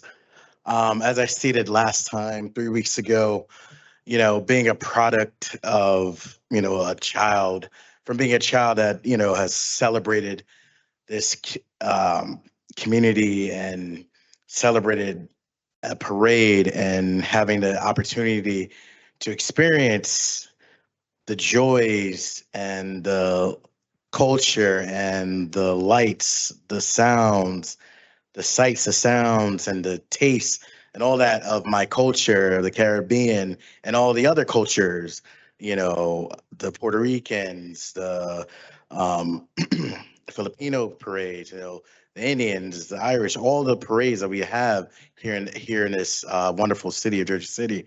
The fact that this ordinance now is making it so difficult for us nonprofits to celebrate, it does make it disheartening. As my mom stated earlier, a lot of people suffered, and I do not agree with it. I understand why it was made, and I do get it, but the fact of the matter, it was supposed to be implemented in 2024.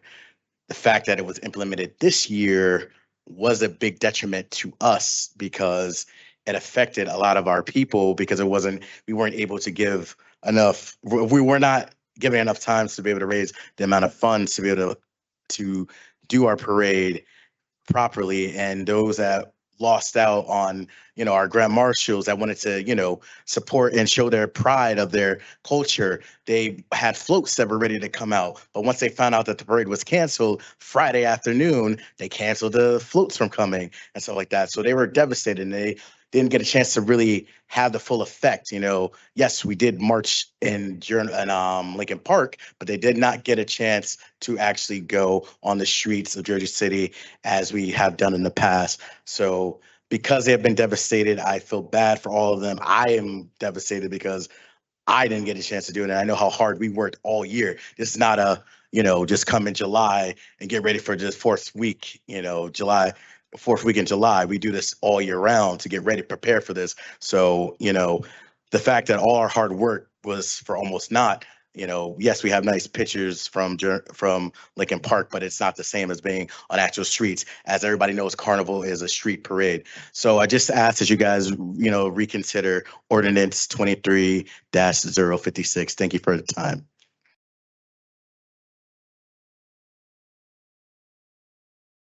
Our next speaker, 5.60, Richard.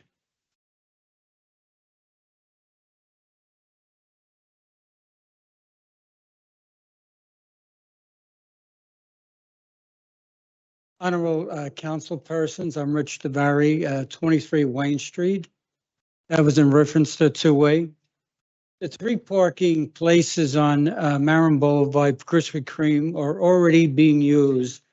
That's like promising housing units to one group of residents while other groups are already residents who are living there. I have several questions. Will Grove Street be able to be east on Wayne Street? Will Wayne Street be able to be east on Wayne Street? Will the north side of the curb, no stopping or standing? Now, how will we get persons from the garage to use Marin Boulevard? How much is this going to cost the taxpayers? Will they remove the crosswalk at Wayne and Marin Boulevard? Will we put a traffic light at the intersection of Marin Boulevard and Wayne because we find that it becomes too dangerous? The quality of life in this neighborhood will be destroyed forever, replaced, and more noise and pollution day and night.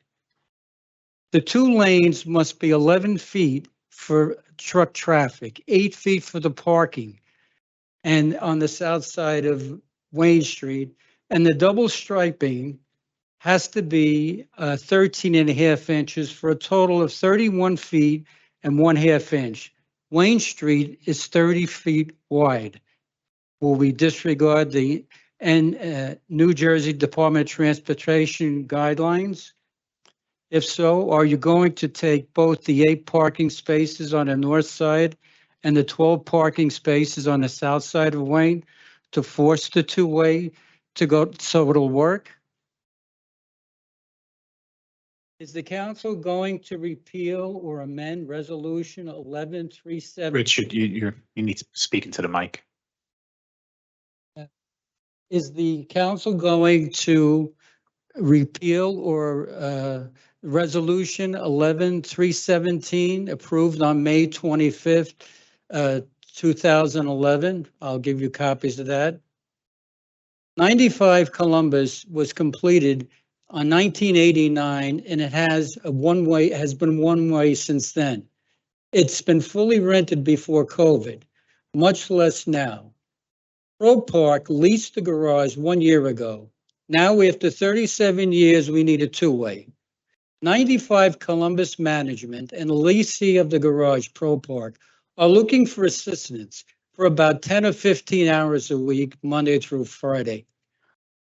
We feel that we're going to be impacted for 168 hours a week. Fix the problem without creating a problem. They say a picture is worth 1,000 words. You are 1 block away. Thank you. Our next speaker, 5.61, Daniel.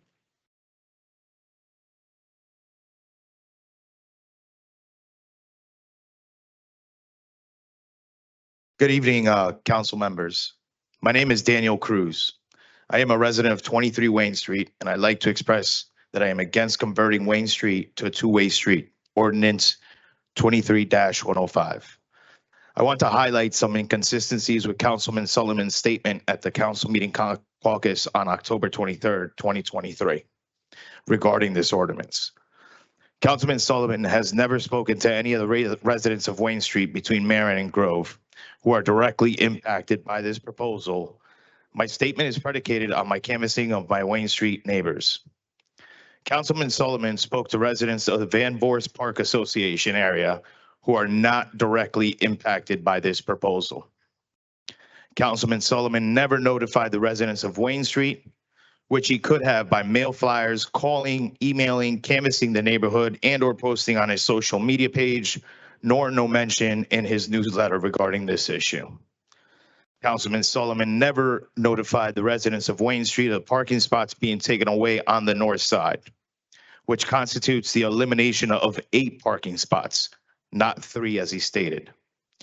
Councilman Sullivan stated that there's parking spots on the corner of Marin and Wayne, when in fact 8 spots are being eliminated, were replaced by only 3 spots on Marin with legal parking on Friday from 1 to 3 p.m. The main issue is between the days of Tuesday through Thursday, which is the current work schedule in the hours of 4 p.m. to 5:30 p.m. When there's anywhere from 100 to 200 vehicles coming out of that garage at 95 Columbus. You can put this issue anywhere in the world and it will create traffic havoc. You can have a case study on this issue and it will demonstrate that that is too many vehicles for such an area. This is not a neighborhood issue. This is not a city issue. This is the problem of 95 Columbus. The employees of 95 Columbus currently only spend 144 days driving into our area based on the 3-day work week. The residents are here 365 days. We are the voters and the taxpayers.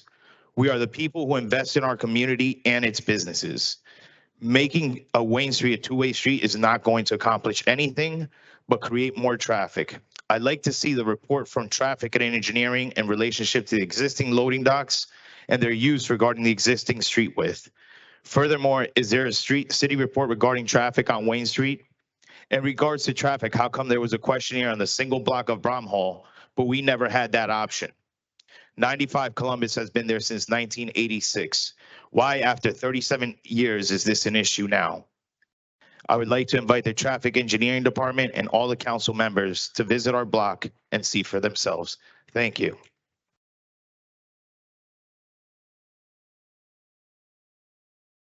Our next speaker listed is actually a duplicate of 5.48, so I'm going to move on to 5.63. Joshua?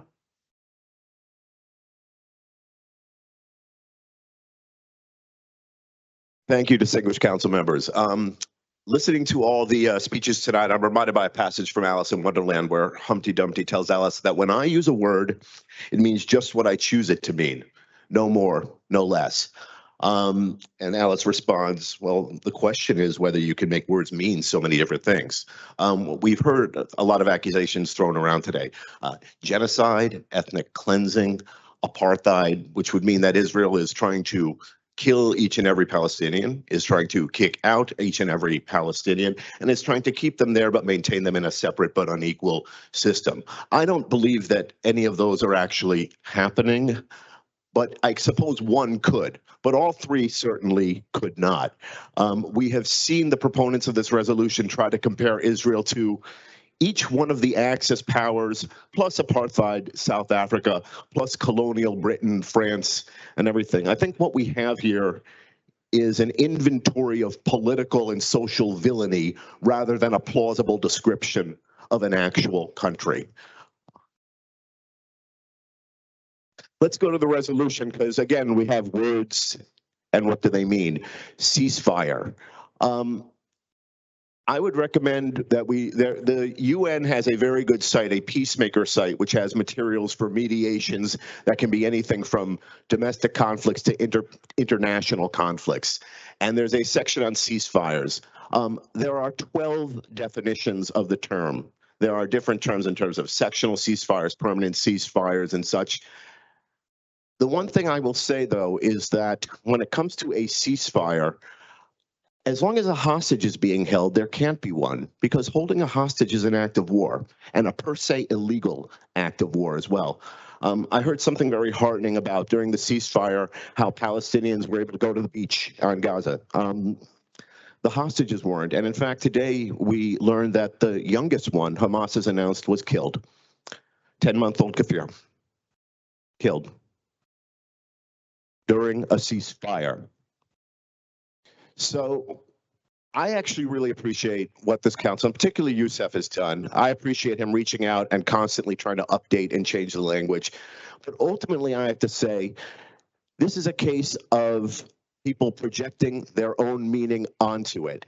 And we've heard the hurt and the pain from the Jewish community here. Kids being told, a 9-year-old's being told, we stand with Gaza. Principal saying, we can't have Hanukkah this year, it's too controversial. A resolution is not the way. I do think further dialogue among communities should be the way. But while I think the council, and particularly Youssef, has done a great job reaching out, you just can't make something which is all things to all people and make everyone happy. I would direct your efforts elsewhere. Thank you.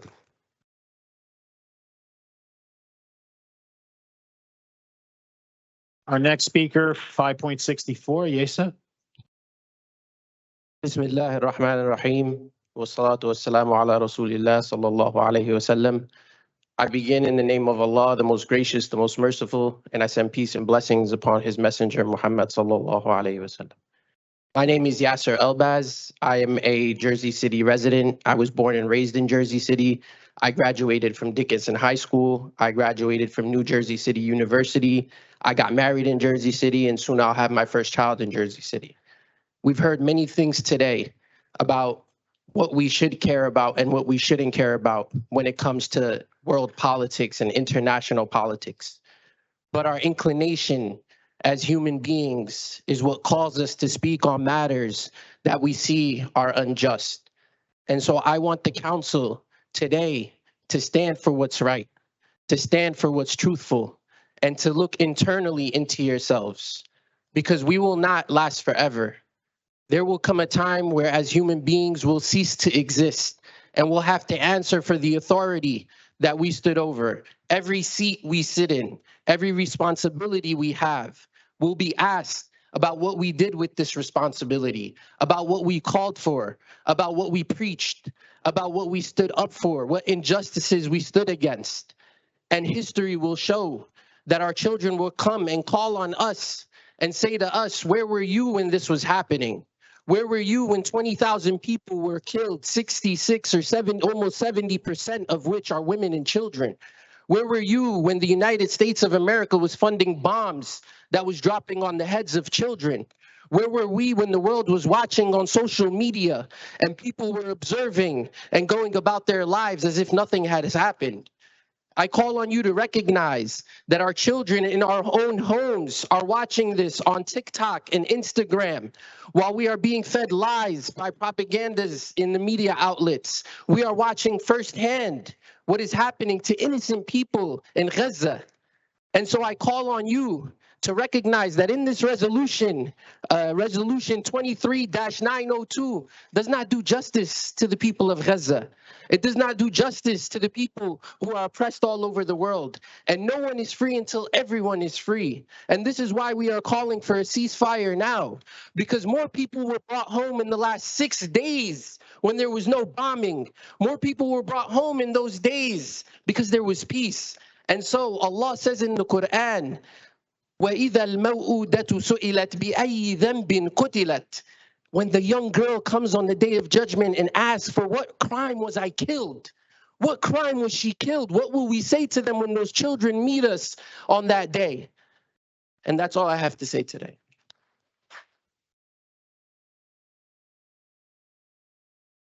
Our next speaker, 5.65, Moshe. 5.65. Oh. Next, 5.66, Aline.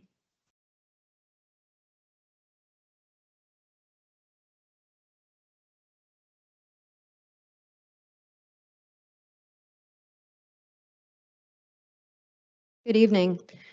My name is Aileen McCain. I am a Ward E, Jersey City resident. It is difficult to compress everything I want to say into 3 minutes because we cannot discuss the brutality of the last 55 days without acknowledging the brutality of the last 75 years. I bring up history because the study of history is a pertinent tool society can use to learn, reflect on, and truly understand the world we are currently living in. Studying history also forces us to face the heinous acts of the past to ensure that we do not repeat them in the present. I can almost guarantee that every single person in this room at some point in their education journey has studied the atrocities of the Holocaust and thought, I cannot believe such barbarity could occur, and how could the world have let this happen? The question I find myself asking now is if we can understand the horrors of genocide and ethnic cleansing, then why is there such exceptionalism when it comes to Palestine? I want in my heart to believe that it's because people haven't asked why we are where we are today. Because if people truly knew and understood history, we wouldn't be pleading for peace. We wouldn't be seeing the rise in Islamophobia, anti-Muslim rhetoric, and violence caused by such ignorance and vile hatred. The history of the Palestinian people is not readily told. The horrors of the Nakba are not discussed in classrooms. the displacement of families from their ancestral homes and land, the unjust occupation under a well-funded and brutal military force that controls their water, electricity, food supply, and has them under a total land, air, and sea blockade never makes headlines. Gaza is often referred to as an open-air prison, but when you seek out the history, you discover it's far worse. Is it because their history is often erased, their people dehumanized by Western media, their voices silenced, that people struggle to find the outrage for this injustice and call what we are witnessing today by its name, a genocide? This is a genocide funded by US tax dollars. 20,000 Palestinian casualties in the last 55 days, most of them civilians, children, and babies. My heart bleeds as a new mother and as a human from the images I've seen from Gaza. To the Palestinian community here in Jersey City and around the world, I am sorry the world has so irreparably let you down. I'm sorry that I bought into the guise of this conflict being too complicated to comprehend. I'm sorry that it took me 36 years to seek out your history, your voices, and to ask questions, but now that I have, I will never stand silent. To my elected officials before me, I urge you, for the sake of humanity, to join our calls for peace, to stand on the right side of history, and demand a permanent ceasefire now. Thank you.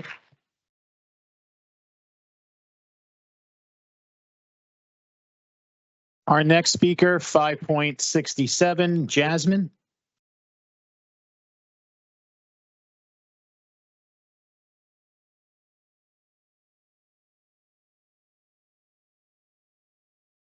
Good evening. Thank you for the opportunity to speak here today. I hope everyone here simply listens with an open mind, because that is how we foster community. I refuse to stand idly by and pretend everything is fine.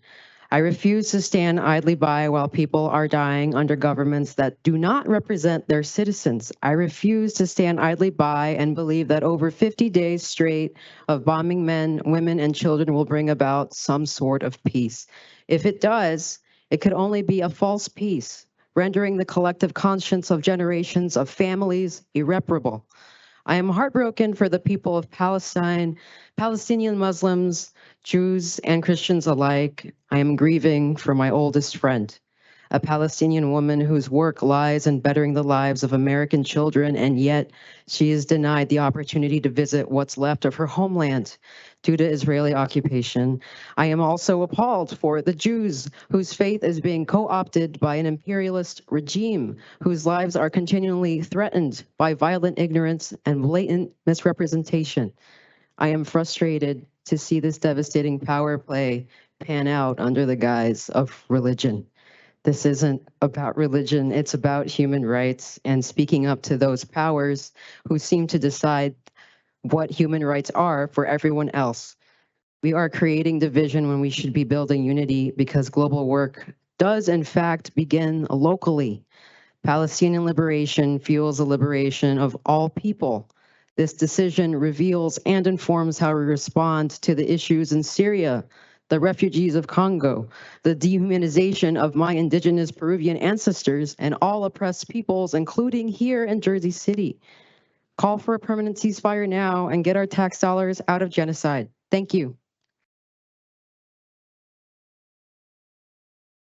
Our next speaker, Kevin. 5.68. Evening. I'm going to try to do this a little hybrid, some of what I wrote and some just from what I'm hearing in the room. We have in common here that there are a lot of bad things that are happening in the world. And we come here because we want to try to make some kind of difference. And we hope that you can help make some kind of difference. Sometimes it's symbolic because there's only so much that you can do from where you are. And sometimes it's more than symbolic. You can make real differences in certain ways. I would say bad things happen when people could do something, but they don't. And sometimes you're faced with really big things. Sometimes you can chip away and make some contributions in some ways over time. And I think you guys this council has the opportunity to do that related to many of the things that you hear tonight. I'm here because I can do something, and many of my neighbors come here because we think we can make a difference in one area related to housing, one area related to the way this government in this city treats people who live here, people who rent here, people who rely on the city and their laws to be followed so we can feel secure in our homes. So I'll switch gears to the local issue. I'm sure everybody knows at this point that we're here to talk about rent control. We know that we had a determination that was in our favor on October 19th, and that was good. And we came here and we were discussing how we're on the same side of the law, and we hope we managed to stay there. This week, we got a letter from the landlord tenant office about our matter, and it opens fine, acknowledges that we won, but then it deviates from what the board said. It switches gears. It could be because they don't have experience in enforcing the law, and we've called them on enforcement, and there's some training wheels there. I hope that's what's the case, and I hope maybe they can find their way.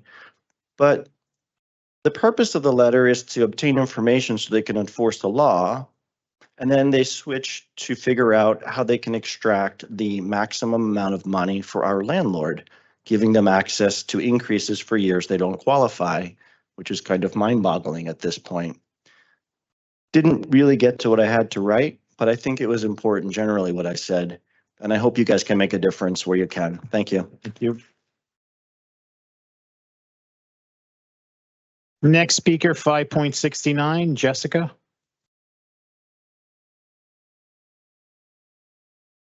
Good evening, Council. I think you probably felt like I did that I could breathe again on October 19th because we'd spent the last 18 months and 12 of those 18 months coming here talking to you about how we were experiencing a plethora of emotions from incredulity to shock, anger to surprise, and again determination. And I was incredulous when my landlord Equity Residential raised my rent by 40% in 2022. I was shocked when the city's Office of Landlord-Tenant Relations put the onus on the tenants to file illegal rent petitions about these egregious increases, which required really tedious unit-by-unit enforcement, when in this digital age, it's really easy to know the answer since only about 130 exemptions have been granted by the city ever. I was angry when it took over a year to get a decision from the Rent Leveling Board that thankfully, rightfully, overturned the erroneous 2022 determination. And I felt like I could breathe again when the board unanimously voted in favor of the tenants that night last month. But what I've seen since is the follow-up from that meeting does not align with reality. The reality is the Rent Leveling Board decided both portside buildings have been subject to rent control since their certificates of occupancy were issued in 1992 and 1997, respectively. They acknowledged two separate and really important points, and I think that the determination in the letter we got this week are confused a bit. There's two pieces. One is rent rollbacks, rolling back the rents to a base rent. And second, a period of damages awarded, that period of time over which to award rent overpayments back to the tenants. Both of these things hinge on the determination of a base rent. Believe it or not, figuring out the base rent is pretty straightforward. It turns out Equity made that job really easy for us because Equity Residential never complied with the necessary steps outlined in Ordinance 260 to achieve any rental increases in any year since they purchased the buildings in 1998. What does that mean for us now? The Rent Leveling Board determined the period of time for damage repayment would start 6 years before the filing of the first illegal rent petition. So I and my fellow tenants should be awarded back overpayments we made from 2016 to the present day. And the base rent determination should be as it was in 1998. And you might think that this is unknowable, but it's actually not. Thankfully, there's a record of these base rents via Equity's 10K filing with the U.S. Securities and Exchange Commission. We therefore know exactly what rent should be for each unit on average. From there, it's really simple math. A simple calculator or Excel sheet can handle it. It doesn't require machine learning or artificial intelligence. You don't need an advanced degree for this math, and it doesn't take a long time to do.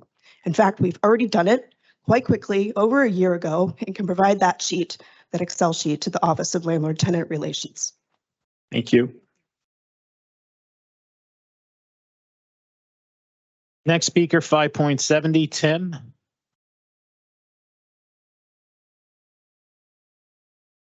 Dear Councilman, Councilwoman, my name is Tim Zhao.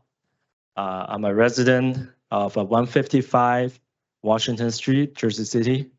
I'm joining my neighbors tonight. I'm here to state a few facts because when my neighbors asked me to come and speak on behalf of myself and of others in our neighborhood, I feel I cannot say no because they have been fighting a good battle for all of us. Fact number one is I was in the same room with my neighbors on October 19th. We were in the rent leveling board hearing, and the determination was issued that our landlord, the Equity Residential, has been raising the rent illegally since 1998.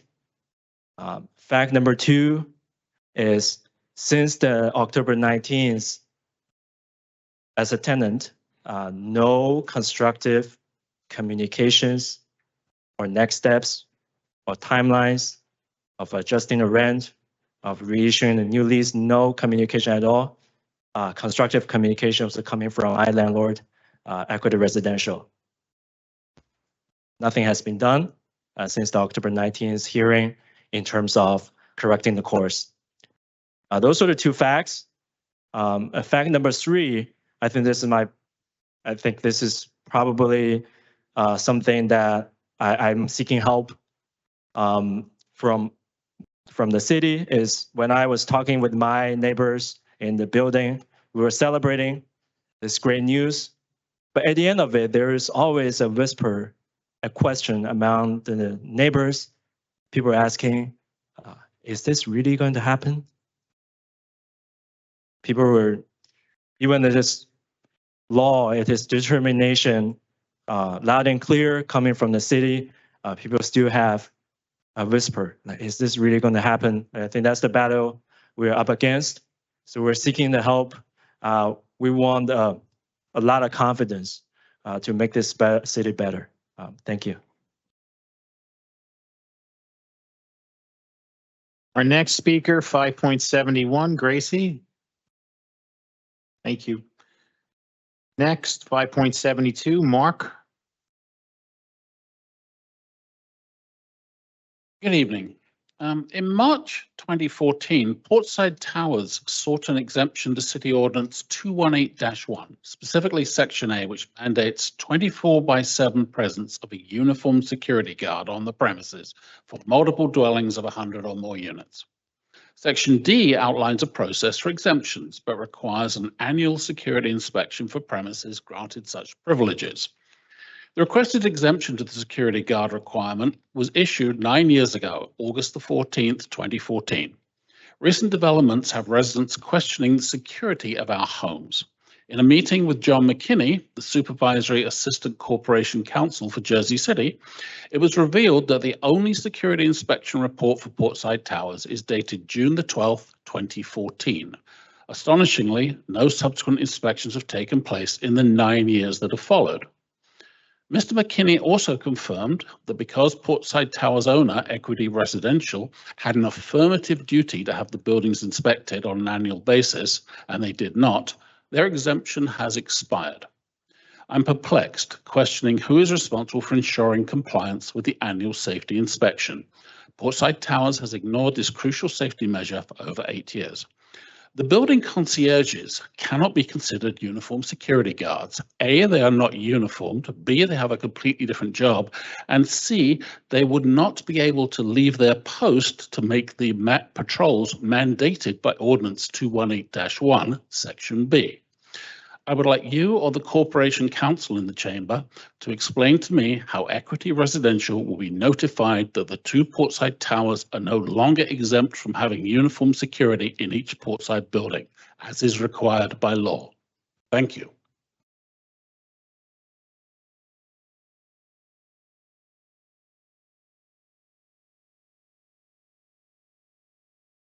Next, 5.73, Sylvia.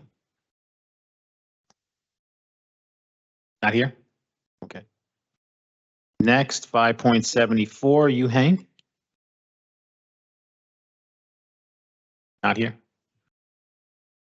Next, 5.75, Judith.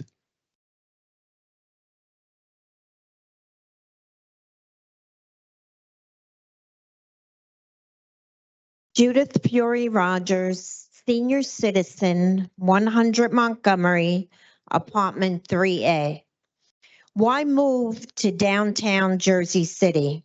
Diversity, great job market, waterfront views, quality restaurants, location. Who would move to Jersey City? Professionals, young families, developers, corrupt politicians. Developers, some honest, some corrupt. There is one developer who has a major investment in the waterfront project. PH Residential is another developer, Equity Residential, LaFranc, Brookfield Properties, and more. Corrupt politicians, such as past convicted mayors, such as Haig, Whalen, and there's much more. County Executive Januszewski, and Jersey City Council President Vega. Many of these corrupt sinners accepted payments and gifts from greedy developers to look the other way or give approval to projects or contracts. How can the 2023 greedy developers control Jersey City without help? One example is I had my first inspection July 13th, the building department, Russo, 30 days to fix violations. Nothing happened. September 27th, second inspection, Inspector Daniels, code compliance, issued a notice of violation dated 9/29. I followed up with Council Solomon's help. I was staying with relatives 5 days a week. I wasn't able to go into my home. The inspector for 1026 reinspection was Inspector Rocco. He conducted a reinspection. He had management's plan of action before he arrived. He wanted to give them 2 more weeks. I was shocked. I followed up asking for his reinspection many times. Councilman Solomon's office helped me and I received the reinspection. On November 2nd, Rocco called me in the morning and asked if work was finished. I was staying with relatives. Why was this man asking me this? And why was he so concerned? He already did the reinspection and didn't put it in writing. Who is paying Rocco? Is he falsified? He falsified my record. Where is the 1026 reinspection? Thank you. Our next speaker, 5.76, Ashley. Thank you. Next, 5.77, Suzanne. Thank you. Next, 5.78, Carol. She's here. Okay. Good evening, council members. My name is Carol Cho. It's the first time I'm standing here in front of you, and I'm honored to do so as I'm very inspired by what this group has achieved in our community. I was born and raised in New Jersey, and Portside has been my home for almost 2 years now. And I live in Jersey City because it embodies the vibrant spirit and diversity that is so important to me. Jersey City is more than just a location for me. It's a community that fosters connections and a sense of belonging. And I believe that ensuring stable, controlled rents is crucial in preserving this unique atmosphere for everyone.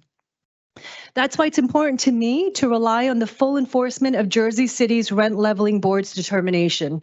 It's my understanding that two important things need to happen now. One, I understand that new base rents need to be established, and two, damages for overpayments need to be awarded. Related to that, I find it important that you and all tenants in our community and of Jersey City know that, one, our landlord, Equity Residential, never met the requirements of the ordinance to be approved for any increases, which means base rent was never approved by the city to increase ever. And two, that Equity has not complied with the ordinance or statute at all so far. We don't understand why the base rent has not been set at that last known date yet, which is reported in the SEC 10K filing of 1998.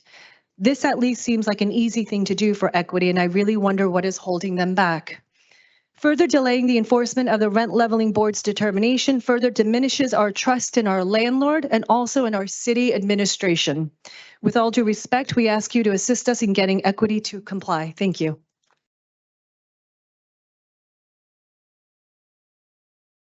Our next speaker, 5.79, Anna.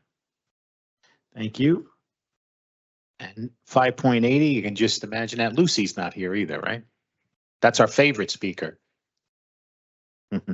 That's right. It's 10:36. School night.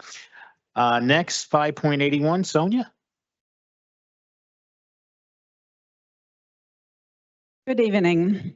I almost did not come here tonight. There are much more important topics than ours in the world. We feel that. But injustice, as well as disrespect of democracy and existing law, need to be discussed always. That's why I decided to come and speak in my town where this is happening right now, still.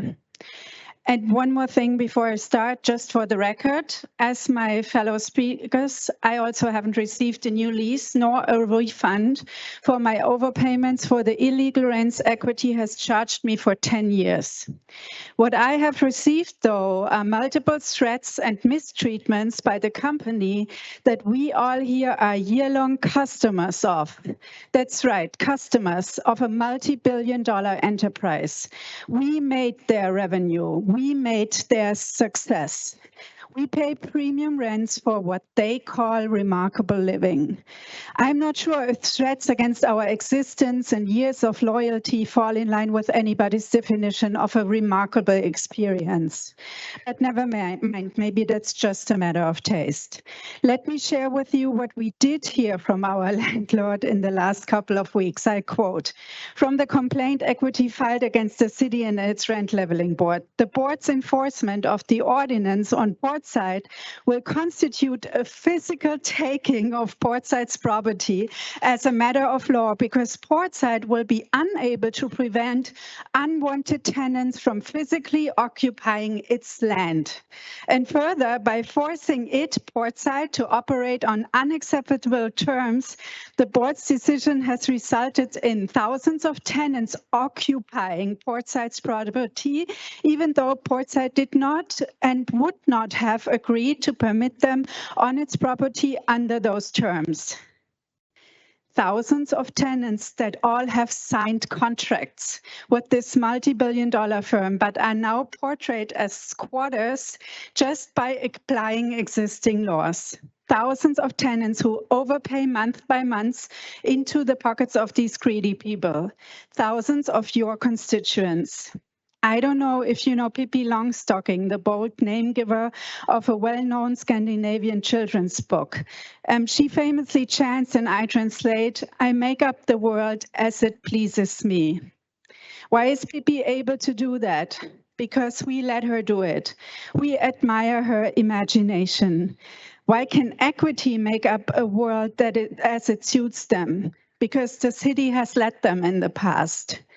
But we hope that has changed now. We have an unanimous decision by our city's rent leveling board. We have your confirmation that you are on our side, and we trust that you now will finally put an end to this farce. Thank you.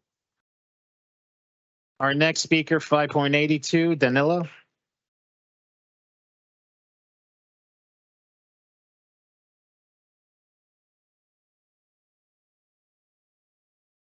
Good evening. If it wasn't so sad, it would be funny indeed. I know my wife, and I'm sure you heard her giggling too when she spoke about unwanted occupiers, as if we were squatters. You know us by now.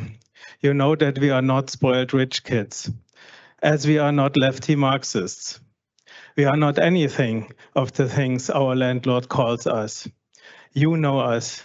You know we've been coming here for over 1.5 years. Our drivers are neither illegally occupying others' properties nor indulging in vast luxury. Just as a side note, I know people who have squatted houses after the wall came down in Germany, after we had accomplished the goals of the peaceful revolution, and after the tough times actually continued for many of us, especially for the people who stood up and lost everything in the process. They had little choices. They would have ended up on the streets. Ended up on the streets? Sounds familiar? We have these people too. Lost everything because of greedy multi-billion-dollar companies. Also back then, during this often painful transition for entire countries, I was not okay with people just taking what they felt was theirs. I always had the thing for capitalism, believe it or not. I studied economy right after the wall came down, and right before that, I deliberately chose to fight for democracy in Eastern Germany. And this is about democracy. That's why it's unbelievable to me that Equity is still able to delay the execution of the rent leveling board's determination, has still not complied with the ordinance, continues to charge 40% increases of unlawful lease renewals. If you had told me that this was possible in a democracy and under the rule of law, when I marched the streets of Leipzig in Eastern Germany in '89, I would have laughed. And I would probably have believed that this is the last attempt of Russian propagandists. As you know, I'm deeply grounded in democratic values. We talked about it a lot here. And that's why I trusted you, city council members, all single one of you, will do the job you were democratically elected for and hold Equity accountable to set our base rents to the last known date as filed in '98 in the SEC 10K form, and explain to them that they never met the requirements of the ordinance to be approved for any increase ever. I trust you can do that, also in the name of people who lost everything. Thank you.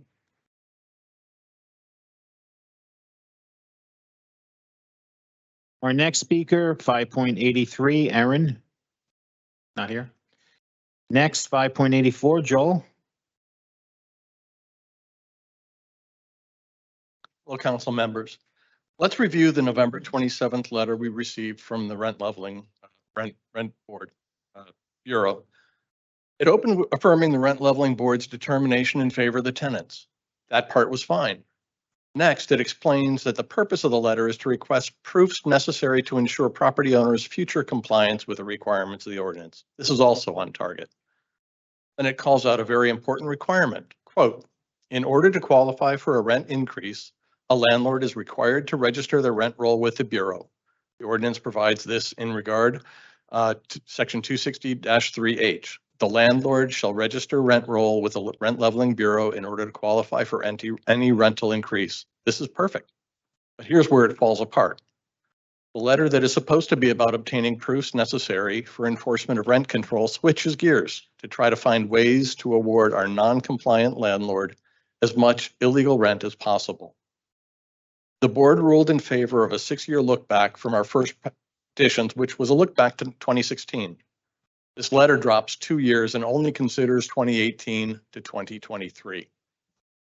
Was that a clerical error again? Did they even read the determination? Then, despite quoting the ordinance's requirements related to the filing of rent rolls as a prerequisite to increase rents at all, the letter gives Equity Residential credit for 3 years of rent rolls, which according to the ordinance referenced in the letter, failed to fulfill its requirements. they should not have been accepted. For example, Equity was given credit for submitting a rent roll in 2021, despite the fact that it was filed 10 months after the deadline. It was not on the official form. It did not contain the required information the Bureau needs to enforce rent control at all. It also was not accompanied by any appropriate supporting documents. Let's review the ordinance requirement together slowly. Section 260-9E states, no rent roll registration will be deemed filed with the board unless and until submitted on the board's official forms and accompanied by all appropriate supporting documents. It's very specific. If the 2021 roll is suspect, 2022 is worse.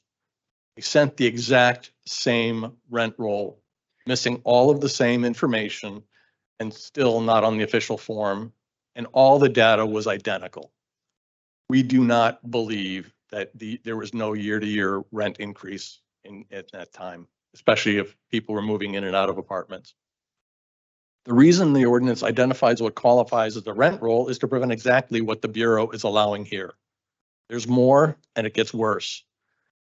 Would the independent counsel call this fraud? I would get independent legal advice. Thank you.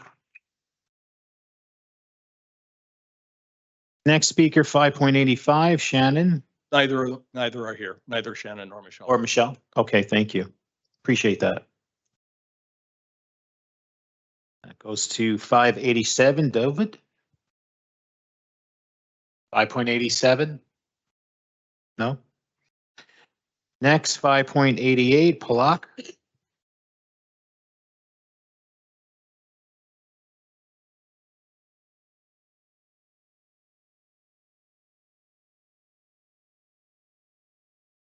In help of the Almighty, I pray my word shall come out right and bring peace for everyone. My name is Ekhil Palak, a resident of Jersey City, Ward F. I would like to bring out our appreciation for our council member, Frank Gilmore, and the whole city hall for all the service every individual received from here. We come here to the first I would like. We're standing in a troubling situation in the Holy Land when we see massive bloodshed from all sides and everyone is suffering there. The world demands a ceasefire. And unfortunately, there is massive propaganda that demanding a ceasefire is anti-Semitic and anti-Semitism. This should not be accepted. I'm here as a Jew to say that according to our religions, the whole occupation have to stop and come to an end. This is in big favor of the Jewish community, as the whole occupation should end because we lived in peace before the start of the Zionism movement with all the Palestinian people.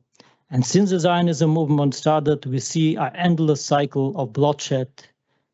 And in the name of humanity and in the name of Jewish religion, we ask the politicians to stand up for what is right, demanding a ceasefire. At last, let's pray for the time to come when every creation will understand its creator and peace will be served for everyone. Thank you. Thank you. Our next speaker, 5.89, Saloth.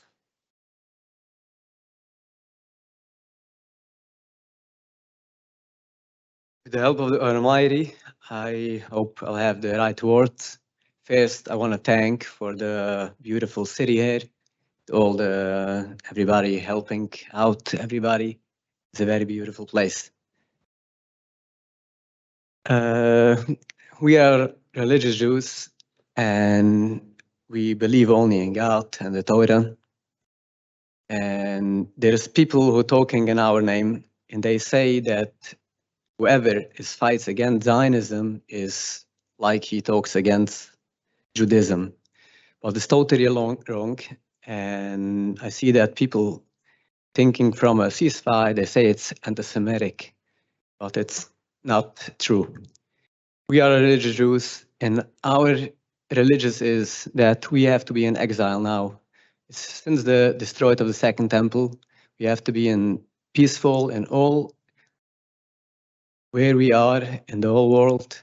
peaceful under all nations, not killing, not stealing, not do anything against all the nations. We have to be under all nations. No, it's in the US, it's in Palestine, it's everywhere. We're not allowed to make an own sovereignty. We hope it's going to be a peaceful dismantlement of the Israeli state. Thank you. Thank you. Our next speaker, 5.90, Edward.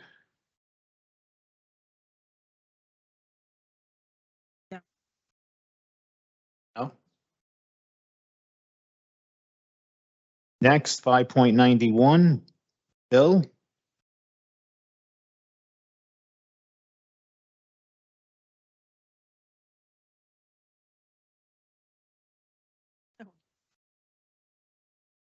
Good evening. Bill Lillis. I'm a parishioner of Our Lady of Sorrows Church and also a member of Jersey City Together's Public Health and Safety Committee.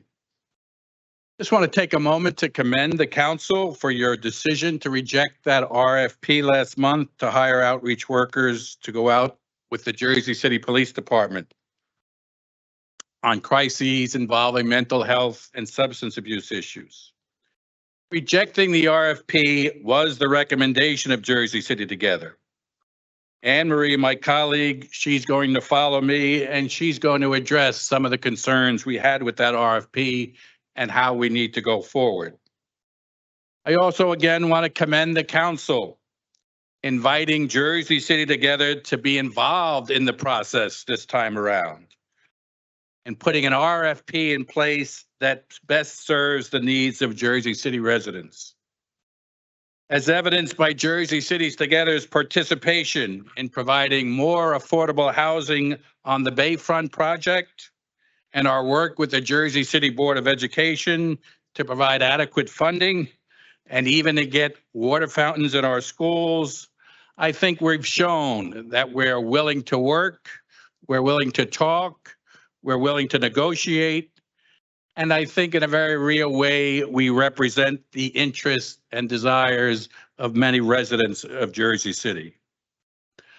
On that issue of providing good services, I was a little, well, let's just say I'm concerned now that this Tomahawk program is once again being brought to the fore.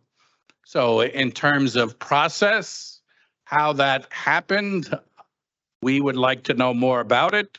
We'd like to know how the program was changed, and we'd like to know how it's going to weave into a program that we've been promoting for the past couple of years. The other issue of concern we have is the budgetary process. It's quite clear that the safety committee is getting, the safety department gets a considerable amount of funding, and we at Jersey City Together want to make sure that there's adequate funding for years to come for that RFP. So these are not only our concerns, we've also been in contact with the Washington family. So again, they are very much in our hearts. Their needs and desires are part of what we need to do to go forward on this issue. So I thank you for your time and look forward to working with the council. Thank you. Next, 5.92, Anne Marie. Hi, Anne Marie Nazaro, and same as Bill, Our Lady of Sorrows Parish and Jersey City Together. we're looking forward to working with Councilors Rivera, Solomon, and Gilmore on creating an RFP, request for proposal, or indeed creating a new program that will get this behavioral health response to mental health crises in the city. And I just want to share tonight some of the points we're going to be stressing as we move forward in collaborative work on this project. The broad objectives of this program need to be to decriminalize mental health substance use disorders in Jersey City, to achieve a shared recognition that any community members with mental health or substance use challenges have treatable disorders, not jailable disorders, and to develop, as we said, a gold standard program that will be a model for all of New Jersey, and indeed, we have the pride to say a model for our country. The elements of such a gold standard program have to be employing behavioral health and outreach workers to be part of a crisis intervention team. And on that team, there needs to be, working alongside the outreach workers, police officers who are specifically identified as being inclined to this sort of work, who have the empathy for this sort of work. They are not every police officer. They are identified police officers with this propensity. And we also need, of course, the training of the 911 responders so they'll know how to make use of the crisis intervention teams and deploy to them when that's the important outlet.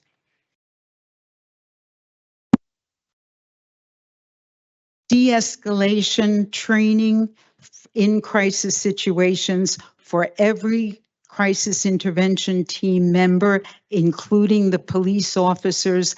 Training together in de-escalation will be critical to this gold standard program.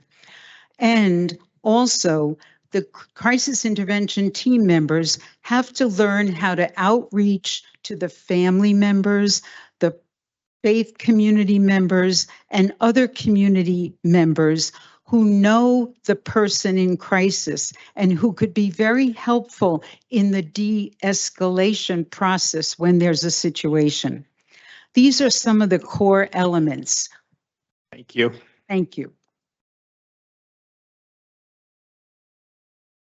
Our next speaker, 5.93, Jamie.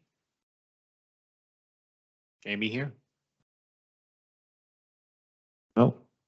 Next, 5.94, Elena.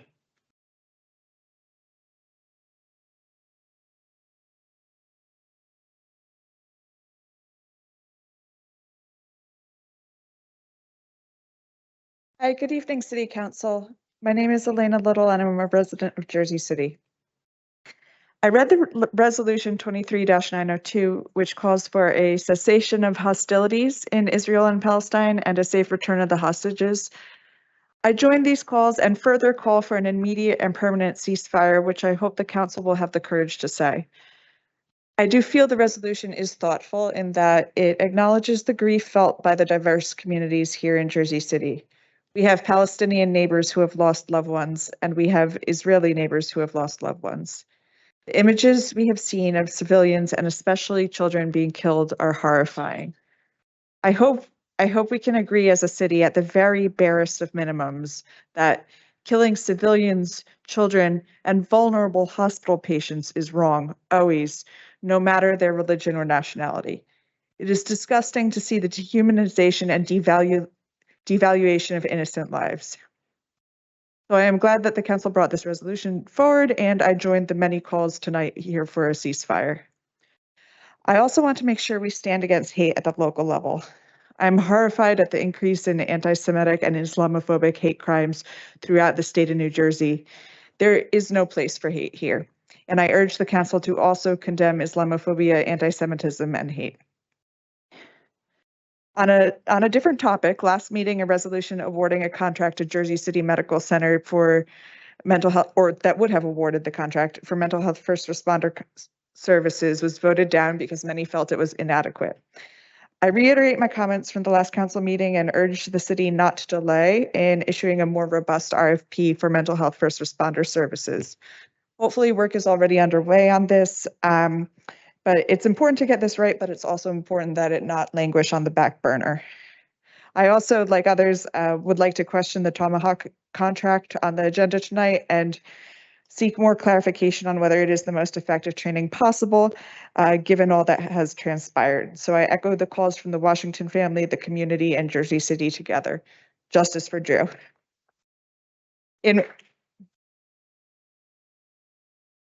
In my remaining 39 seconds, I also want to say that I'm deeply troubled that even after the rent leveling board's fair and lawful determination on October 19th, clearly affirming Portside Tower's perpetual rent control status. Many tenants have continued receiving exorbitant rent hike notices exceeding 40%.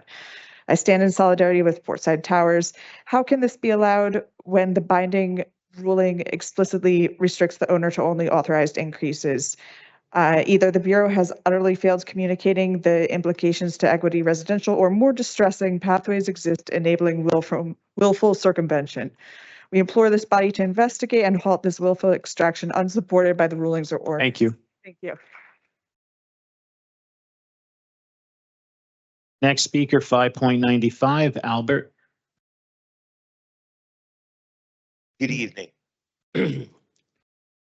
First time up here. I'm here for my adopted city, Jersey City. I'm not here to discuss the resolution before you. I'm here to talk to you about my adopted city. I love Jersey City. You know that. You see me around. I just love Jersey City. I love the people of Jersey City. I have friends from all over the place. I see this city splitting based on the war in the Middle East. Do you think a resolution like this is going to help? It will not. It will exacerbate the pain. We need a way to bring this city together, not divide it. What can you do to bring us together, not separate us? Most of you know me as a reasonable person. I would gladly sit with anyone here and discuss how we can make this city better. And instead of voting on a resolution that will divide the city, do something proactive for the city. What if we organized a sports game for all our children to play together? A scavenger hunt for us all to enjoy? What if we organized a meal for families to come and mingle and get to know each other? We are all here in one Jersey City. Let's help each other create a space we can all feel safe, thrive, and flourish. This should be our focus. Thank you.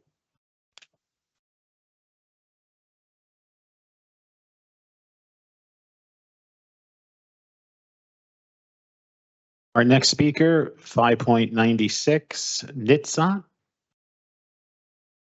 5.96. 5.97, Philip. I don't believe he's here. Next, 5.98, Renina. Sorry if I'm mispronouncing that name. I'm sorry. It's pronounced Rania. Rania, thank you. Okay. Yep. Well, first, I would like to start by thanking the City Council for hearing all of us out. And I would like to thank my brother in particular for staying strong in the midst of all of this horrifying news and even the racist attack that you faced today during this meeting. So thank you for staying strong. I'm here today because somehow a call to end genocidal violence against Palestinians has been equated to advocacy for terrorism and has people losing their jobs for standing up for what is right. Criticizing Saudi Arabia is not Islamophobic. I do it quite often as a progressive Muslim, and I've never been called a self-hating Muslim or Islamophobic. Criticizing Israel is not anti-Semitic. The years leading up to October 7th, hundreds of Gazan children have been killed.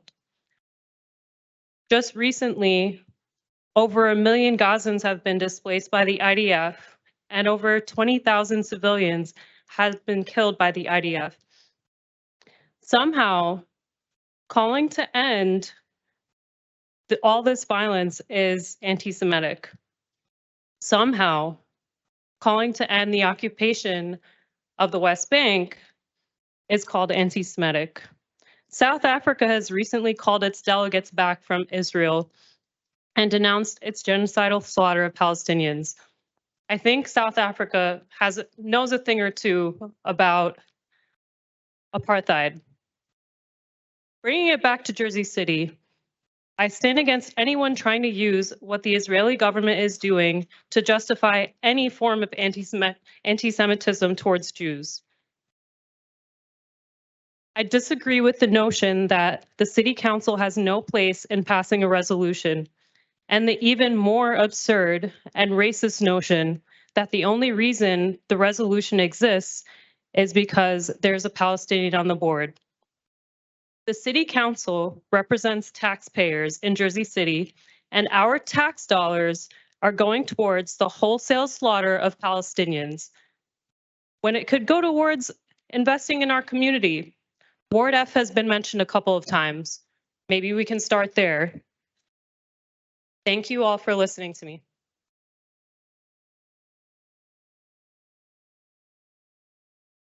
Next speaker, 5.99, Abdul.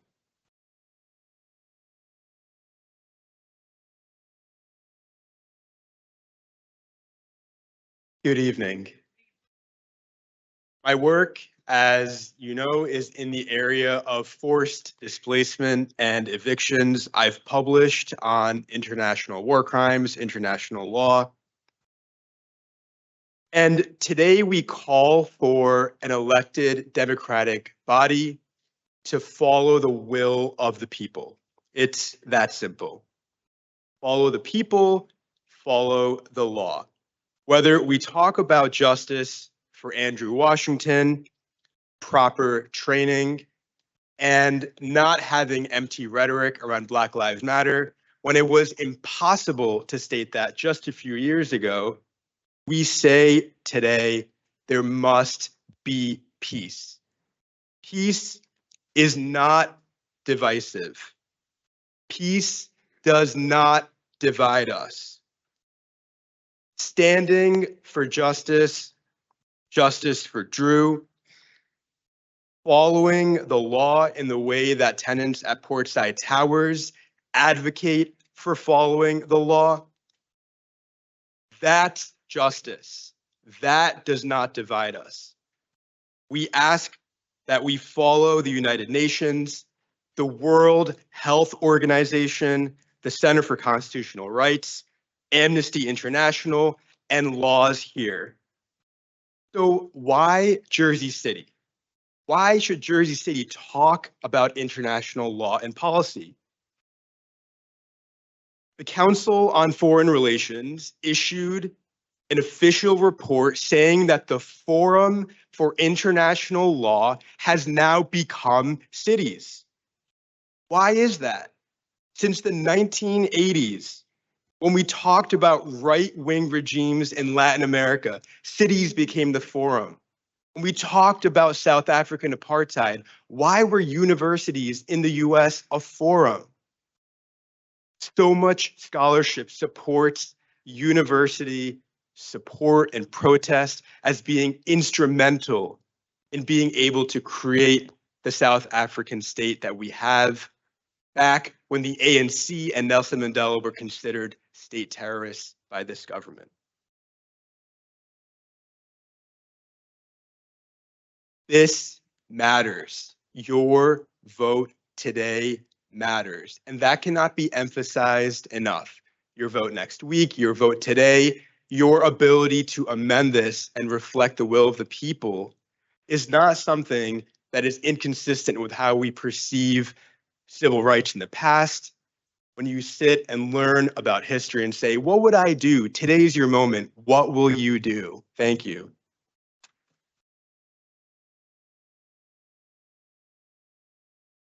Next speaker, 5.100, Jordy. Jordy here? 5.101, Andrea.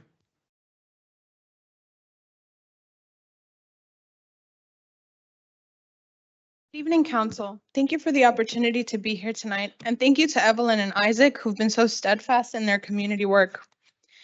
As a Jersey City resident, I'm here today because I'm disappointed and ashamed at the rhetoric that has been espoused regarding the ongoing violence against Palestinians. Recently, council members expressed concerns over the use of the word ceasefire, to which I ask, are we confused about what's happening? We know that Palestinians are being murdered in scores, and we are asking for a cessation of all of it. It is a literal definition, and I am confused as to what is offensive about it and why it is not exponentially more offensive to imply that the killing of innocent Palestinian civilians should go on indefinitely. I bring this up because your voice matters, Council, not only in general, but to the community. When we cannot speak openly and honestly about issues such as these, or when we stay silent, those choices have repercussions outside of this room. Sunday night, Mo Hamza was jumped simply for being Palestinian and wearing his kufiya. Various community members have also been verbally attacked, and counter-protesters have been allowed to come to our protests and call for our deaths unchecked by any authority. It is hard for me to believe that there is malice at play here.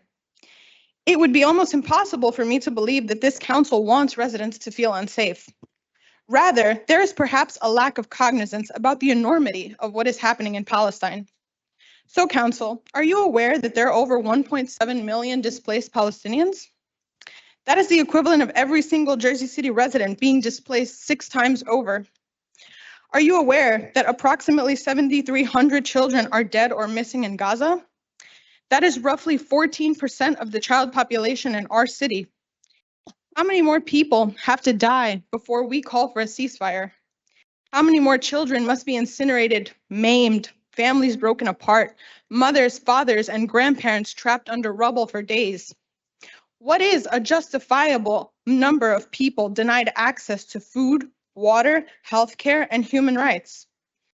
Who are we? What are we if we can't even say that innocent people don't deserve to die? To quote the late, great Dr. Martin Luther King Jr., injustice anywhere is a threat to justice everywhere. We are caught in an inescapable network of mutuality, tied in a single garment of destiny. Whatever affects one directly affects all indirectly. Thank you, and I would like to use my last moments to observe a moment of silence for all of those killed in this incessant violence.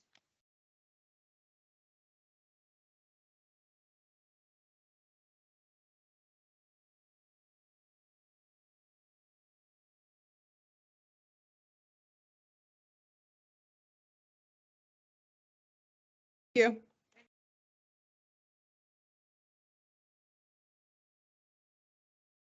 Five point 102 is a duplicate of 5.64, so we're going to move on to 5.103, which is UNAS.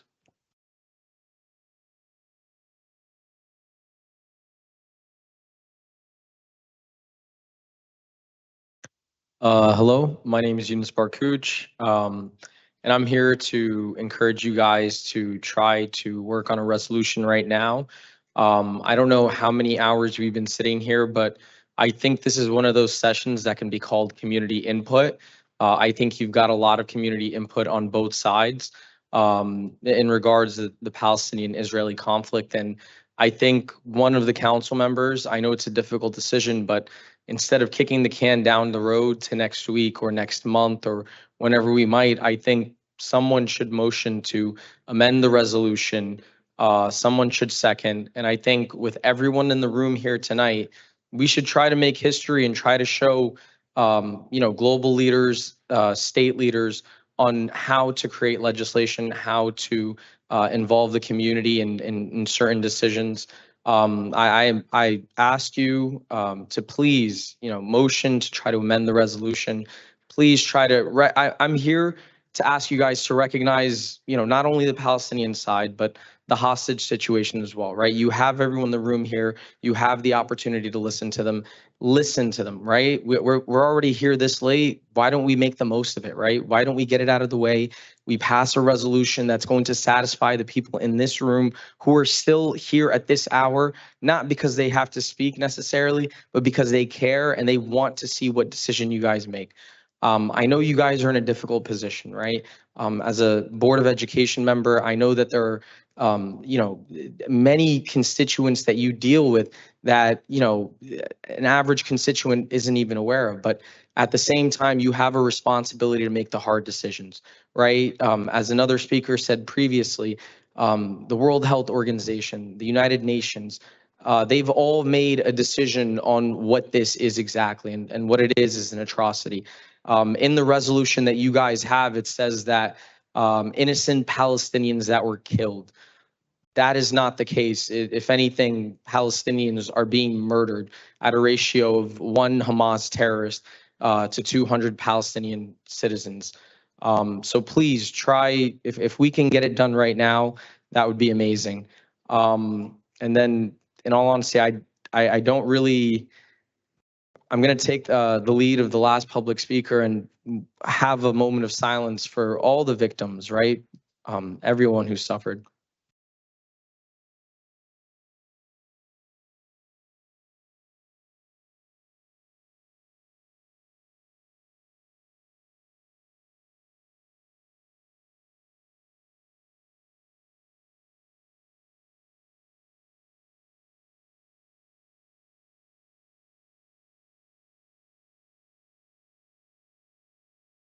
Thank you.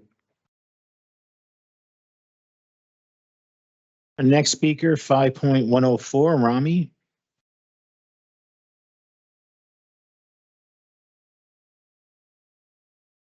Not here? Okay, thank you. Next speaker, 5.105, Devon.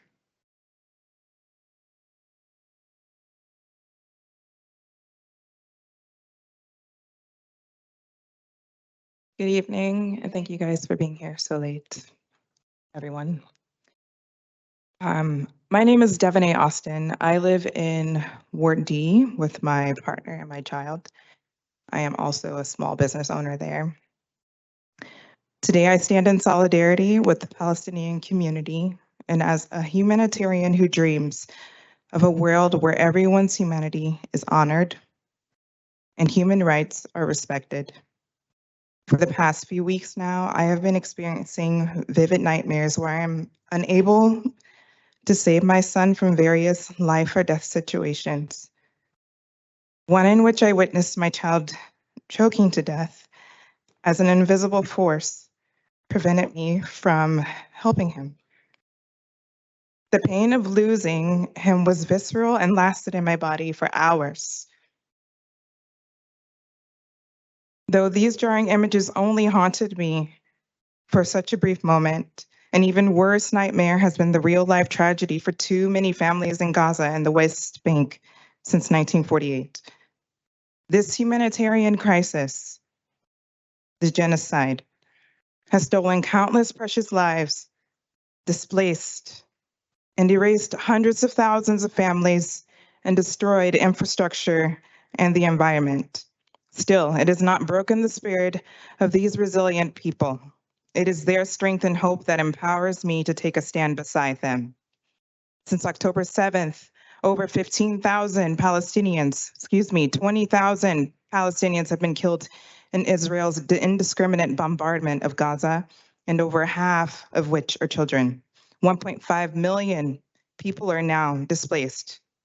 During the current humanitarian pause, Gaza remains under the blockade as the military continues to prevent food, fuel, aid, water. Israeli forces and settlers continue to kill and ethnically cleanse Palestinians in the West Bank. They continue to target the Palestinians fleeing, and they continue to arrest Palestinian adults and children unlawfully. To call for a permanent ceasefire is an invitation for diplomacy, for a release of all hostages, and an opportunity to let in the necessary aid, fuel, food, and water. It is a show of faith in the inherent good of all people and an acknowledgement of the humanity of the Palestinian people. Let us unite as individuals and guardians of a collective humanitarian spirit. By signing a ceasefire resolution, we can sow seeds of peace and help cultivate a world where everyone can flourish. Please choose compassion, solidarity, and lasting harmony. Your actions today will resonate for generations to come. Thank you.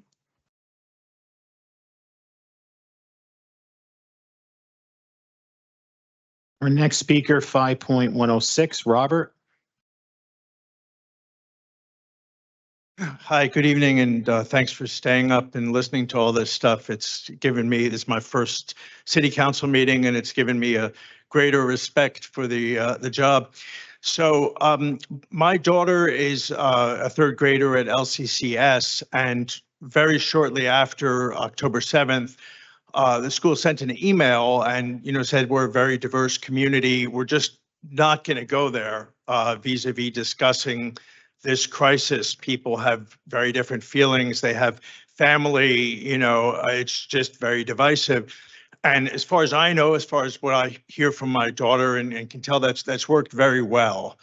And that's kind of the approach. With all due respect, you guys are smart people. I have seen some drafts of resolutions. I know you're very conscientious about it, but I just would not go there. It's just very divisive. I mean, I've heard, frankly, largely on the Israel side of the equation. I've heard a lot of stuff that I found very offensive and believe is untrue and could argue with, but I don't know if that does any good, really. If you all want to hear me do my rebuttals or whatever, I just think, I know it's tempting to quote unquote make history and be heroic and be on the right side of history, but it's just very divisive. And, one can in one's private life or whatever, make statements, go demonstrate. I mean, federal authorities are the people who control this. This is a municipal authority, and you guys have a lot of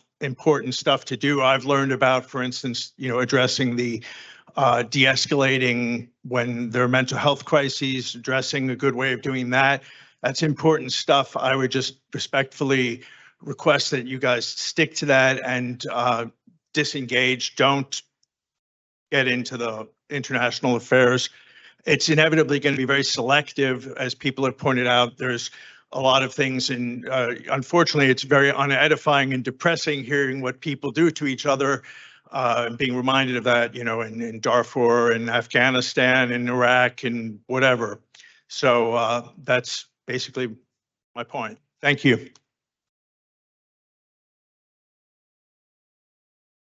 Next speaker, 5.07, Stephanie. I don't see her. Next, 5.08, Nour, N-O-U-R, sorry. Nour, thank you.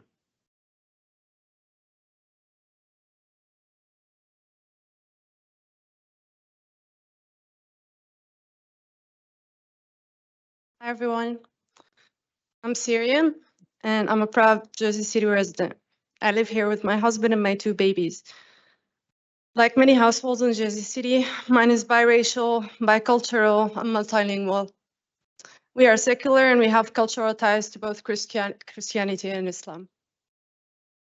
Every day, when I hold my own children, I'm thinking about the Palestinian children who are exposed to the worst atrocities imaginable, where the world cheers for their death like they're watching a game of football, or pretending to care, but deeming thousands upon thousands of Palestinian children to be acceptable collateral damage.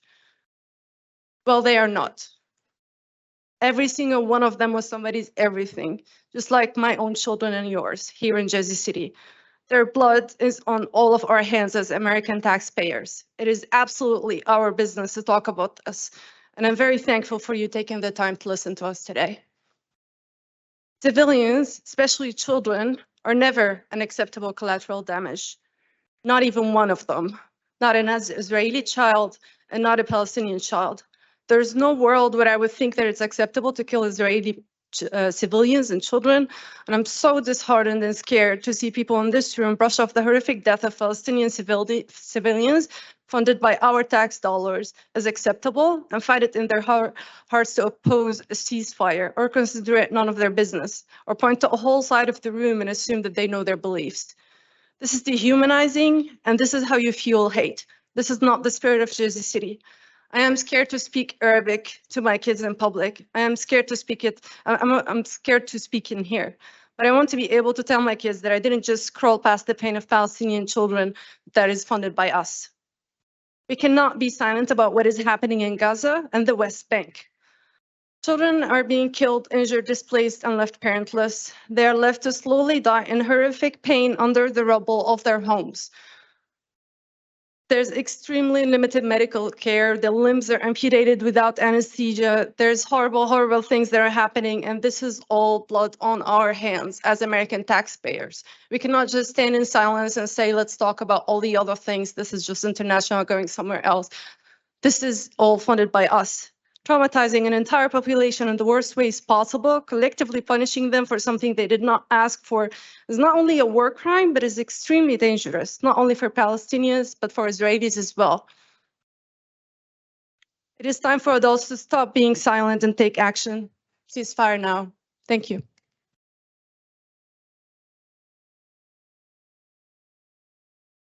Our next speaker, 5.109, Sonia. I think she left.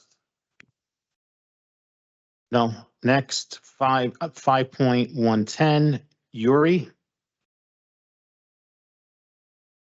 Left. And lastly, 5.111, Monica.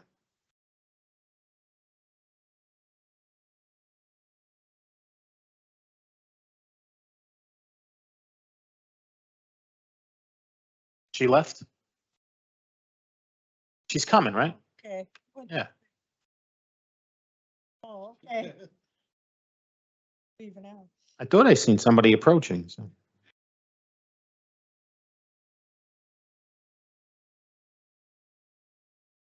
Good long evening, everyone, and thank you for this opportunity.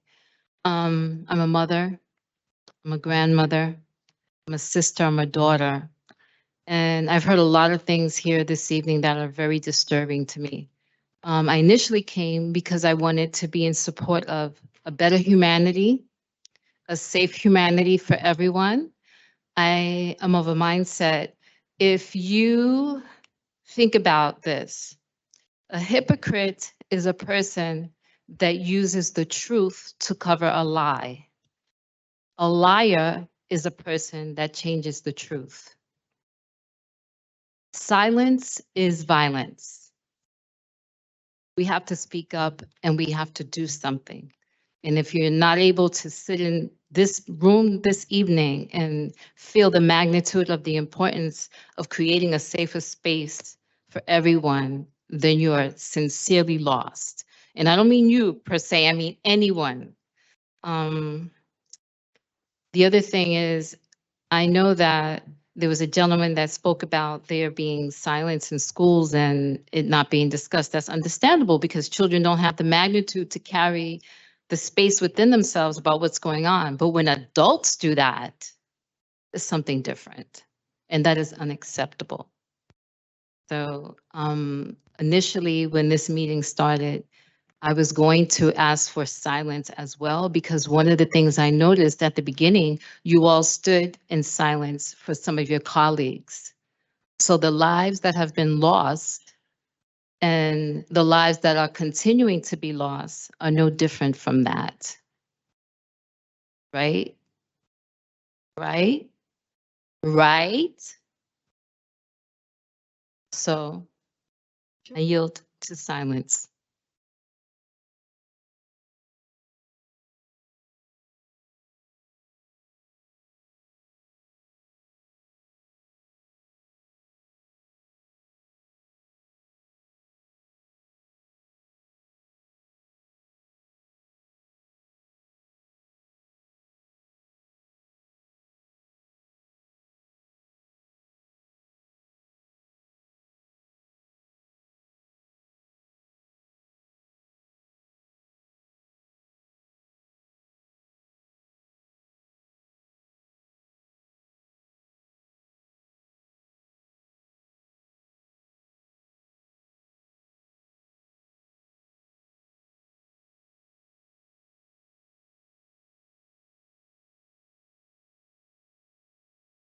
Now is the time for all good men to come to the aid of all mankind.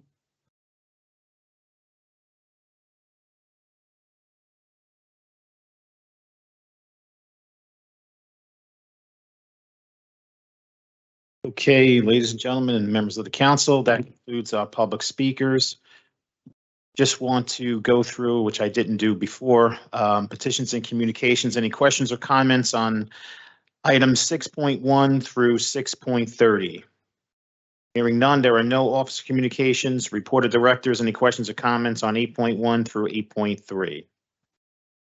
Hearing none, the first order of business that we have to take care of is Resolution 23-891, which is 10.34. So I'm going to be taking a vote on item 10.34, Resolution 23-891. Councilperson Prinzary. We already did. Yeah, We you- asked you in the beginning not to block the middle hour. yeah, you guys gotta go So to could the y'all side. please? We at the end now, so everybody was following the rules. Don't let them block the middle hour. On Resolution 23-891, Councilperson Prinzary. Aye. Councilperson Bajano. Councilperson Saleh. Aye. Councilperson Solomon. No. Councilperson Gilmore. No. Councilperson DeGise. Councilperson Rivera. Aye. Council President Waterman. Hey. Okay, Resolution 23-891 is approved 5-1 with council members Solomon and Gilmore voting no and Council President Waterman abstaining and Councilperson Ridley absent. All right. I'm going to turn it over to Councilperson Select. I want to thank everyone that came out to speak on the resolution, speak on the Israel-Palestine conflict. I've discussed with my council colleagues, and we will be having a special meeting next week to vote on this. We're not going to vote on this tonight. We're going to take the feedback that was given to us tonight, and we're going to have discussions, and we'll have the vote on next Wednesday at 4 p.m. And with that, I am going to motion to withdraw the resolution, and if I get a second. So we have a motion to withdraw item 10.45, Resolution 23-902 from the agenda by Councilperson Saleh. May I have a second? Second. Who made the second? Who? I can't hear. It's going to be next Wednesday, but let's go through the motion first, and then we'll get to that other part. On the motion to withdraw item 10.45, Resolution 23-902 from the agenda, Councilperson Prinzary. Aye. Councilperson Bajano. Councilperson Saleh. Aye. Councilperson Solomon. Aye. Councilperson Gilmore. Aye. Councilperson DeGise. Councilperson Rivera. Aye. And Council President Waterman. I'm going to abstain because I just believe that we could have voted on this. And the reason why is because, excuse me, please, because I know what Councilman Saleh has been going through. I see what he's been going through. And I think we're just, we're on an issue that I don't see both sides agreeing to at all, to be perfectly honest. And so I'm abstaining because I just believe we could handle this tonight. That's why I'm abstaining it, okay? That's why, but he wants to do this because he wants to, I guess, have another conversation. This is why, okay? That's his choice to have the conversation. But I just feel a little different. I think we could vote on this one way or another because it's such a passionate issue. And I just don't think there's going to be such an agreement with it based on what I've seen from both sides. And from the very beginning, when the situation happened, I did meet with both leaders from both communities. We were all, practically about 4 or 5 of us was in that room. And so we knew that this was going to be a difficult task. So don't think we're taking this lightly. We see what's going on in the world. And so Councilman Saleh, he took the lead on this. And so our whole desire is to support him in whatever way we can, because we do all work together, just like you work with your colleagues, you try to support them. And so this is what we doing with him. You don't have to agree with us. Okay, everybody has a right to agree to disagree. All I ask is just for respect. And so this is what he wants to do. And so that's why we're doing it. That's why I'm just taking the time to explain it.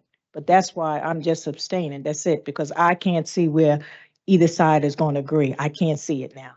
And I'm listening to both sides. Okay, so he wants to, and this is what we're doing. You don't have to agree, but that's his right as a council person. So you got to respect his right too. You have to. You have to respect his right, and this is what he wants to do. And so that's why. So respect him. Go ahead. Okay, motion carries 701 with Council President Waterman abstaining and Councilperson Ridley absent. So are we going to set Yes, a date? we sunshine, I'd like to ask the council president to sunshine a meeting Wednesday, December 6th at 4 p.m. Sure. for a special session. We'll have a special meeting at 4. Wednesday, Yeah, Wednesday at 4. December 6th correct. That's the day he wanted. at 4 p.m. Please don't yell out. At 4 Respect him. I'm asking you just to respect him, okay? This is what he want. Respect that. You don't have to agree, but just respect it. That's all I'm asking you to do. Wednesday at December 6th, 2023 at 4 p.m., correct? Correct. Okay. I will send that notice No, out. no questions back and forth now. So with that, without anything else, Motion to. have a motion to adjourn at 11:36 p.m. Motion was made by Councilperson Rivera. May I have a second? Second by Councilperson Prinzary. On the motion to adjourn at 11:36 p.m., Councilperson Prinzary, Councilperson Baggiano, Councilperson Saleh, Aye. Councilperson Solomon, Councilperson Gilmore.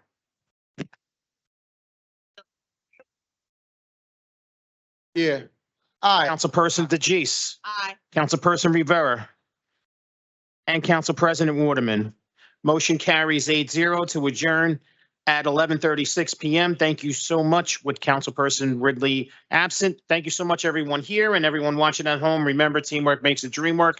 Have a great night. Stay safe.